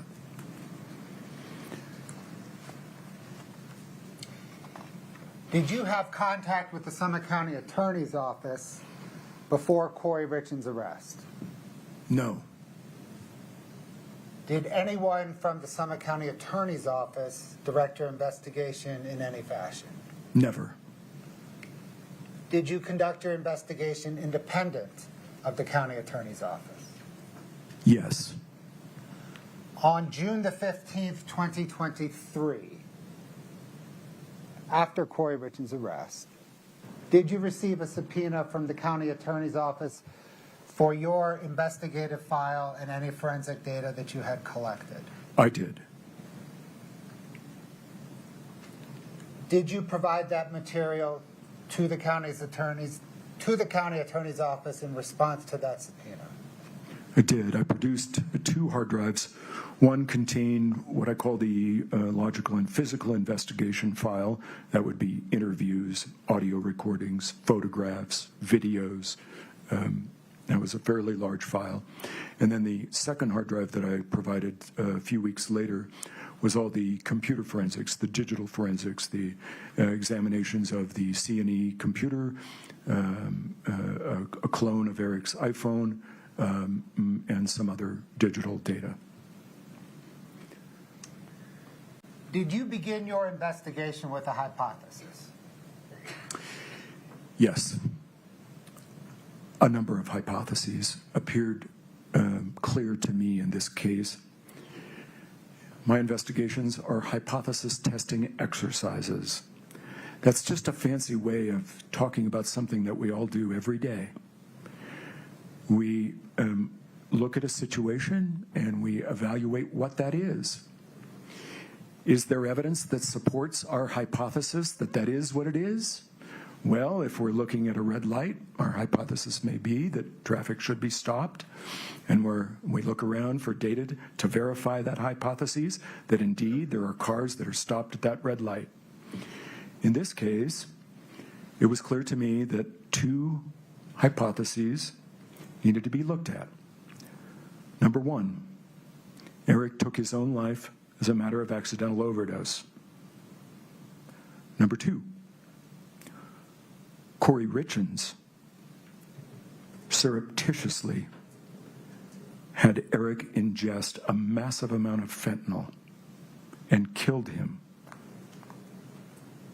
So, as the case proceeds, and I see new data, I see phone data, I see computer data, I interview people, I look at documents or things or other devices. All of that data gets fed into one of those two hypotheses, both of those hypotheses. Does this confirm it? Does it deny it? Does this evidence make it more likely that this hypothesis is true or less likely that this hypothesis is true? Does this evidence preclude the possibility of one of the hypotheses being true? So that hypothesis testing continues throughout the investigation, and sometimes a permutation of the hypothesis comes along. We have to change the hypothesis just a little bit to allow some of the data to fit that hypothesis. Not large permutations in this case, pretty straightforward. Two competing hypotheses. Sir, you just mentioned that in testing your hypotheses, you conducted some interviews. Yes. What, sir, is your process for conducting interviews? So my process is to always have a recording device active for any of my interviews whenever possible. This eliminates any possibility for me to be biased or unclear in my reporting of what was said during that interview. It also protects me in a liability scenario if someone were to allege that I had done something improper or had offered them material for their cooperation, anything like that. That would all be protection for me by recording that contact. So that is the primary objective of documenting an interview. Later on, when I report it, when I summarize that interview and in writing, because it's hard to get a lawyer to listen to an entire interview. There's some difficulty that they have with that. So they need a summary sheet about what the interview was about.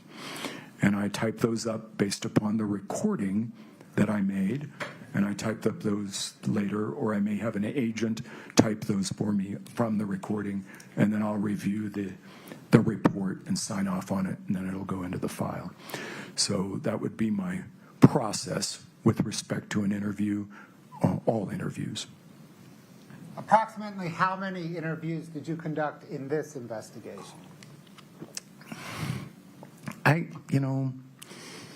It depends upon your definition of an interview, I guess, but 45, probably, somewhere in that department. 40, I guess I could say 40 to 50 to be safe. And in those interviews, did you identify yourself? Oh, yes, always. There was no occasion in this case where I did not identify, give people my true identity and who I represented. And did you record those interviews? Yes. I think there were a couple of occasions where I could not get a recorder fast enough. But other than those couple of occasions, they were all recorded.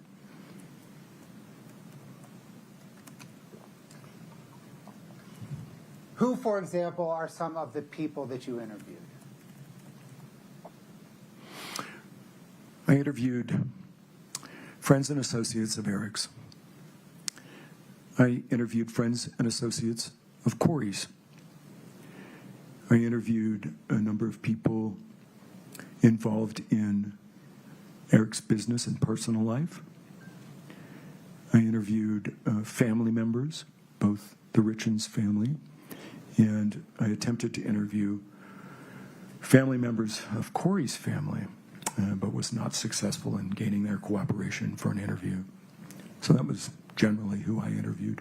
And was the purpose to test your hypotheses?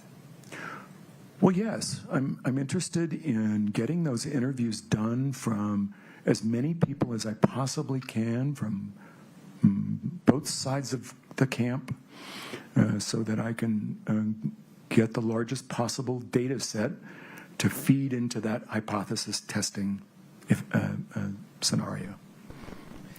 Did you pass your interview recordings and written reports along to the sheriff's office? I did. Sir, as part of your hypothesis testing, did you analyze Kouri and Eric Richins' cell phone billing records? I did. How did you obtain the records? Eric and Kouri's cell phones were being paid by C&E Stonemasonry. They were Verizon accounts. And I obtained the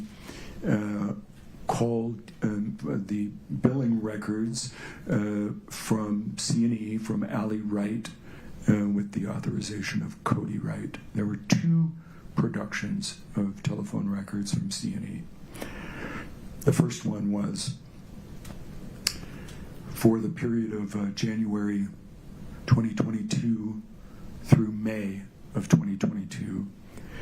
The second production was May of 2022 through February of 2023.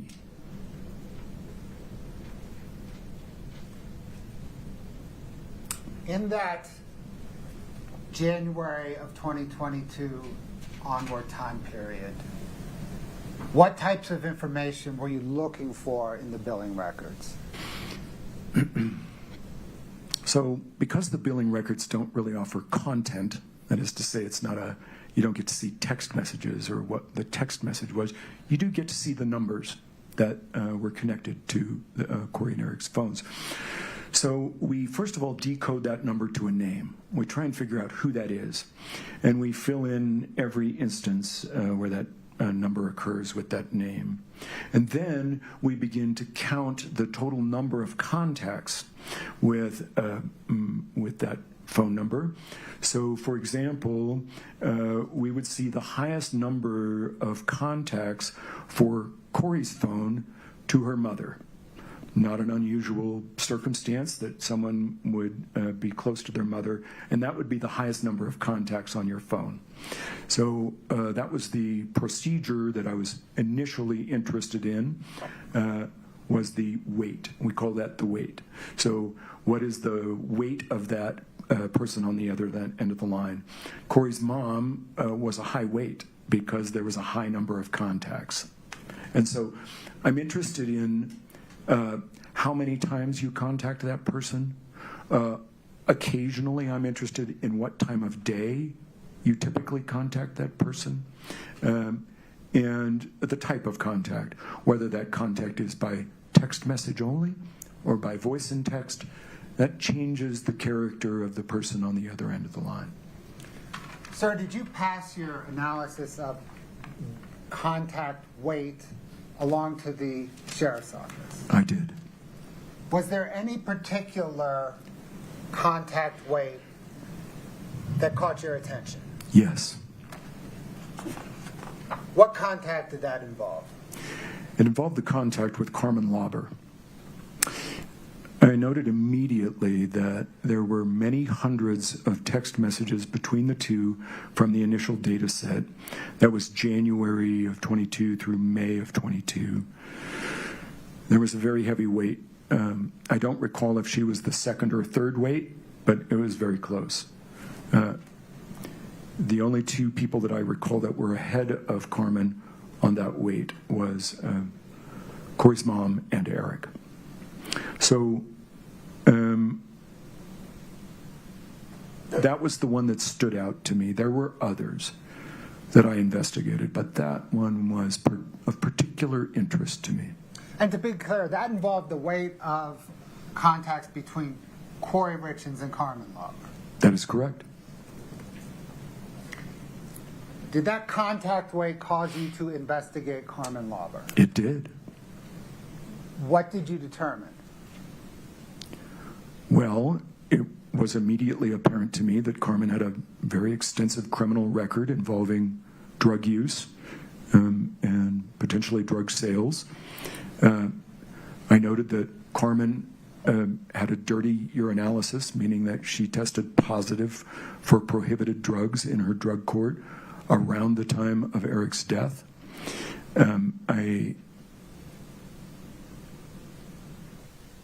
I was very concerned about the high number of contacts and the criminal history for Carmen, and I alerted the sheriff's office about that.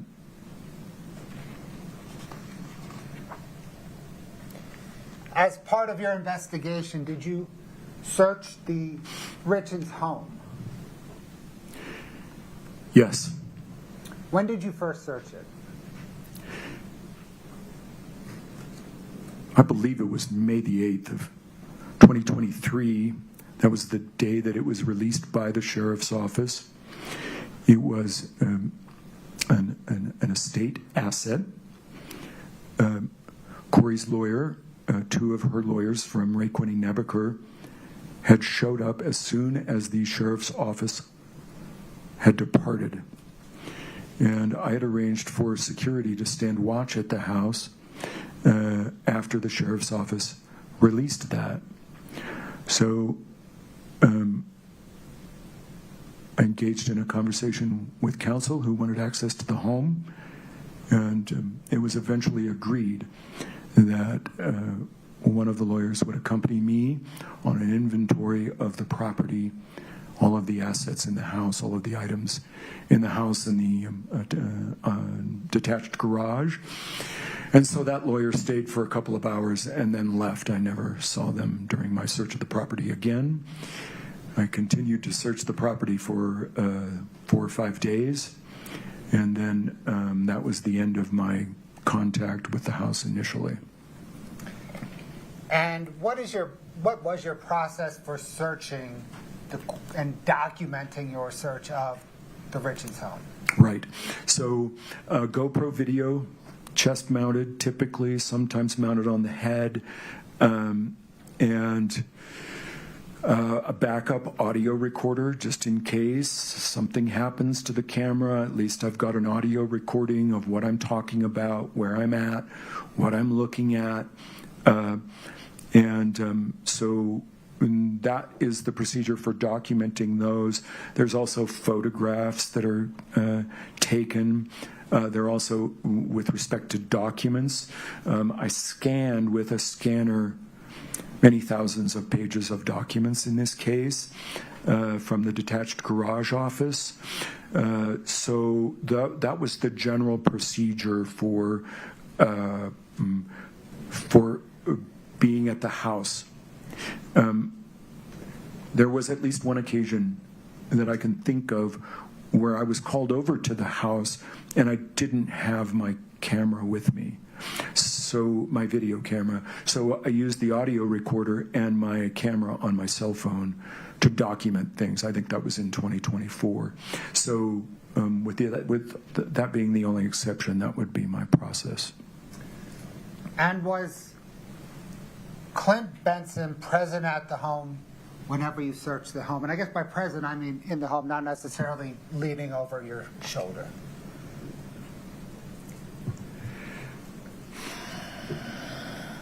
That is not an easy question to answer because my focus was not on Clint Benson. My focus is on the things in front of me. I was never in that house without Clinton Benson's authorization. I was never in that house without Clint Benson being on his way. So if he wasn't there when I got there, he was on his way there, and so he would join up later. It's possible during the May searches that Clint had left the house while I was documenting things in the house.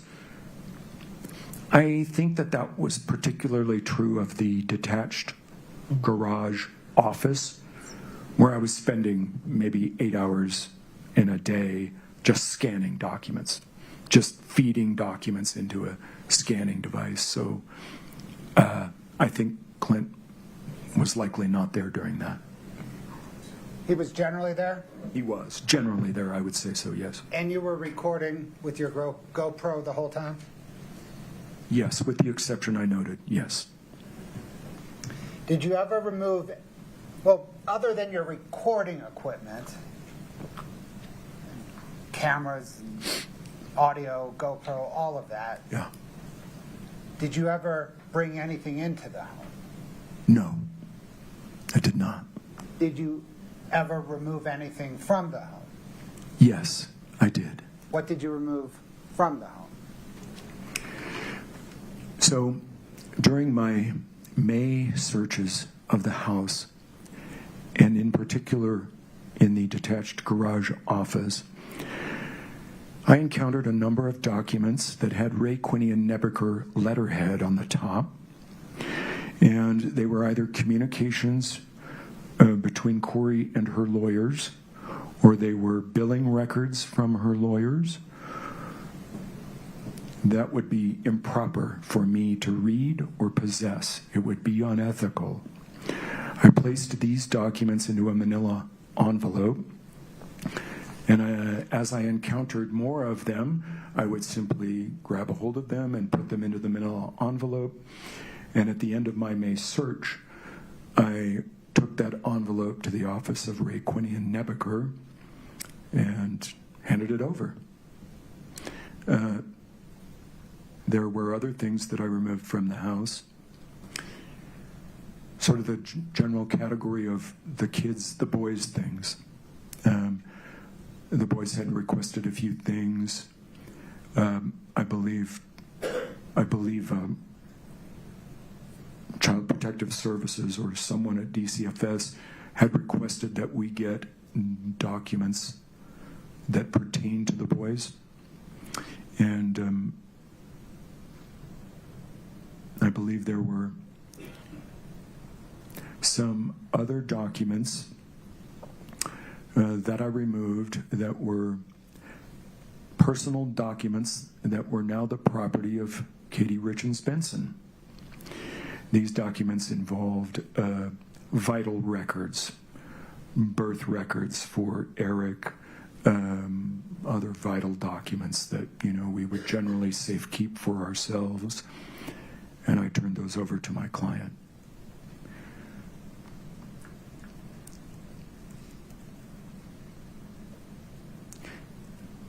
I'm trying to think if anything else was removed.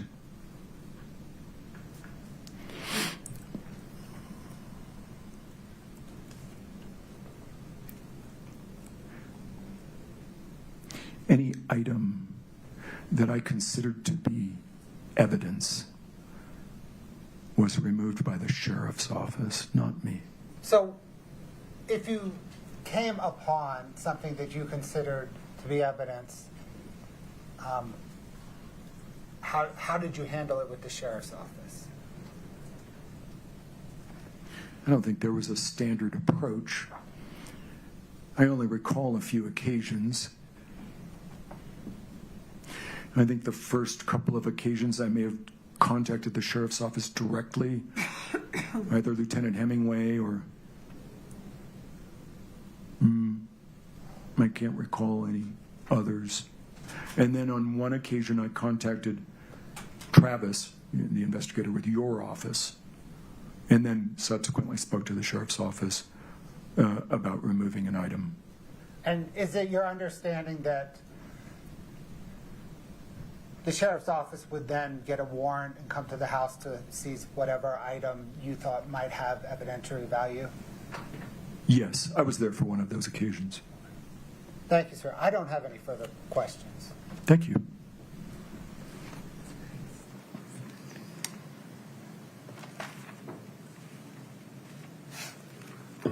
Are we going to take a break? Or you want me to go forward? You tell me. Would you like a break? Could we have It's just up a to few the minutes? jury. No Whatever they problem. want. You know what? Let's let you stretch your legs. We'll take a restroom break. The witness asks for a break. We provide a break. All right, the jury. Mr. Gabler, watch your step there. Hold on, Judge. There you go.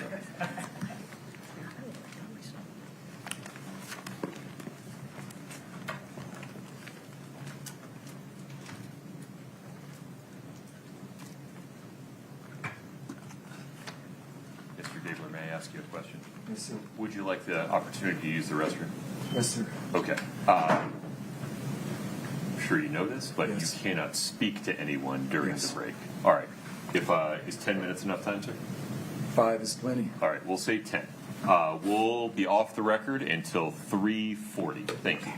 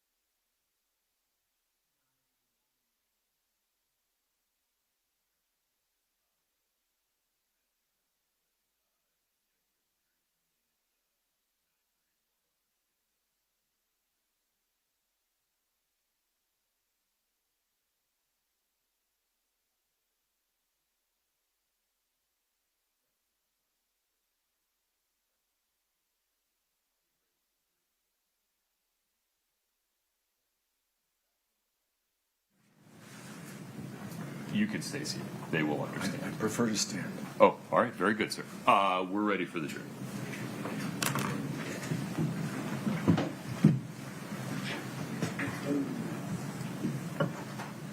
All right, the jury.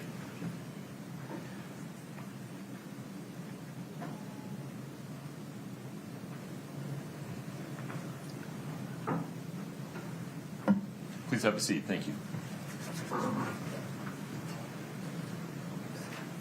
All right, folks, have a seat. Thank you.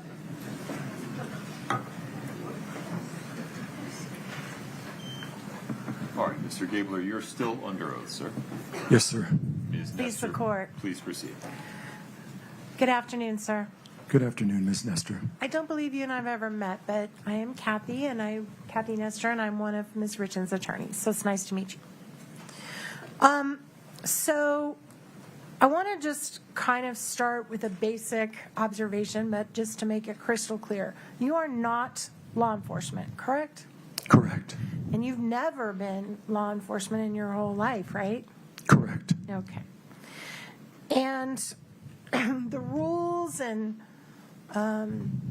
ethics and expected practices of private investigators are significantly different, would you agree with me, than those that apply to licensed law enforcement?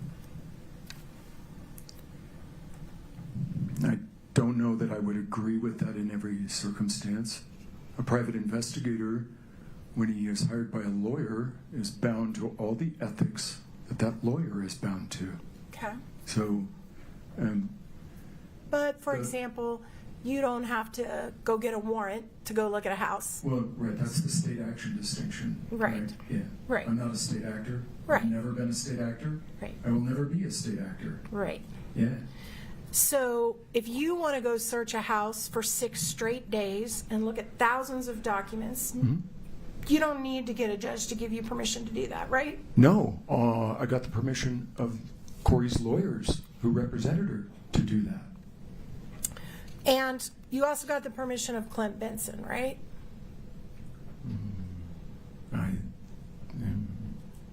Yes. And in fact, Clint gave you a key, Yes. and you had that key to use at your discretion. Yes.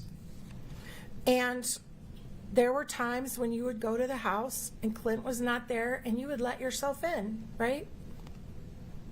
I believe that my testimony covered that, and that was that Clint was aware that I was there, and he was either on his way or there with me.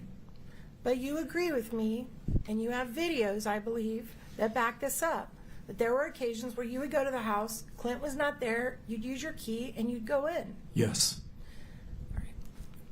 And there were occasions where you would be spending hours and hours and hours in the office, because I've Yes. watched all the videos, Yes. and you would be there alone without Clint anywhere around you. Yeah, I don't need supervision, counselor. Perfect. I was conducting an investigation, independent investigation, and he had given me the key, trusted me with that, and I was authorized to enter the premises at will.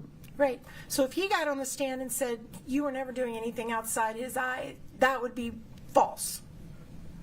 Well, from his perspective, he had knowledge of my presence there, as I have testified every time I was there. Fair. So from his perspective, it may look different. But you agree with me, sir, that there's hours and hours and hours of video of you alone in that office going through things. I think that I've already testified to that. Okay. Now, you were not permitted access to the house until after Kouri had been arrested, right? No, that's not correct. You got in the house before she was arrested? No, that is not correct. Okay, help me out. The house was released by the Summit County Sheriffs on the 8th. Okay. That's what gave us, that was the trigger, not Kouri's arrest. It was the end of their search that triggered our access to the house. Okay. The police were executing a warrant. Do you know when Kouri was arrested, sir? I don't recall the exact date or Would time. Would it surprise you to be the day before May 7th? Okay. All right. So, Objection, Your Honor, foundation on that. Was it Would you May 8th? re-ask the question, Was it Ms. May Nestor? It was May 8th. Sorry, was it would it surprise you if it was the same day, May 8th, that you got access to the house? It would not surprise me since I do not recall. Okay. And during the time after Eric's death, but before Kouri's arrest on May 8th, did you ever go inside the house for that entire year? I'm sorry, could you ask that again? Sure. During the time between when Eric Richins died on March the 4th, Yep. in the early morning hours Yep. of 2022, Yep. and May 8th of 2023, were you ever inside the house at any point in between those times? No, never. Perfect. So the first time you ever got into that house, over a year had expired since Eric had passed. Yes. Okay. And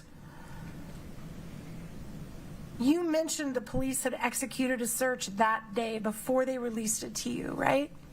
Yes. And do you know how many times prior to that the police had searched that house? No. Okay. And then you've also testified here, I think very honestly, that on repeated occasions you notified the police, hey, there's something you missed. You might want to go back to the house and find it again. I mean, I'm not going to adopt your characterization, but it is true that I called them back to that house when I discovered something that I thought was evidentiary. How many times? Oh, I don't know, 4, 5. So on at least 4 to 5 occasions, Yeah. you found things the police had missed. Yeah, oh, that's been my experience throughout my career. And you The told police them- never sorry. get everything, ever. Right. Well, I'm It's not going to true argue. in every case I've ever handled. Sure, not going to argue with you on that one. Yeah, it's true. So they come back because you call them and say, hey, I found something, come back, here's where it is. Yep. And they know you're doing that. They know that you have full access to this house, right? I don't know what they know. I can't answer that. Well, you're calling them every time you find something. Well, what opinion they formed in their mind is not within my knowledge. Okay, fair. True, you called them every time you found something. That I thought was of evidentiary value in their investigation. And did True. any of them ever say, you know what, we're good, stop calling us? No, I don't recall that at all. So then the converse of that is they encourage you to keep doing that. Well, no, that is not the converse of your hypothetical, Okay. and I do not agree with your assessment. Okay? Did you feel like you were helping them? I was following the instructions of my client to turn over anything I thought was relevant to the criminal investigation. This is not my case. My case is in the civil court. Anything that we thought was of value to the criminal case, we turned it over. And the police were happy with that. I don't know if they were happy or sad or distraught. I have no idea as to their emotional condition. They sure never told you to stop. The police never directed me to do anything, and if they had told me to stop, I would have ignored them. Okay. So you could go in without a warrant, find something, call them, tell them to get a warrant, and they'd come get it. I think that's an oversimplification and a vilification. I had permission to enter those premises. I had every right to be there. I didn't need a warrant. I'm not a state actor. I have the permission of the property owner. So I don't agree with your characterization. When the cops would show up, did you point out what you were showing them? Were you usually there? No, I was there on one occasion when the police showed up. They executed warrants when I was not there. Okay. Yeah. So I only remember one occasion where I found an audio recorder in a dresser drawer that they then recovered by warrant. And you waited around and pointed it out to them? I did. Okay. Yeah, I never touched the device. Okay. So, yeah, I would have. I don't know if I pointed it out. I think what I did was, on that date, when I saw the recorder and recognized it for what it was, which is not easy, I just immediately withdrew. I left my audio recorder going until the police arrived. I don't recall pointing it out. I recall describing to them where it was. Okay. Thank you for that clarification. So then, there was one occasion where you found something that was a letter purportedly written by Eric called the My Princess letter. Do you remember that? I remember a baby cakes letter. I don't know if I remember That's it. My Princess. Is that the same one? That's the one. Yes. You remember finding that letter? August the 9th of 2024 is when I took a photograph of that, but I found it on May the 10th of 2023 during my search of the residence. So, when you found this letter, at some point, did you move the location that you found it from? I don't recall ever moving the location. On the video, you will see me find the letter on May the 10th of 2023 when I'm in the bedroom, and it is located in the bottom drawer of Eric's side of the bed, the bottom drawer of the vanity. And I looked at it. I didn't think it was relevant. I put it back down on the drawer. On August the 9th of 2024, when I photographed it on the bed, I do not recall if that letter was on the bed or whether I went and retrieved it from the vanity. But there is video. The August 9th, 2024 was the episode that I described that I was called over and I didn't have a video recorder. So I was recording by audio, and this is the same date that I recovered the audio recorder. So the letter was also photographed, and then later, I think it was taken by the police. I don't know. But Let me stop you for just a minute. okay. You left the letter on the master bed, correct? For the police to find. I left the letter on the master bed. I didn't know that the police were going to come for it. Okay. And they ultimately did, correct? Well, ultimately, I don't know because I wasn't present, so that's beyond my knowledge. Isn't it true that you moved other things around in that house often? No, that is not true. Did you move a computer that you located in the office?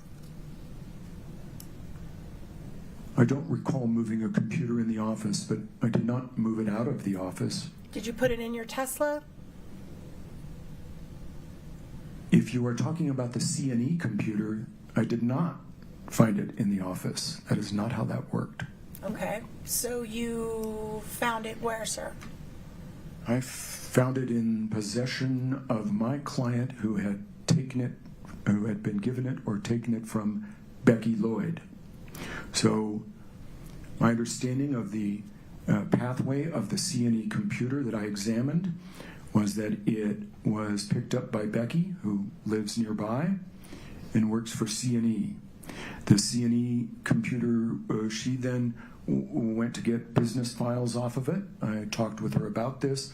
I filed an extensive report regarding my interview about the computer.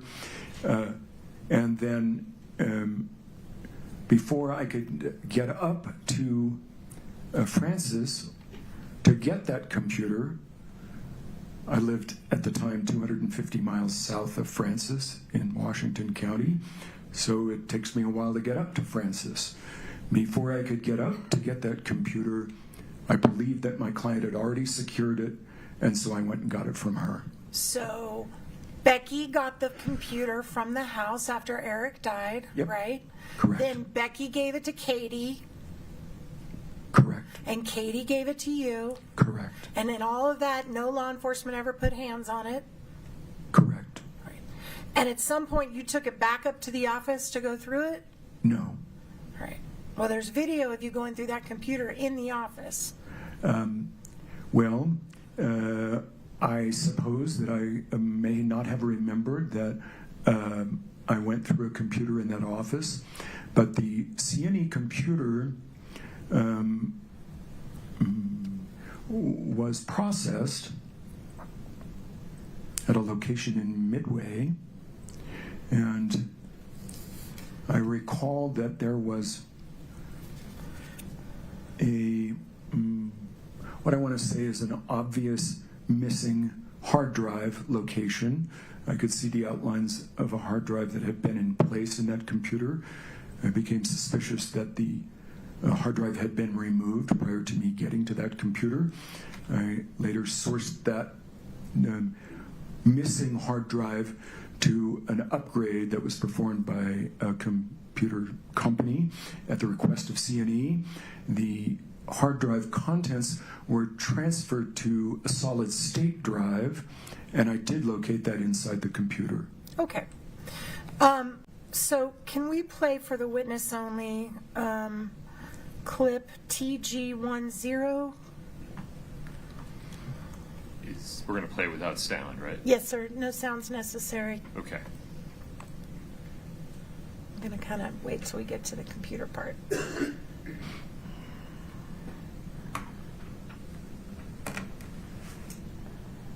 I'm sorry, that's the wrong one. Can we bring that one down? That's the next one. We want to go to the one right before that, which is 173.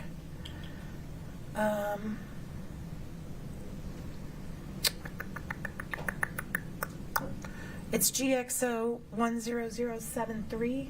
Do you have that one? Okay.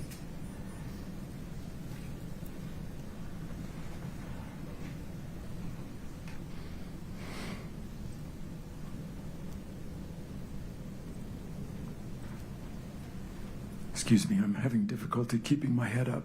Oh, no worries. Whatever you need, sir, to be comfortable.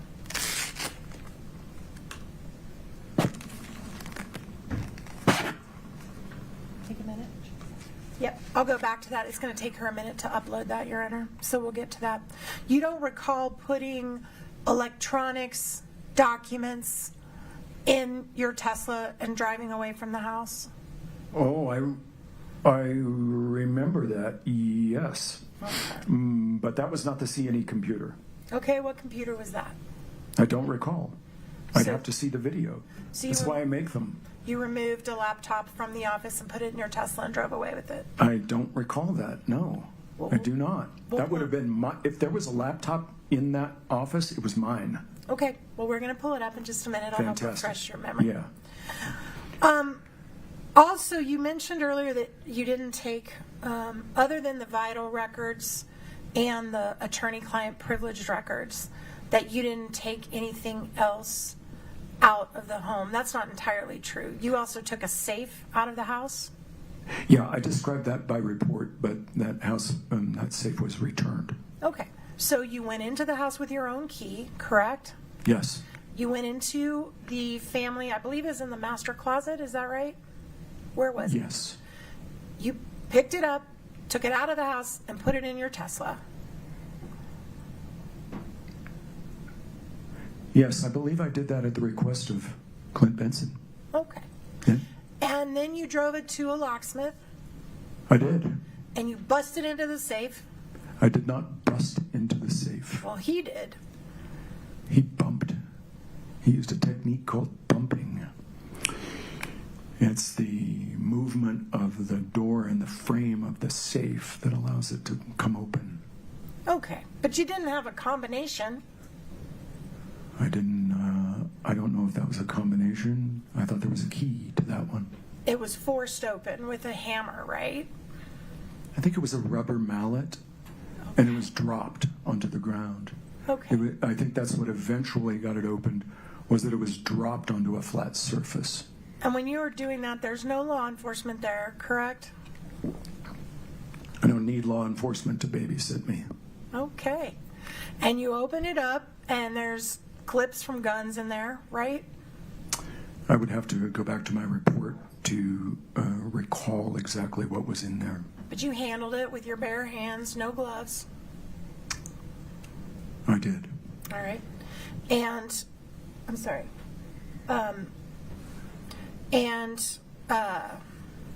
You also found an unusual residue in the safe. Do you recall that? that you touched with your fingers? I don't recall that. All right, we'll play that in a second. Fantastic. I do think we found the video of the laptop, so can we queue up for the witness only GXO10073? Yeah, that's my laptop. I am scanning into my laptop the documents that I am going through at the office. That is my laptop. The black one? Yes. Okay. So you're scanning all the documents you're finding in the office and then loading them into your laptop? Yes. Okay. All right. And again, Clint Benson was not present when you were doing any of this? Yes, that is my testimony on direct. Okay. Now let's go to the one of the safe. Can you pull up the clip 100055? Hold on just a moment. 1055. See if you can find that one. Sorry. I think it might be under the impeachment documents. Nope. Okay. All right, we'll get the safe one up to refresh your memory about that residue. You don't remember touching some residue and filming it and asking the safe breaker if that was unusual to find residue in a safe? I don't recall that. I would have to refer back to the video that I made of that for just this purpose. Okay, no worries. So my understanding is you were at the house. There were some times before you got access to the house while Ms. Richins was still living there that you would sit outside her house and observe the house while she was in it. Is that fair? It is not fair. That is false. You never did that? I never sat outside her house and watched her. False. Not on March 9th of 2023? Correct. Not on April 12th of 2023? Correct. Okay. But you did put trackers on their cars, is that right? I did. And that's a secret device that you put on someone's car so you can follow where they're going without their knowledge? So GPS tracking devices are generally covert, and there's good reason for that. I put GPS devices on Kouri's vehicle and two of Lisa's vehicles, one of which was being used by Kouri's brother, Ronnie. So her mother's cars and her car. That is correct. And how long did you track these individuals? I think there were different times for different vehicles. I don't recall the exact amount of time, but that'll be in the file that you have. And did you turn over your reports on every single place they went for months to law enforcement? Yes. And you know that law enforcement is required to have a warrant to do that. Well, they have to get a warrant, and I have to go through a different procedure that is prescribed by Utah law to appropriately place those devices. Did you track anybody else's car in this case? I want to say yes. Yes, I did. Who else's? There were some vehicles that I suspected that Carmen Lauber may be utilizing. But I discovered that, in fact, the vehicle that was parked at her house overnight on many occasions was being driven by someone else. So you never gave that report to law enforcement? I believe I did. You gave the Carmen Lauber tracking report to law enforcement? Yes, it wouldn't be named Carmen Lauber, though. What would it be named? Oh. I want to say there were a number of people that were associated with her residence. That's all right. If it's There was someone. Nick Bonsavage. There was another young man who were frequenting that residence, and I believe that vehicle that I tracked from that residence was seen there overnight on multiple occasions.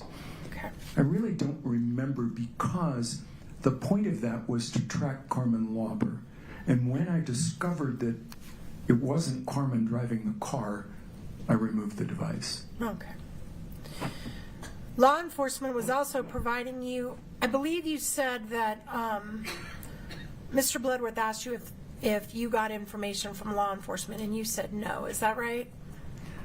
No, that is not right. Okay, please correct me. Well, I would have discussions with law enforcement. I could garner an understanding. I could read between the lines, if you want. In fact, you went to meetings with law enforcement about this case, didn't you? Oh, yes. How many times did you have meetings with them? I don't recall. I don't count them. Okay. The number is not relevant to me. Well, you appreciate it might be relevant to me? Can you try to remember? Half a dozen. Okay. Can you pull up TG 11 for the witness only?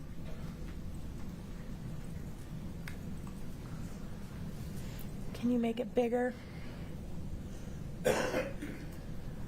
All right, sir, do you recognize that? Oh. Can you see it? I can see it. Do you recognize it?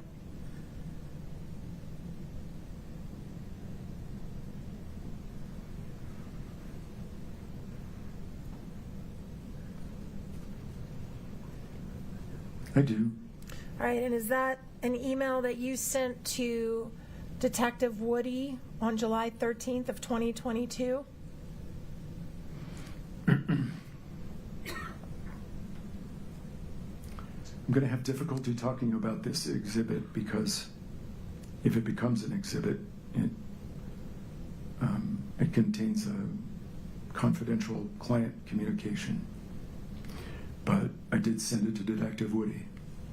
Okay. Your Honor, I would object to Mr. Gabler being required to testify regarding any claim. With respect, I'm not sure you have standing to make any objections, and he seems fully attuned to the issue. Ms. Nestor, I'm not sure where we're headed, so just take it one question at a time. I shall. Thank you, Your Honor. Is it fair to say that this is an example of you suggesting to Detective Woody that now would be a really good time for law enforcement to interview Carmen Lauber? Yes. And why would that be, sir? She's on the ropes in drug court is what it says. Right. She was on the ropes. And in fact, what you argued was she would be very likely to be compliant at this point with law enforcement. Is that your words? Yes. All right.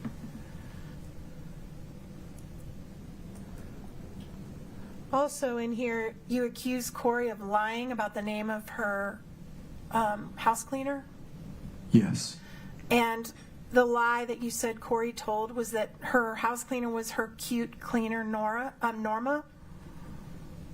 Yes. In fact, didn't you, sir, finally confirm that Norma Garcia was her house cleaner? I did later confirm that, yes. So when you sent this to police and said Kouri was lying, you were wrong.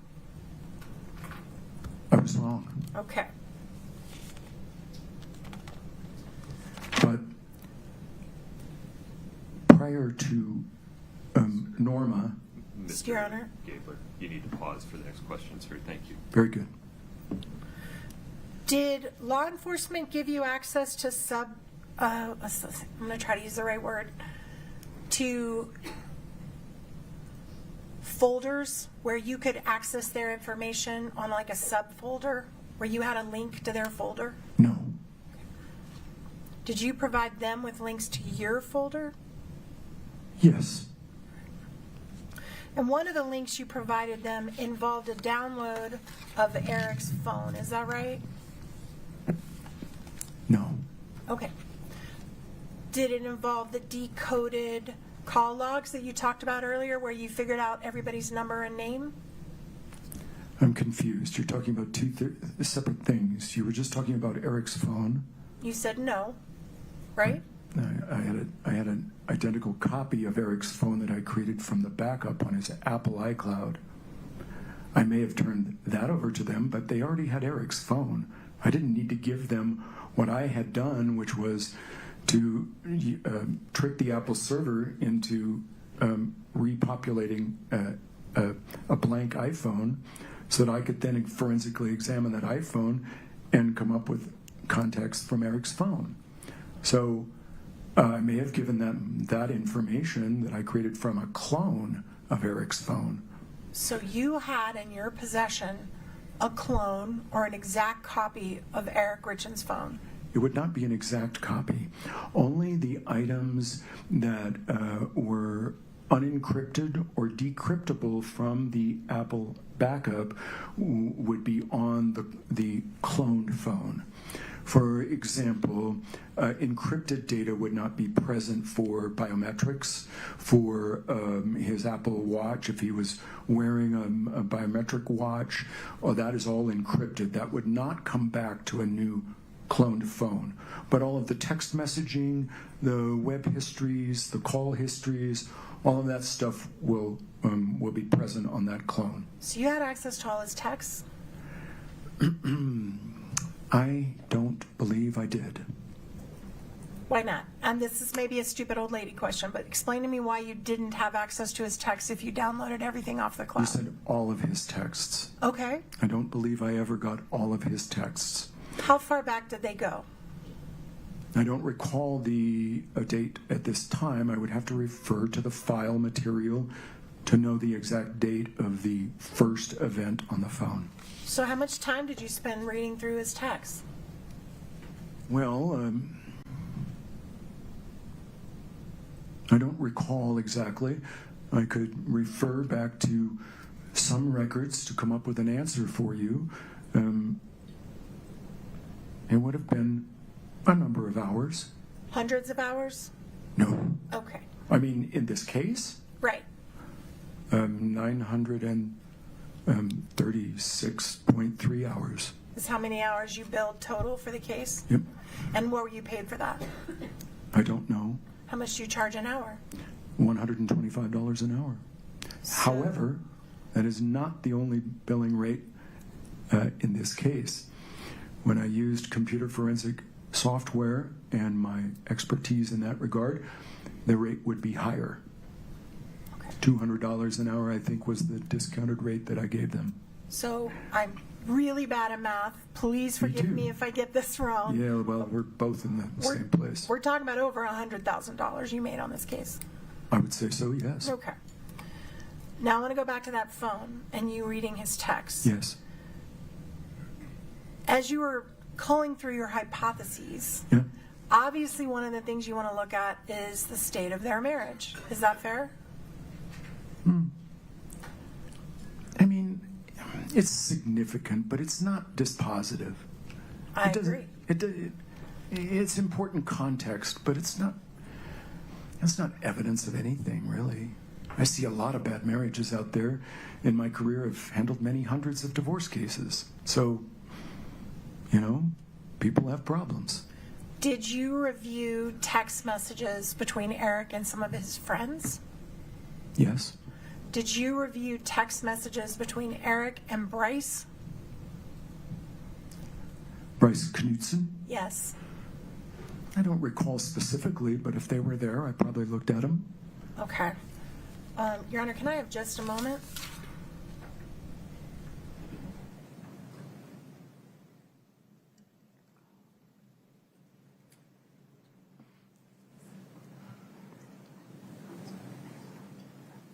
This was sitting here.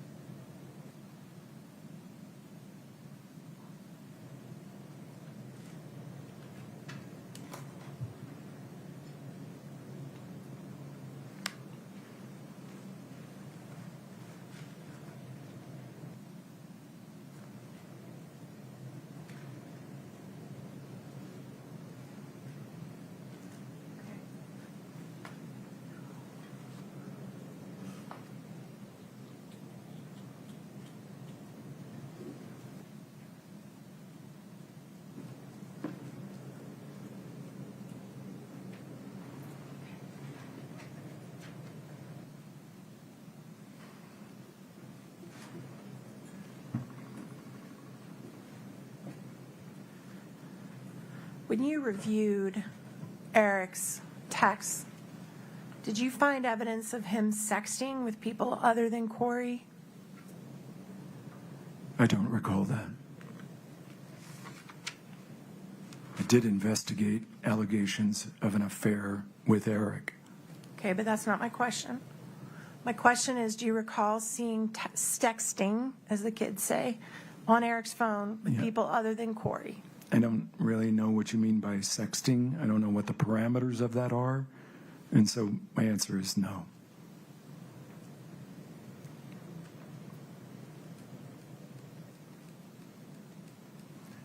Okay.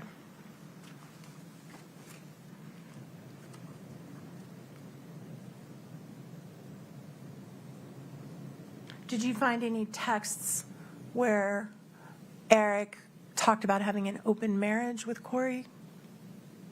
I don't recall that.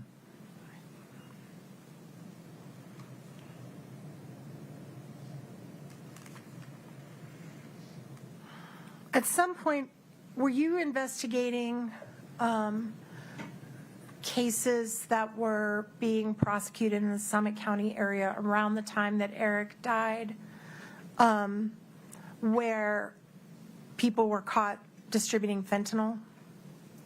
Yes. Did you gather affidavits from cases where fentanyl was being sold in the Summit County area? Yes.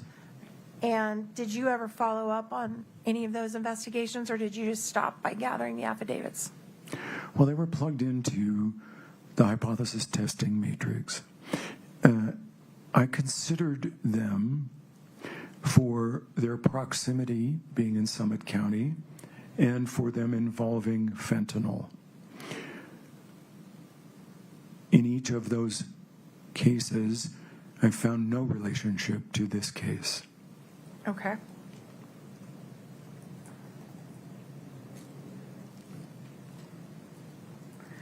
I want to pull up TG2, Katie, just for this witness only. Sorry, I lied about the time. I'm going a little bit longer, Your Honor. I'm close to done. No problem. Sir, do you recognize that? I do. Is that what you were talking about with Mr. Bloodworth, which is the decoding where you looked at his call records and tried to figure out who he was calling? It is the record that I referred to when I was talking about it on direct. I agree with that. And Katie, could we go to the page for the date 2/14/2022 at 12:23 p.m.? It's a ways down.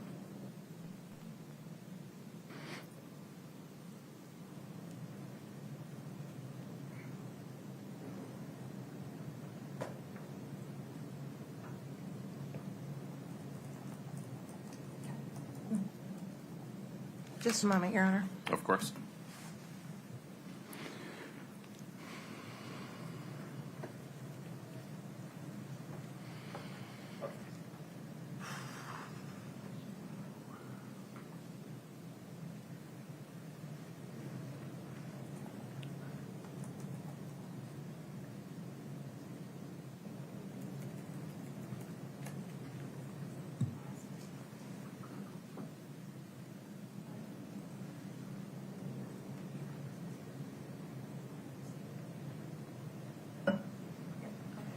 All right, sir, we've blown up a section. Does that refresh your memory about what you determined a call that was made on December 14th at, Give me the date one more time. I'm sorry, February 14th, thank you, Your Honor, at 12:25 p.m.? Well, this is not a record that I created, but I recognize the format, and it appears to be that Eric Richins' phone had an incoming call at 12:25. Can you look at the call right above that one? This is an outgoing call from Eric Richins' phone on March the 9th of 2022. I'm sorry, February the 14th of 2022 at 12:23, 2 minutes before the first record that we talked about, and that is to a different number, 801-473-5058. So as part of your investigation that you were doing on the mirror phone, you could at least identify a call that was made by Eric at 12:23 p.m. on February 14th, right? I'm confused. We're looking at an invoice record from a carrier, and Right. you're asking me about his phone. Those are two different things. Did this invoice come from his phone No, billing records? from his carrier, from Verizon. Right, That's not a record from his phone. That's a record from his carrier. I understand. Two different things. So according to the bill from his carrier, Yeah, he made a call at 12:23 p.m. on February 14th. correct. Okay. Objection, there's a 901 problem here. I'm done with it, Your Honor. Hold on. You got to approach for a moment, if you would. There's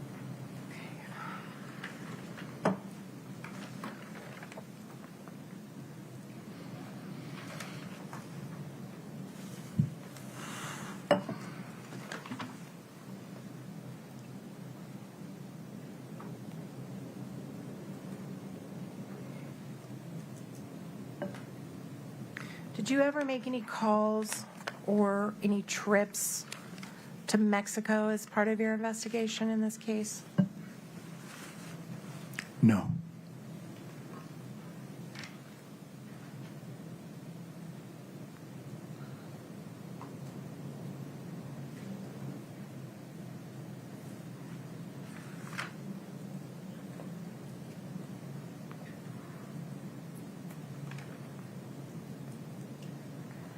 You mentioned you interviewed 45 to 50 people, somewhere around there, 40 to 50. Yeah, it's an approximate number. I have no method of calculating that number. It's approximate, based upon my memory. Did you ever interview Kouri? I did. I spoke to Kouri. She called me on January the 19th of 2023. All right. And she voluntarily spoke to you She called me. and talked to you voluntarily? She did, and I stopped her. I told her it would be inappropriate and unethical for me to continue the conversation outside the presence of her lawyer. I then texted her lawyer and had a phone call with her lawyer about the propriety of her client speaking without her presence. Okay. I then So requested that Kouri submit to an interview multiple times. All right, stop. Okay. Don't reveal what anyone else said to you. Okay. The point is, Kouri called you to talk to you and tell you her side, right? I don't know what her intentions were. She seemed very angry that I had contacted one of her business associates. I believe that was the reason she called me on that date. Okay. And so you never, to this day, have sat down with Kouri and heard her version of what happened? No, despite my repeated requests. Okay. But she called you. And I was bound by the ethics not to talk to her outside the presence of her lawyer. She was a litigant. She sued my client. Okay. And ultimately, as you were working with the trust, did you become aware that the trust filed a wrongful death suit against Kouri? I am. And are you aware they're seeking over $10 million in damages against Kouri Richins? I didn't know that. It's irrelevant to me. Okay.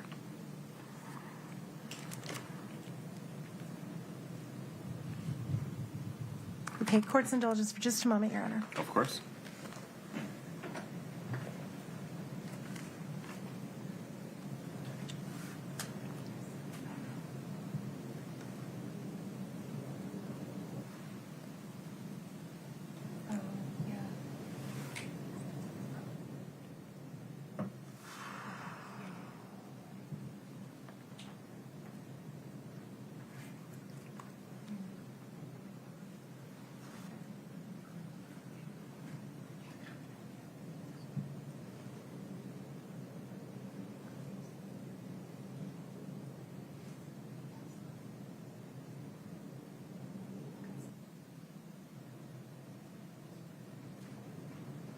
Your Honor, can I have just one moment?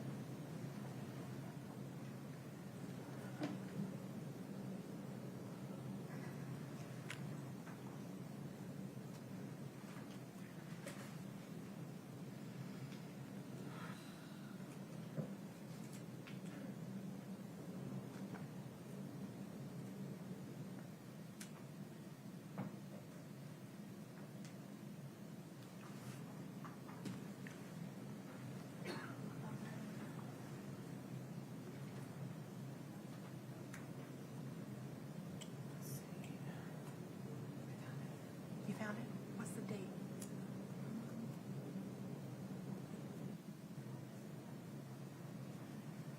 Okay. I asked you whether you recalled seeing any texts with Eric about him and Kouri having an open relationship, and you said you could not recall. Is that right? Correct. Can you put that up on the screen, Katie?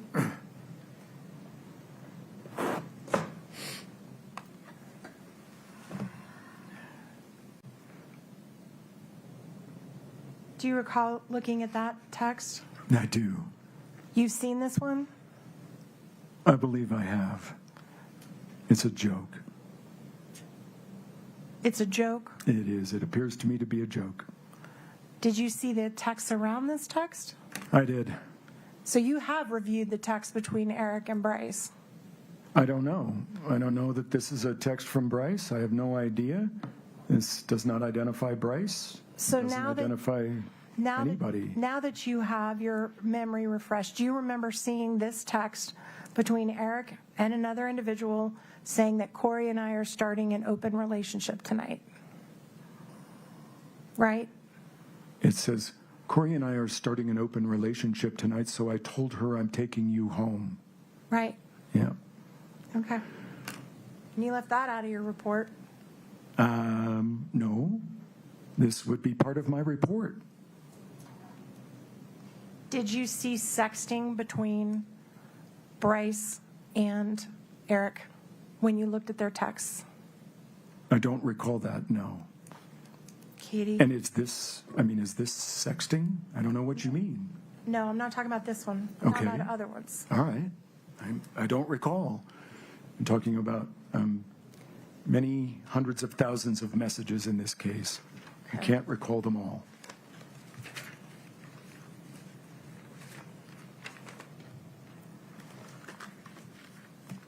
Let's see. Just a moment.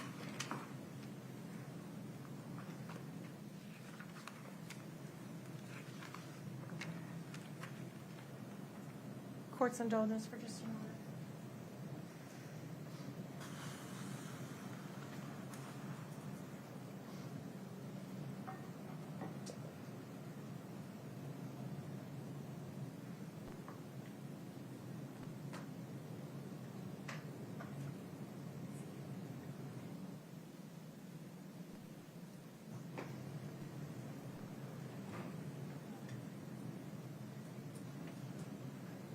Can I show you this other text right here and see if this refreshes your memory?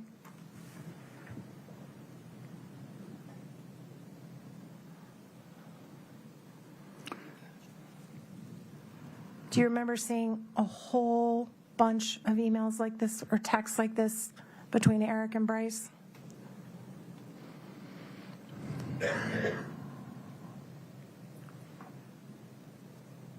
Honestly, no, I don't remember.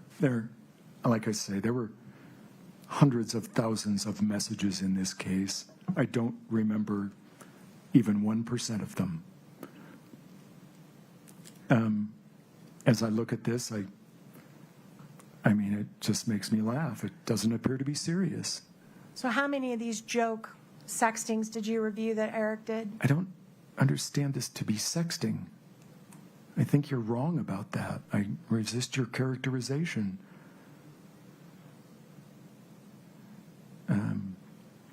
These are two friends joking with each other. That's what I'm reading here.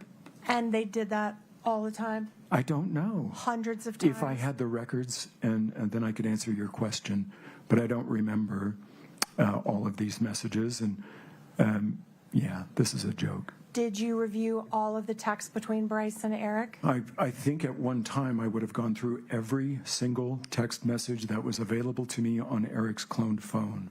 So, do I recall it? Well, I mean, I recall that it was a bit mind-numbing. There was a lot there. Nothing particularly stuck out in my mind or memory about those messages. Did they repeatedly talk about having sex acts together? I don't recall. Did they repeatedly talk about oral sex together? I don't recall. Did they talk about anal sex together? Also don't recall. But you read them all, I'm sure that I did. and it's all joking. Knowing what I know about Bryce and Eric, yeah, that's how I interpret it. So you do remember reading things of this nature, and you interpreted it all as joking? No, as I sit here today, I interpret it that way. I would have interpreted it that way back at my original reading of it. That doesn't mean I recall it. It means I have an opinion about what I thought then. That's different. And what did you think then? They were joking? No. What I think now is that this was a joke. I do not have a recollection of this at the time that I first read it, but if I had a recollection of that time, I'm sure it would be the same as it is today. And if there were these tens of 20s of 50s of these types of emails, all of them would be jokes? Sustained. Yeah. That's it. That's all I have, Your Honor. Mr. Bloodworth, anything further for Mr. Gabler? Yes, Your Honor, thank you. The text, they're a bunch of to-dos locker room talk from August of 2018. That was my read of it, yes. There wasn't any serious read that Eric Richins and Bryce Knudsen were engaged in some homosexual affair? Zero. In all of the text messages you reviewed, did you see any evidence of Eric using illicit street drugs? No, I looked and I could not find.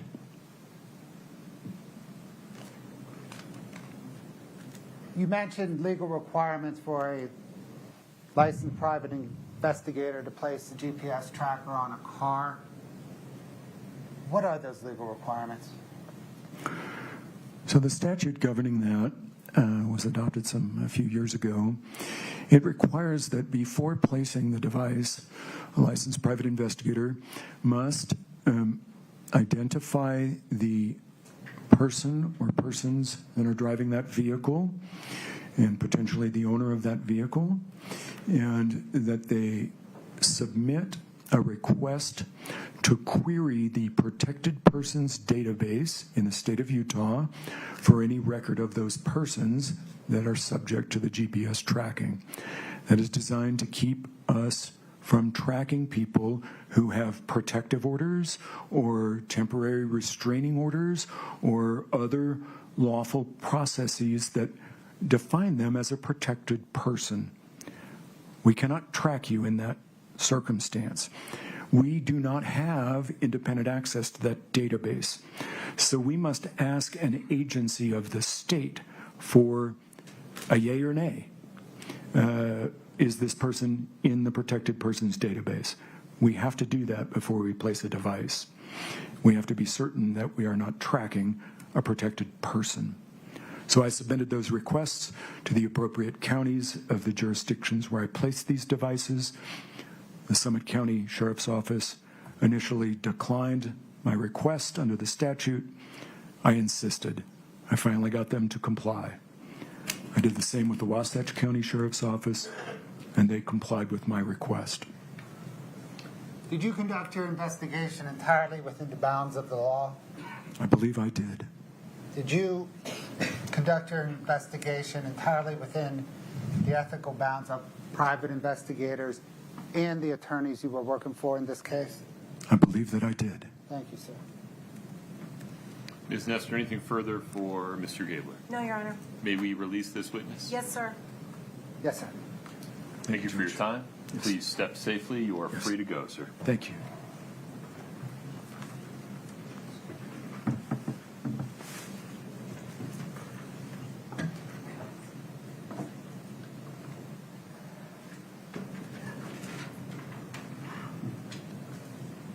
Mr. Bloodworth, is this an appropriate time to recess for the day? It is, Your Honor. Ms. Nestor?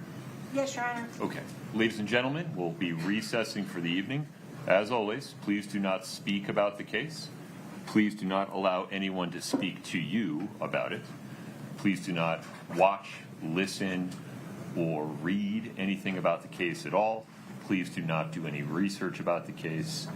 To allow me and the attorneys to talk about some legal issues that hopefully will keep us efficient during the presentation of testimony tomorrow, please be here ready to go at 9:30 tomorrow morning. Thank you for your patience. All rise for the jury.